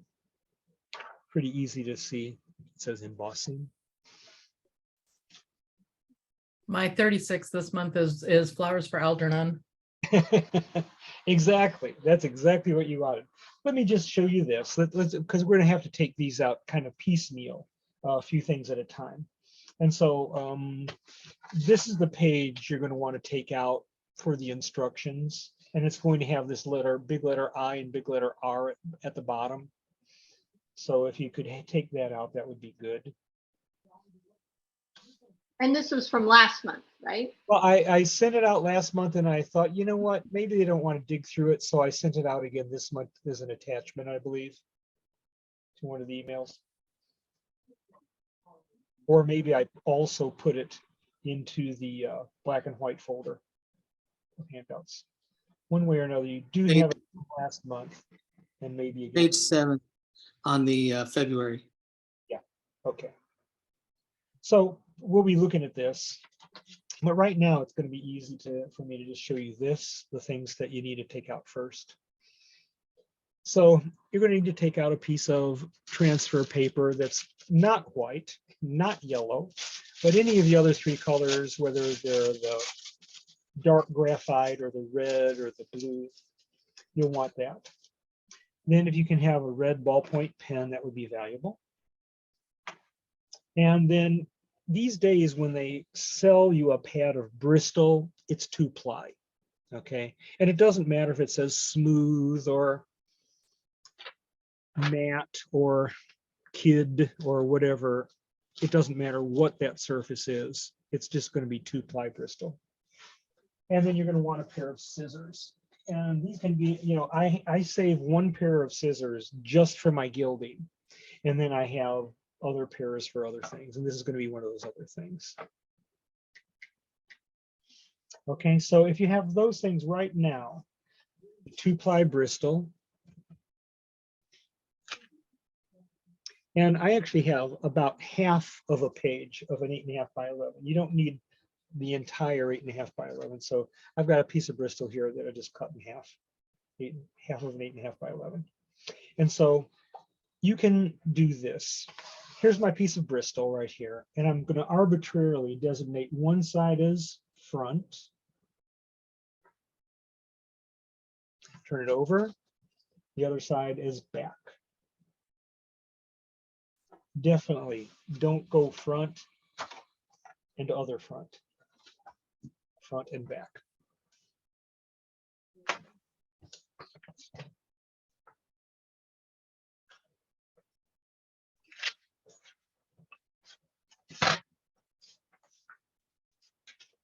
Now I'm going to take my piece of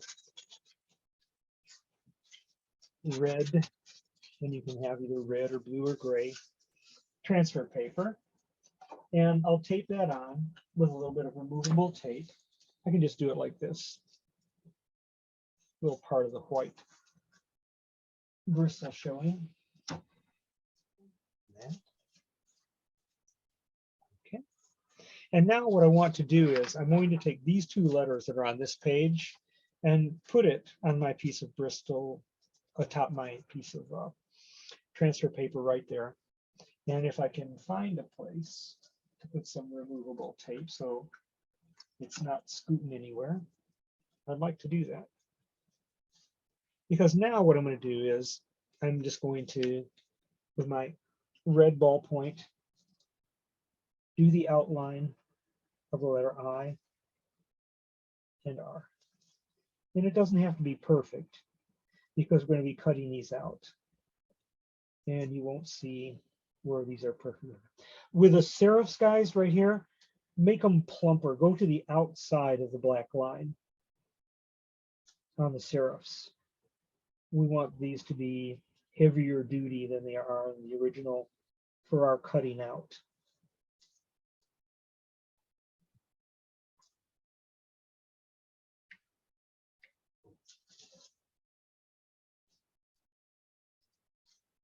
I'm going to do the letter I, and then I'm going to just peek right here and make sure it's looking good. Okay. And then the R. And once again, fast is better than perfect for workshop life.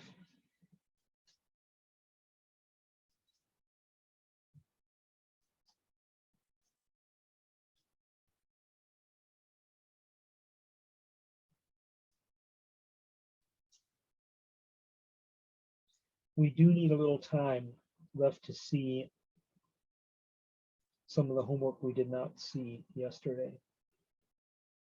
And we'll have the time even when we do this.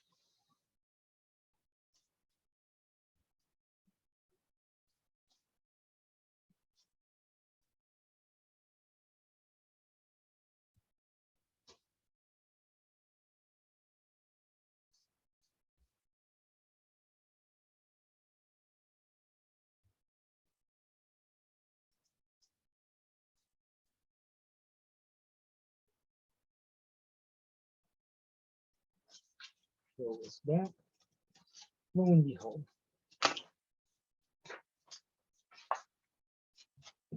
Should have something that looks like this on the front of our Bristol. Reggie, you can reuse transfer paper, right? You know what? This stuff lasts forever. It looks awful after a while. It looks so ragtag and like, oh, there can't be any spot left where it's going to transfer anything on, and yet it keeps going and going and going. So it's a great investment. It lasts just about forever. It looks horrible after a few years, but it serves you well.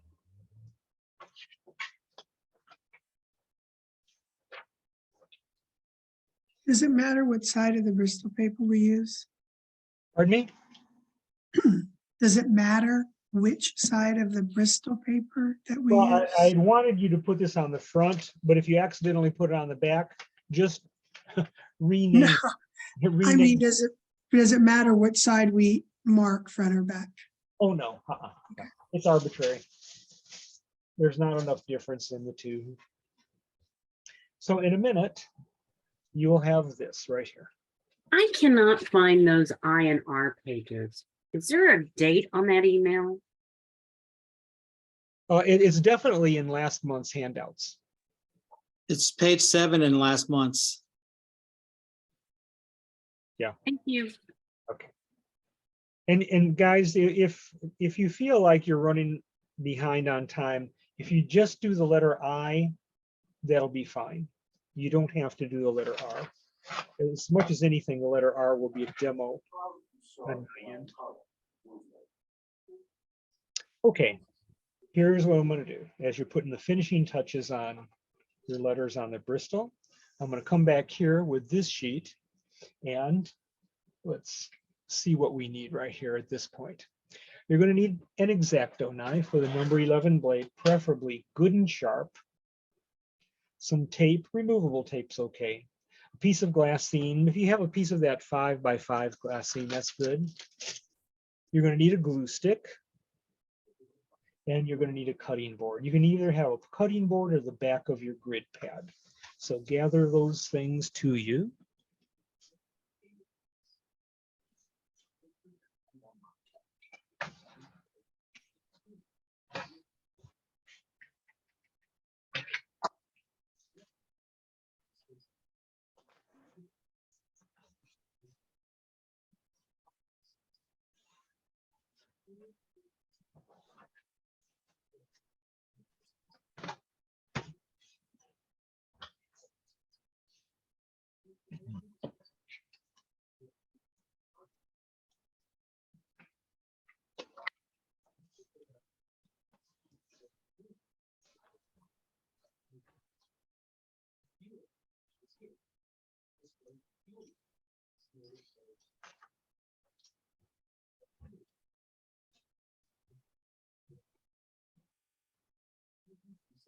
So one of the first things I would like you to do is this. This bowl of the letter R, I want you to write the word front in that bowl. Okay. Now, as I said, if we only get the letter I done, that'll be great. I can demo the letter R real quick if we're pressed for time, and I think we're going to be. Now, when you're cutting this out, you're going to find that it's not easy to go through this 2-ply Bristol, so you do have to apply pressure. Be careful. I like to start off where maybe this curve begins here, and I'm going to cut to the outside of this line, and that will make this image bolder. And that's going to be good for this particular one. Whoops, got away from me there, really bold there. And so I'm coming down here, and I'll do both sides.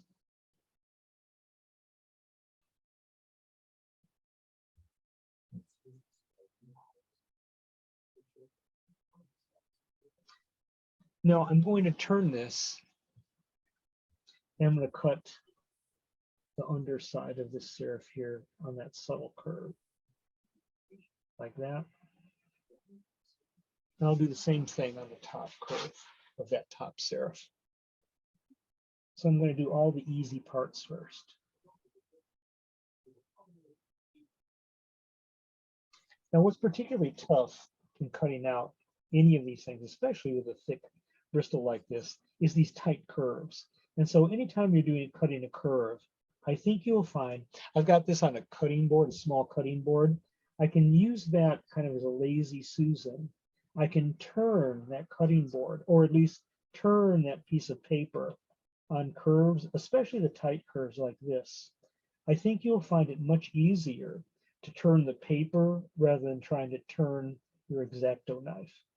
And I can just come up here with a fairly hard edge where the bottom of that serif meets the curve up on top here.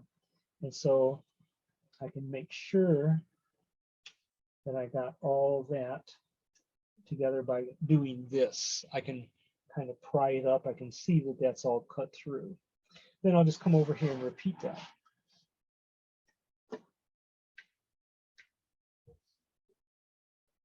I'll transition from that line to that tight curve.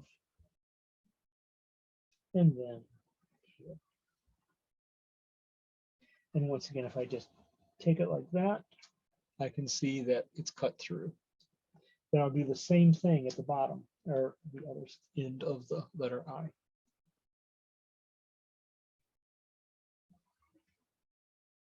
Whatever way you feel good about cutting this, do it. Just please be careful.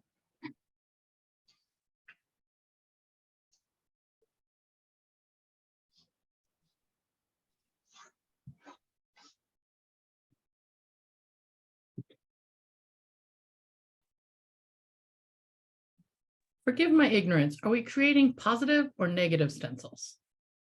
Are we making a hole or are we building a letter that we hold in our hand? Hold on, let me show you. So as I cut around the exterior, I just take the point of my nib and I lift this away. And so it's this part right here that we'll be using to do our embossing. Thank you. This is, and set this aside. So while you're working at that, I'll work on the letter R. And the first thing I want to do with that letter R is cut out the bowl.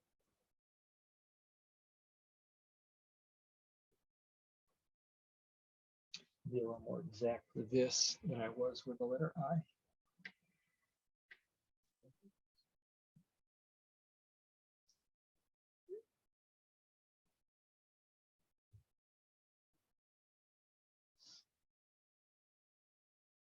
And so the letter R is going to serve as what we do with a letter or with an image, where you have a counter space that drops out, that is cut out.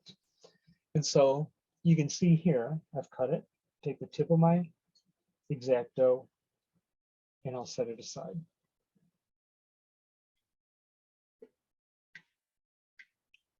And once again, guys, if you don't get the letter R done, you're just going to see the whole start to finish demo of it right here. And I'll come over here. Come on down. There.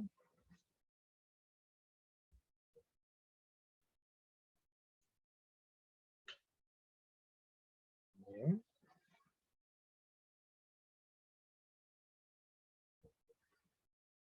There.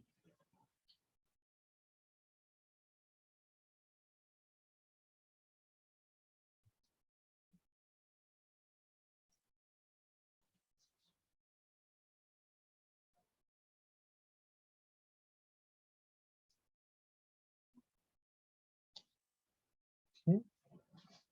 So I've got this much cut out.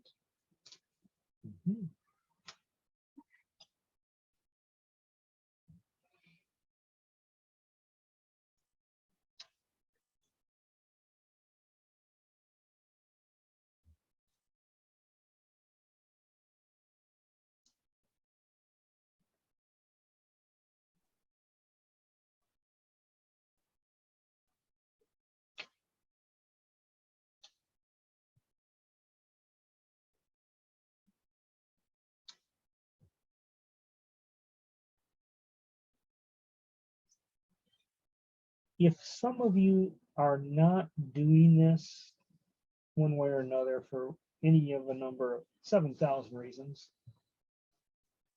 if you could look in your email and see that you did get yesterday's I got it. video that I sent out at lunchtime, I would really. It came at lunchtime. Yeah, Yeah. I got it. All right, thank you so much. I don't know what happened. Today has been a day of technical gremlins. Okay, so let's see if we have the grand finale here, and ta-da, there it is. So that's just wonderful, except for one thing. What do we do with this? Well, let's see. The thing I want to do next is get my piece of glassine and my tape. And this is what I'm going to do. To the front of my piece, you can tell it's the front because the R is forward. I'm going to put my glassine here. I'm going to take a little piece of tape.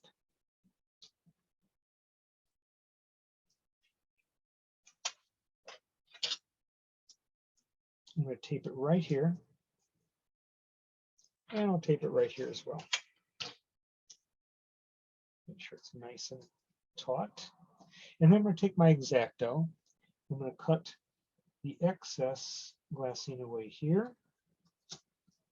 And the excess glassine away here. And then I can stretch it, make that glassine nice and tight on the front side of this. Okay, don't worry about not keeping up physically with this. So long as you see the demo, that's all that counts. Now I'm going to turn this over to the back. And then I'm going to take my letter R. I'm going to put it right back in there. Because now what I'm going to do, I'm going to take my bowl that I designated as front right there, and I'm going to put a smudge of glue stick on it. I'll turn it over, and that'll put it in exactly the right place. And then I can take my X-Acto and pick this back off here, so that when I observe this from the front, all is good. Okay. All right. Let me scoot some of this stuff away from here, because the next set of things you're going to need will be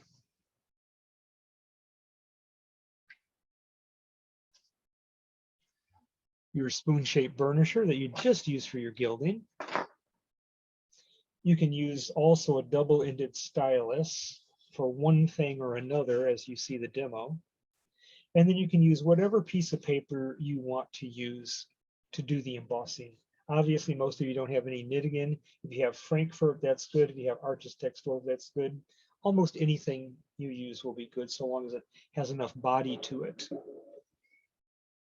There's always a balancing act. You can burnish on almost any paper. You'll just Can you actually, oh, I'm sorry, and can you actually also just burnish on another piece of Bristol board? Too thick. In my experience, it's too thick. Okay. Yeah, it has to have enough body to it, but enough give to it also. And so it's a little balancing act. So, and then it says you're going to need either a light box or a window. All right, so I have a handy size light box here, 9 by 12.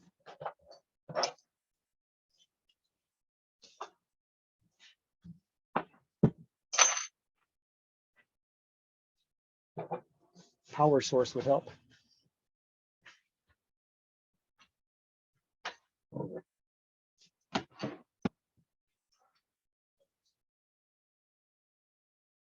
I'm so enamored of all these newer light boxes that are so thin and give you so much light.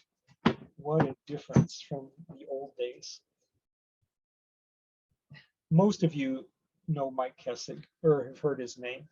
And Mike's a fabulous pointed pen person. And I mean, he's fabulous at anything he does. And he's really a good guy. And he lives about 15 minutes away from me. And so to put it mildly, if I wanted to, a kind word to describe one portion of Mike's life, it's frugal. Mike is almost excessively frugal. And for the longest time, finally, after about 30 years, it gave out on him. The light box he was using was from childhood, a Mickey Mouse light box. And he made do with that all these years. He finally got himself a new one. So glad about that. So here we have our template out of which we cut our letters. And right now, I'm looking at it from the front side, but not for long, because what I'm going to do, I'm going to take a piece of Frankfurt paper, and let's see what happens when I turn this light box on. Sometimes it plays havoc with the camera. Yeah, we're having the heebie-jeebies right there. Let's see what we can do here. It's still doing it. Let me do one other thing first, see if I can mitigate some of that.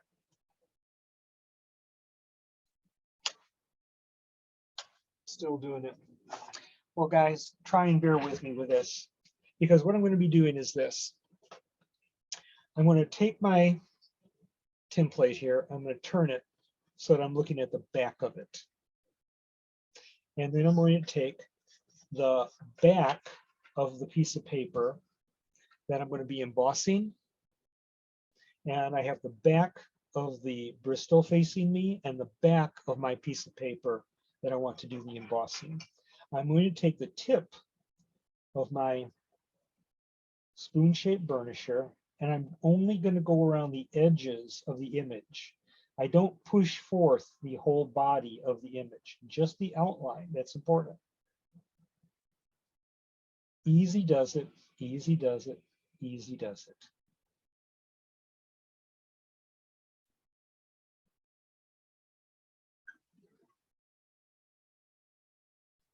And so, as I do that, I'm going to turn this off now.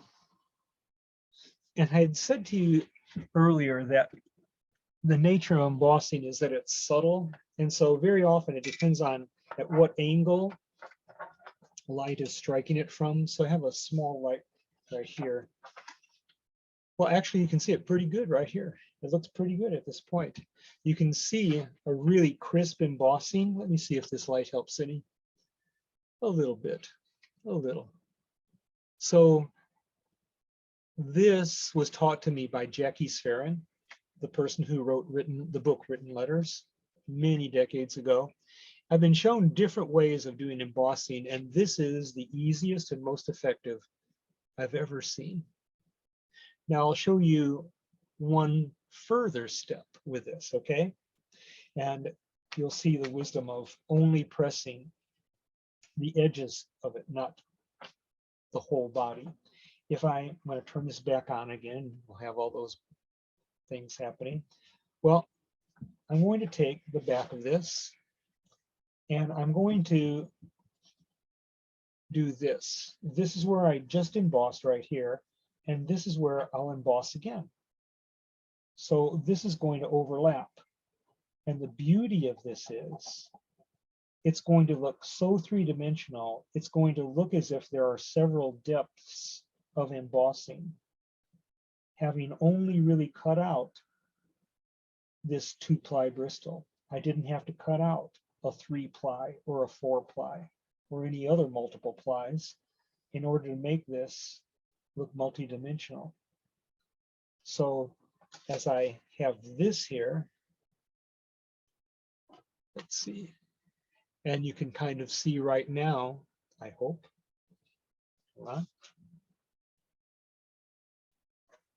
depending on how this light is. You can see in the center there how it seems to be dimensional. I'll do one more overlapping. in this direction. And where they crisscross, they seem to be so many different levels. And so if you think of something like a flower with petals overlapping, or a mountainscape, or anything where you would have depth, where things are occurring at multiple dimensions or levels, you can use this for that. So this is from the back, and that's from the front. I'll show you one more thing. I'm going to take my cutting board, and I'm going to guesstimate what the thickest part right here at the top of my letter I is, that width right there. And I'm right here, I'm just going to cut a diamond shape that I know will fit inside that. Just winging it visually, so I can see that this diamond shape would fit in there. Now, why would I do that? Well, let's see. Here we are with the back side of this, the back side of our piece of paper. And now I'm going to take my smaller double-ended styluses. I'm going to do this. I'm going to do from the back this diamond shape right here. I'm going to rotate this around and skip this one.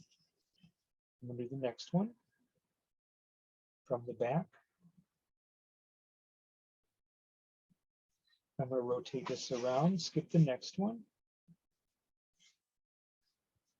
And so every other one I've embossed from the back this little diamond shape. And if you were live right here, maybe if I get closer, you'll be able to see how I have these diamond shapes. I have all three of these with the illusion of coming out at you at different levels. And then I have these little diamond shapes protruding forth even more. Now, I had done that from the back. So now I've got this from the front. And when I turn this on, those places where I had not embossed from the back, I'll deboss from the front. And once again, this will make it look like even more is happening at different levels. Oh my God, I love this. You can have a lot of fun and impress a lot of people with these things. Guys, this month, even if you don't touch those Romans, if you do some gilding and some embossing, you're going to impress a lot of people. But do try to do a few Romans, okay? So it looks like this here, and it looks better in person. So a lot going on there and very simplistic. And once you have your template, you're good to go forever with that thing. All right. And that's the embossing.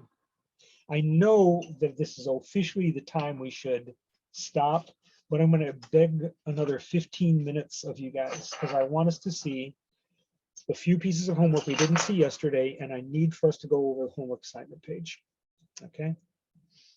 So, and if I forget something, email me, I'll send it to you. I've got my little list here. Video of the slant board, the Newberry Library Bibliography. I already sent you Saturday's video, and if you guys think of more that I need to send, I will. Just email me, along with, I will definitely get you today's demos on the pages and the video. So let's look first at the homework, and then we'll see the homework assignment. Let me get to this with the first. I'll come on here as a human being, almost, and then we'll go to screen share and screen share and homework and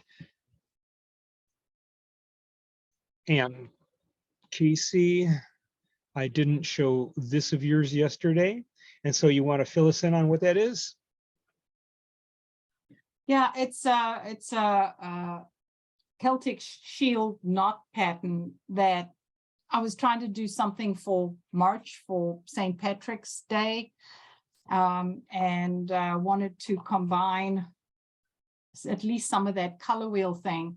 And I had been watching some videos on using a CMYK palette instead of a more traditional red, yellow, blue. So I decided I was going to try and combine all three things into one. And this is a draft. It didn't turn out as nicely as I wanted, but I felt like I needed to get some homework in sometime. Well, and could you reveal to people that you've actually been using color more than 2 weeks? Yeah, yeah, well, CMYK is new to me though. Yeah, but let people know your watercolor background, please. Yes, I do watercolors, and so I'm very comfortable with a brush. I'm not as comfortable with a pen. So if you start sort of top left with the yellow and you follow down, you get yellow, orange, orange, orange, red, or magenta. And so it's a wheel, but it's a Celtic knot. Okay. Thank you, Anne.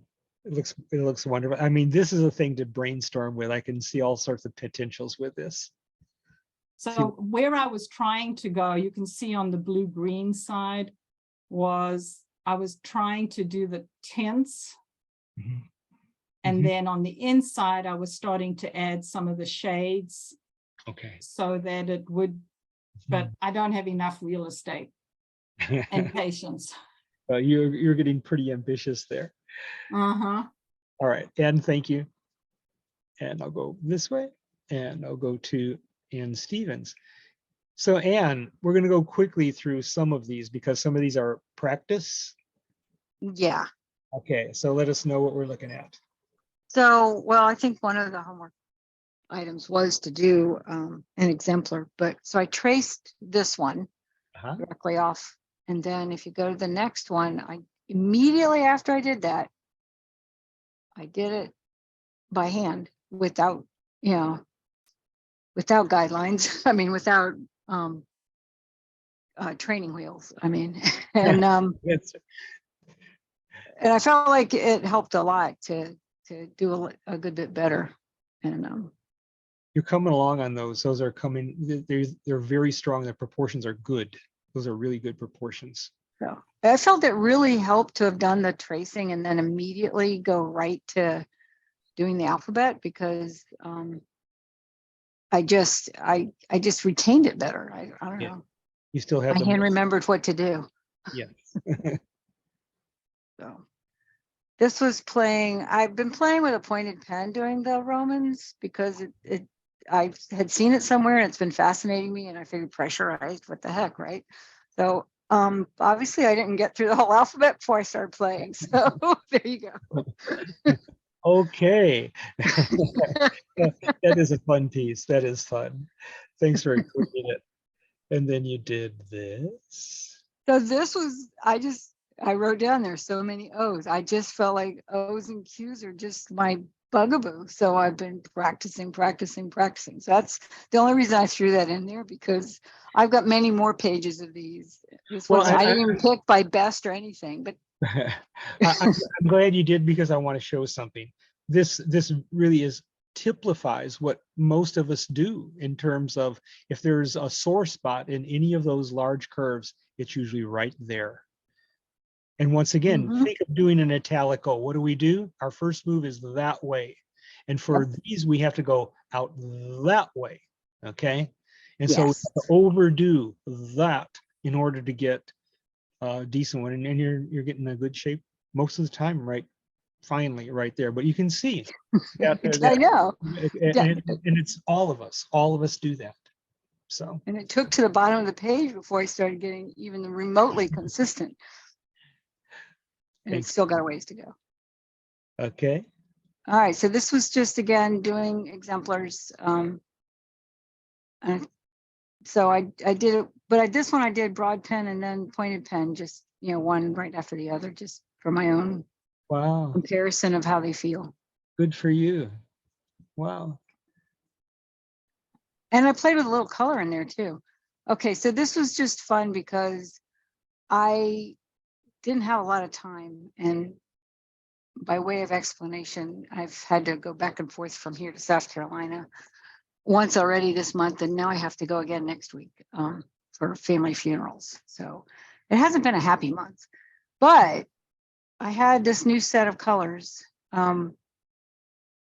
Somebody had recommended trying the Schminke. It's the top line, the Horadam gouache, and said all the others are terrible. So I got a small set and was mixing, cool and warm, blue, red, yellow. And so I did this, and I was comparing it to the next slide, which is one I did. There's a date up there in the upper left corner if you want to get a. February the 88th. No, yeah, exactly. February the 88th. So it's been around a while, but these are all Winsor Newton colors on this one. So that was part of the fun of comparing how the two came out. So. Oh, wow. Yeah. Thank you. Thank you for doing that. So And then you obviously I got a had little lazy on the other one, and I just did quick little smidges. Okay, there, my neighbor has a new grandson, and so I was working on, and we had an exercise to work on spacing. So I was playing with, not only getting it lettered, but spacing. And then the one I'm pointed to with the purple, it's about the 5th one down. Well, it's terrible, but I'll explain why in a minute, because I have another example of it. Okay. But anyway, I was working on spacing and how they looked, and just practicing, of course, too. And were these like laser copies? So actually what I did is, so he took a picture the morning the baby was born down at the beach here at sunrise. And you'll see the finished piece in a little bit. And so I printed out the picture on just basic, the Pacon paper, actually. And somewhere in the middle, there's a piece of Canson, just because I needed more practice paper with, that I could do a light color on. The one that I say is messed up, I actually printed the picture on, I can't remember if it was Arches or Fabriano watercolor paper. Okay. So it's printed really nicely on that one. So I really hated to waste it.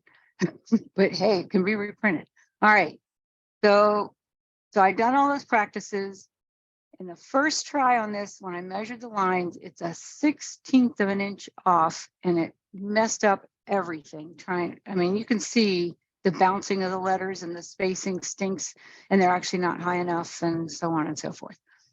So you're really pleased with it. Yeah. And all I did was miss a not a mill. Yeah, it was actually, no, it was a 1/16. I put a millimeter down there, but it was a 1/16 of an inch off. And a 1/16 made a huge difference in whether it worked. So then I did this one, but I don't like it because this picture isn't as bold color wise on the printing. So the white kind of starts disappearing up top. It looks better actually in this picture than it does on the original. It was really disappearing. My point in asking you, is this a laser copy or an inkjet copy? Oh, it's inkjet. It is. Epson. Okay, well that'll be a lot better to write on then. Good. Oh yeah, and I gum sandered it too. Good. So this is the last version, because I'm not doing it again. That's the best way to put it. I still see imperfections, but it got a whole lot better when I got the line right. I'm so glad you showed this, because you put so much into what looks right, and someone would look at it and they would make the assumption of, oh yeah, that's nice. She just did it once and it's perfect. Well, yeah. To your very point, I showed it to my best friend stopped by, and I said, man, I messed it up last night, and I showed her the messed up one. Oh, and by the way, the first messed up one and the light color one are on, I just printed on the other side of the paper because it was heavy enough that I could have gotten away with just doing it on the other side if I Yeah, every piece of paper has two sides. Anyway, she looked at that one and she go, until I showed her the one that was better, she's like, I never would have realized That's right. that there was anything wrong with it. I'm like, You're well, absolutely, yeah. Most people look at whatever we do and think it's wonderful, and they don't see the nuances. So, good yeah, friend. but I wasn't going to give it to you, put it in front of you guys. You got the final. And thank you so much for showing us how you persevered there. That's really a tough thing what you did. So instead of doing calligraphy and languidly, I did the kids' name. Good for you. Okay, I just did Anne and Anne. Who's did I not get to yesterday, or not all of them? I have a sneaky feeling I didn't get to all of them, or did I? Please speak up if you didn't. Okay, so give me just a minute and we'll go very quickly through the homework assignment page, but I do want to be selfish and take about 60 seconds to show you something. So these are the incipit letters from the St. John's Bible. And this is the first of 4 different lettering styles I'll show in the new course. And then here's just a little bit of gilding that I put in it, kind of exploding from it. And so that's the whole piece. And then this is a little bit of a close-up of the letter forms. Alizarin crimson, one of my favorites. That's just absolutely stunning, really. I was And kind of happy. what's that? What? How did you do the gilding of those very tiny little diamonds? Oh God. What kind of a tool did you use to get the Instacall on there? That'll be for another time, okay, guys. It'll be for another time. I'll give it more time later, but I don't want to take your time now. I want you to be able to look at the homework assignment page, and then we'll hide the hints. If you want to stick around after that, I'll show it again, but I don't want to take your time. And here. Okay. Homework assignment page was page 32. I'll put that under the, gotta get out of screen share and go to the overhead.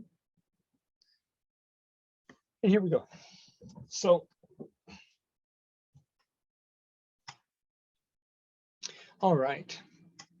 So what I'd like for you to do is make an exemplar of your drawing Romans 1 inch tall on grid. And there's a page there that shows you step by step how to do it. After we look at this, I can show you as well. After that, do a short quote using your drawing Romans. Step 1, create your layout. Probably on grid, transfer it onto good paper with Sorel. And you don't have to be on black paper. Consider doing it on black paper. If you don't want, you don't have to. Paint in or gild in your letters, and then add any other lettering styles or decorations. You saw all of those things on our black piece of paper, how you can do those. Number 3, on its own, gild either a letter or an image or a symbol that you would like, that you would so choose. There's a sheet of paper in your handouts there of some symbols.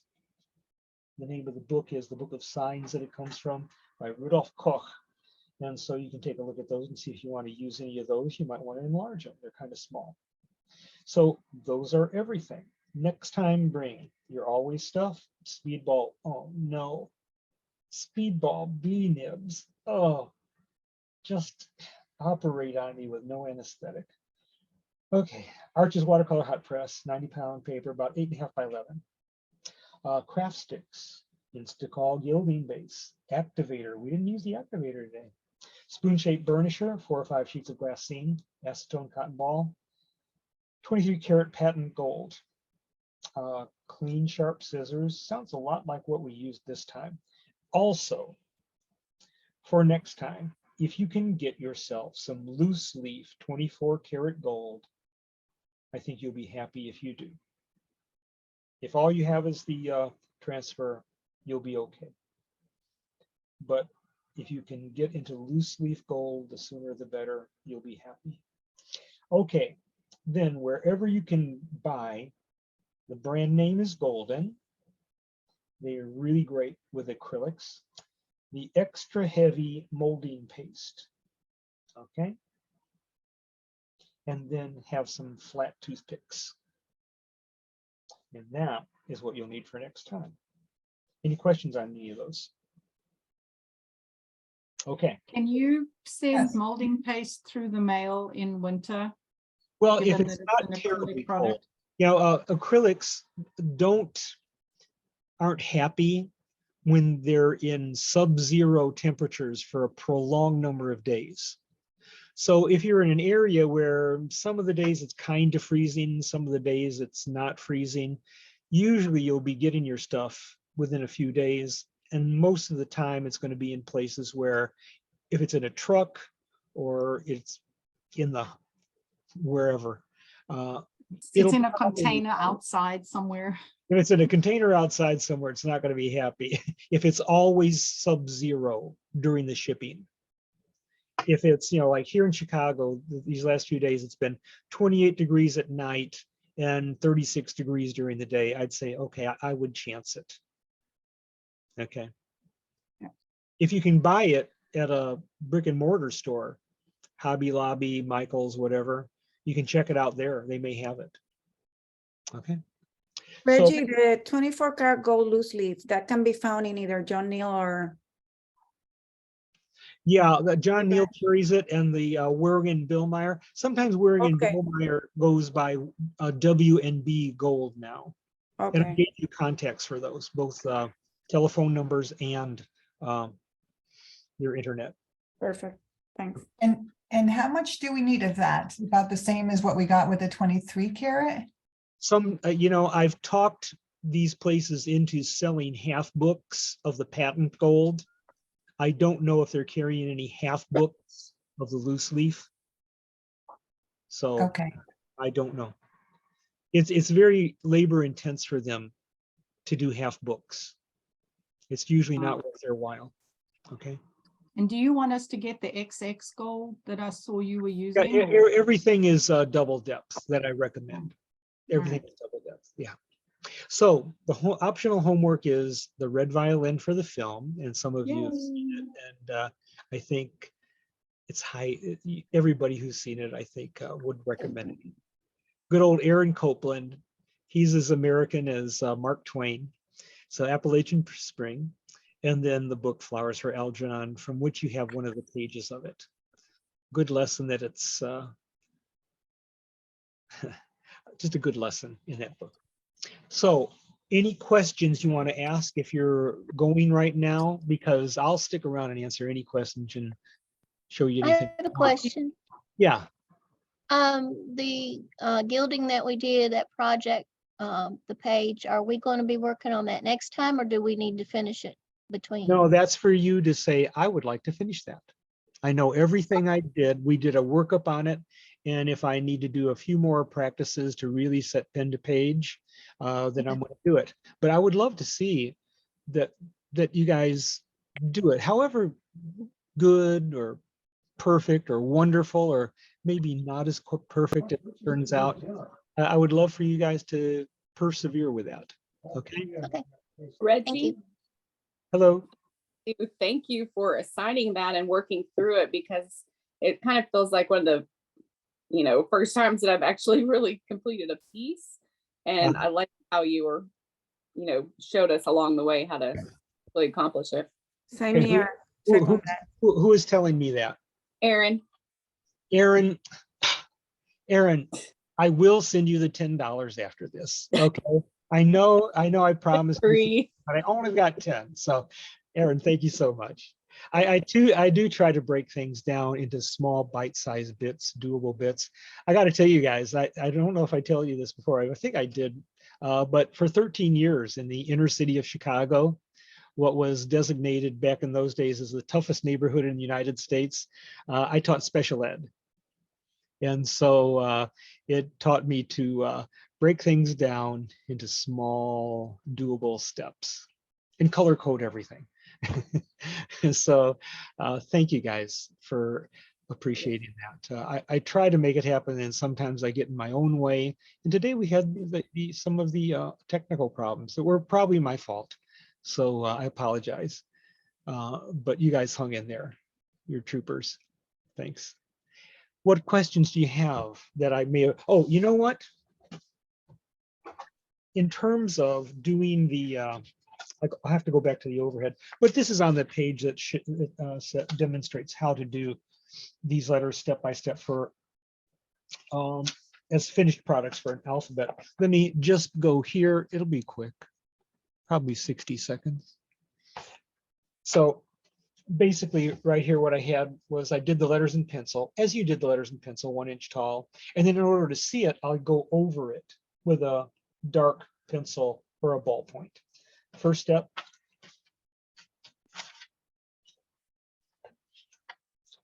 Second step was to take that and enlarge it so it would be easy to work with. Third step was to take a hard lead pencil, whatever you have. This was 6H, that's really hard. That way you could really do refined strokes, and if you had any aberrant strokes there, it wouldn't show that much. And so this was on tracing paper, and then I would just take a softer lead pencil and go over that, so that I would still have the option with pencil lead to erase any parts that I didn't like. But with a darker pencil, then the copier could see it. And so then after you had that, then you could reduce it down to the size you wanted, and you would have one of your letters for your alphabet. And that is on whatever page I don't have handy. But you've got that step by step on one of the handout pages. Okay, what else would you like to know? What mysteries did I not reveal this time? Reggie, you did mention something, this is Linda, about why the Instacall puckers, and when you go to put the gold leaf on it, it ends up with a little pucker on there. So was that because it was too thick? Yeah, most of the time, it's especially when you have tinier things. I deliberately had you do a larger surface, a manageable larger surface today, so that you could get, you saw that it leveled out, it was self-leveling. If you have a letter or an image where it's relatively small, you're going to do a whole lot better with it drying smooth and raised. If you thin the Instacall out a little bit and only put on a thin layer. And when you do, the very nature of the Instacall is it will dry flatter, okay? And so if you have this little, let's say a little diamond shape, and you do a very thin layer and you go, wow, that's really thin and it's flat. And then you do a second and a third, and you're going to get a nice shape there where it's real crisp and there's no little indentation in the middle of it. It doesn't draw inward because it's so thick and heavy, because most people want immediate gratification. So they're going to do one layer and they're going to put it on thick. And so whether it's the stem of a vertical that enfolds upon itself and you get a crease, or maybe a little diamond shape where it draws inward, that's usually because you put a lot there with one layer. So if you can be patient and have the fluid itself a little thinner, and then put thinner layers on 2 or 3, you're going to be happier with your results. But and then, yeah, thank you. Just to follow on that, can you just use the gold leaf on the thinner layer of Instacall? Oh yeah, oh yeah. And once again, the flatter or thinner the gilding base is, the less time you need to take before you put the gold leaf on. So you might be able to put the gold leaf on in 40 minutes. So it really just depends on what your final goal is. If you want it to be lifted up or just flat. Yeah. Is there a way to tell that it's ready? No, and you know what? I noticed this today, and I forgot to bring it up. I mean, we had let that stuff dry almost 3 hours. And when you looked at it, I bet most of you go, wow, that's shiny. Is it still wet? And your first your first thing is, I better touch it and find out. Well, believe me, after an hour and a half, the stuff's dry, but it looks wet because it's so shiny. And so the downside is if you touch it with your oily fingers, then the gold could be repelled there and not stick, but chances are it'll stick, but it won't be as brilliant because the brilliance is diminished by the skin oils. So, you know, Oh, okay. the skin oils are not your buddy. Then, Another question is, what do you do with what's the activator for? My child, that's a story for another day. Sorry, I thought we needed it for today. We didn't. Mercifully, we didn't. Okay. If I That would, is the secret of calligraphy, Reggie. pardon me? Activator is the secret of calligraphy. Darn, who said that? Mary. I figured you'd blow it. You'd tell everybody. Now they all know. They're not coming back for another class after they know that. No, briefly, the Instacol is your gilding base. And if you let it dry too long, the gold won't stick. But the activator, if you then put the activator on, it activates the tackiness of it. And so it gives you a second life to live and perhaps get the gold leaf to stick when, okay, so you did this beautiful little shape right here and you were ready to do your gilding. And lo and behold, your 7-year-old child puts the hamster in the microwave. After several hours of cleaning, you come back to that and go, I can't get the gold leaf to stick to this. It's been too long. Well, it doesn't matter how long it is. It could be the next day, the next week, the next year. You can put the activator on there and you'll get that gold to stick. And that's Could you put another thin layer of the Instacol itself too? No, don't have to. So we're going to be using that next time. Okay. Could you just put another layer of Instacol on top of what you had? You could, yeah, you could. You definitely could. I think you'll find the activator easier though. All right. Okay. Reggie, it's Diana. You mentioned that the gold might not stick because of the skin oils. If you did actually get it to stick, is that going to make it degrade over time? I don't with the think skin oils under it? I don't think it's going to be so much, you know, it'll still be, you know, instead of 300 years, it'll only be 250, Diana. Well, okay. Them's Yeah. the breaks. Yeah, and you know, a lot of people that commission the work, they'll be upset, but what the heck? Well, I'll be dead, so it won't matter. You'll just be in a better place. So Reggie, if we can't, we're not touching it, this is Sharon. Yeah. Then how long do we wait? And if you don't know about your humidity and all that, I mean, do you wait at least a certain amount of time, but not more than another amount of time? Like, Yeah, what is listen, yeah, Sharon, listen. Once you have that laid, close your eyes and wait. You'll feel when it's ready, okay? No. I said this earlier before, but it bears repeating again. Depending on how thick you laid it, most of the time, if you get the gold leaf on it, somewhere between 2 and 3 hours, you're in good shape. That's the window of opportunity. Most of the time, if you laid it very thin, it could be 40 minutes. Okay. And so much of it is trial and error. Quite honestly, what I do when I'm doing real gilding, I will lay down a few little samples, 4 or 5 little diamond or dots or something, a good size. And then I'll come back an hour later, 2 hours later, 3 hours later, and see what's happening with them. Because each day can be different with your gilding. And so that way, if you've done those little test pieces, you have the confidence then to either kind of tiptoe with the gilding or go for it. Well, when you say you come back, you're not touching it, you're actually laying the gild and seeing what's happening. Yeah. Laying the gold, I mean, okay. Yeah. Okay. Okay, guys, anything else? All right, then. If I get my piece done, I'll put it on the Facebook with Katja. Okay. hope to have it done. Yeah, that's gorgeous. That is really, really Yeah, gorgeous. the 25th of this month starts that course. And so I was going to try to get 30 people in there. I got 3 openings left.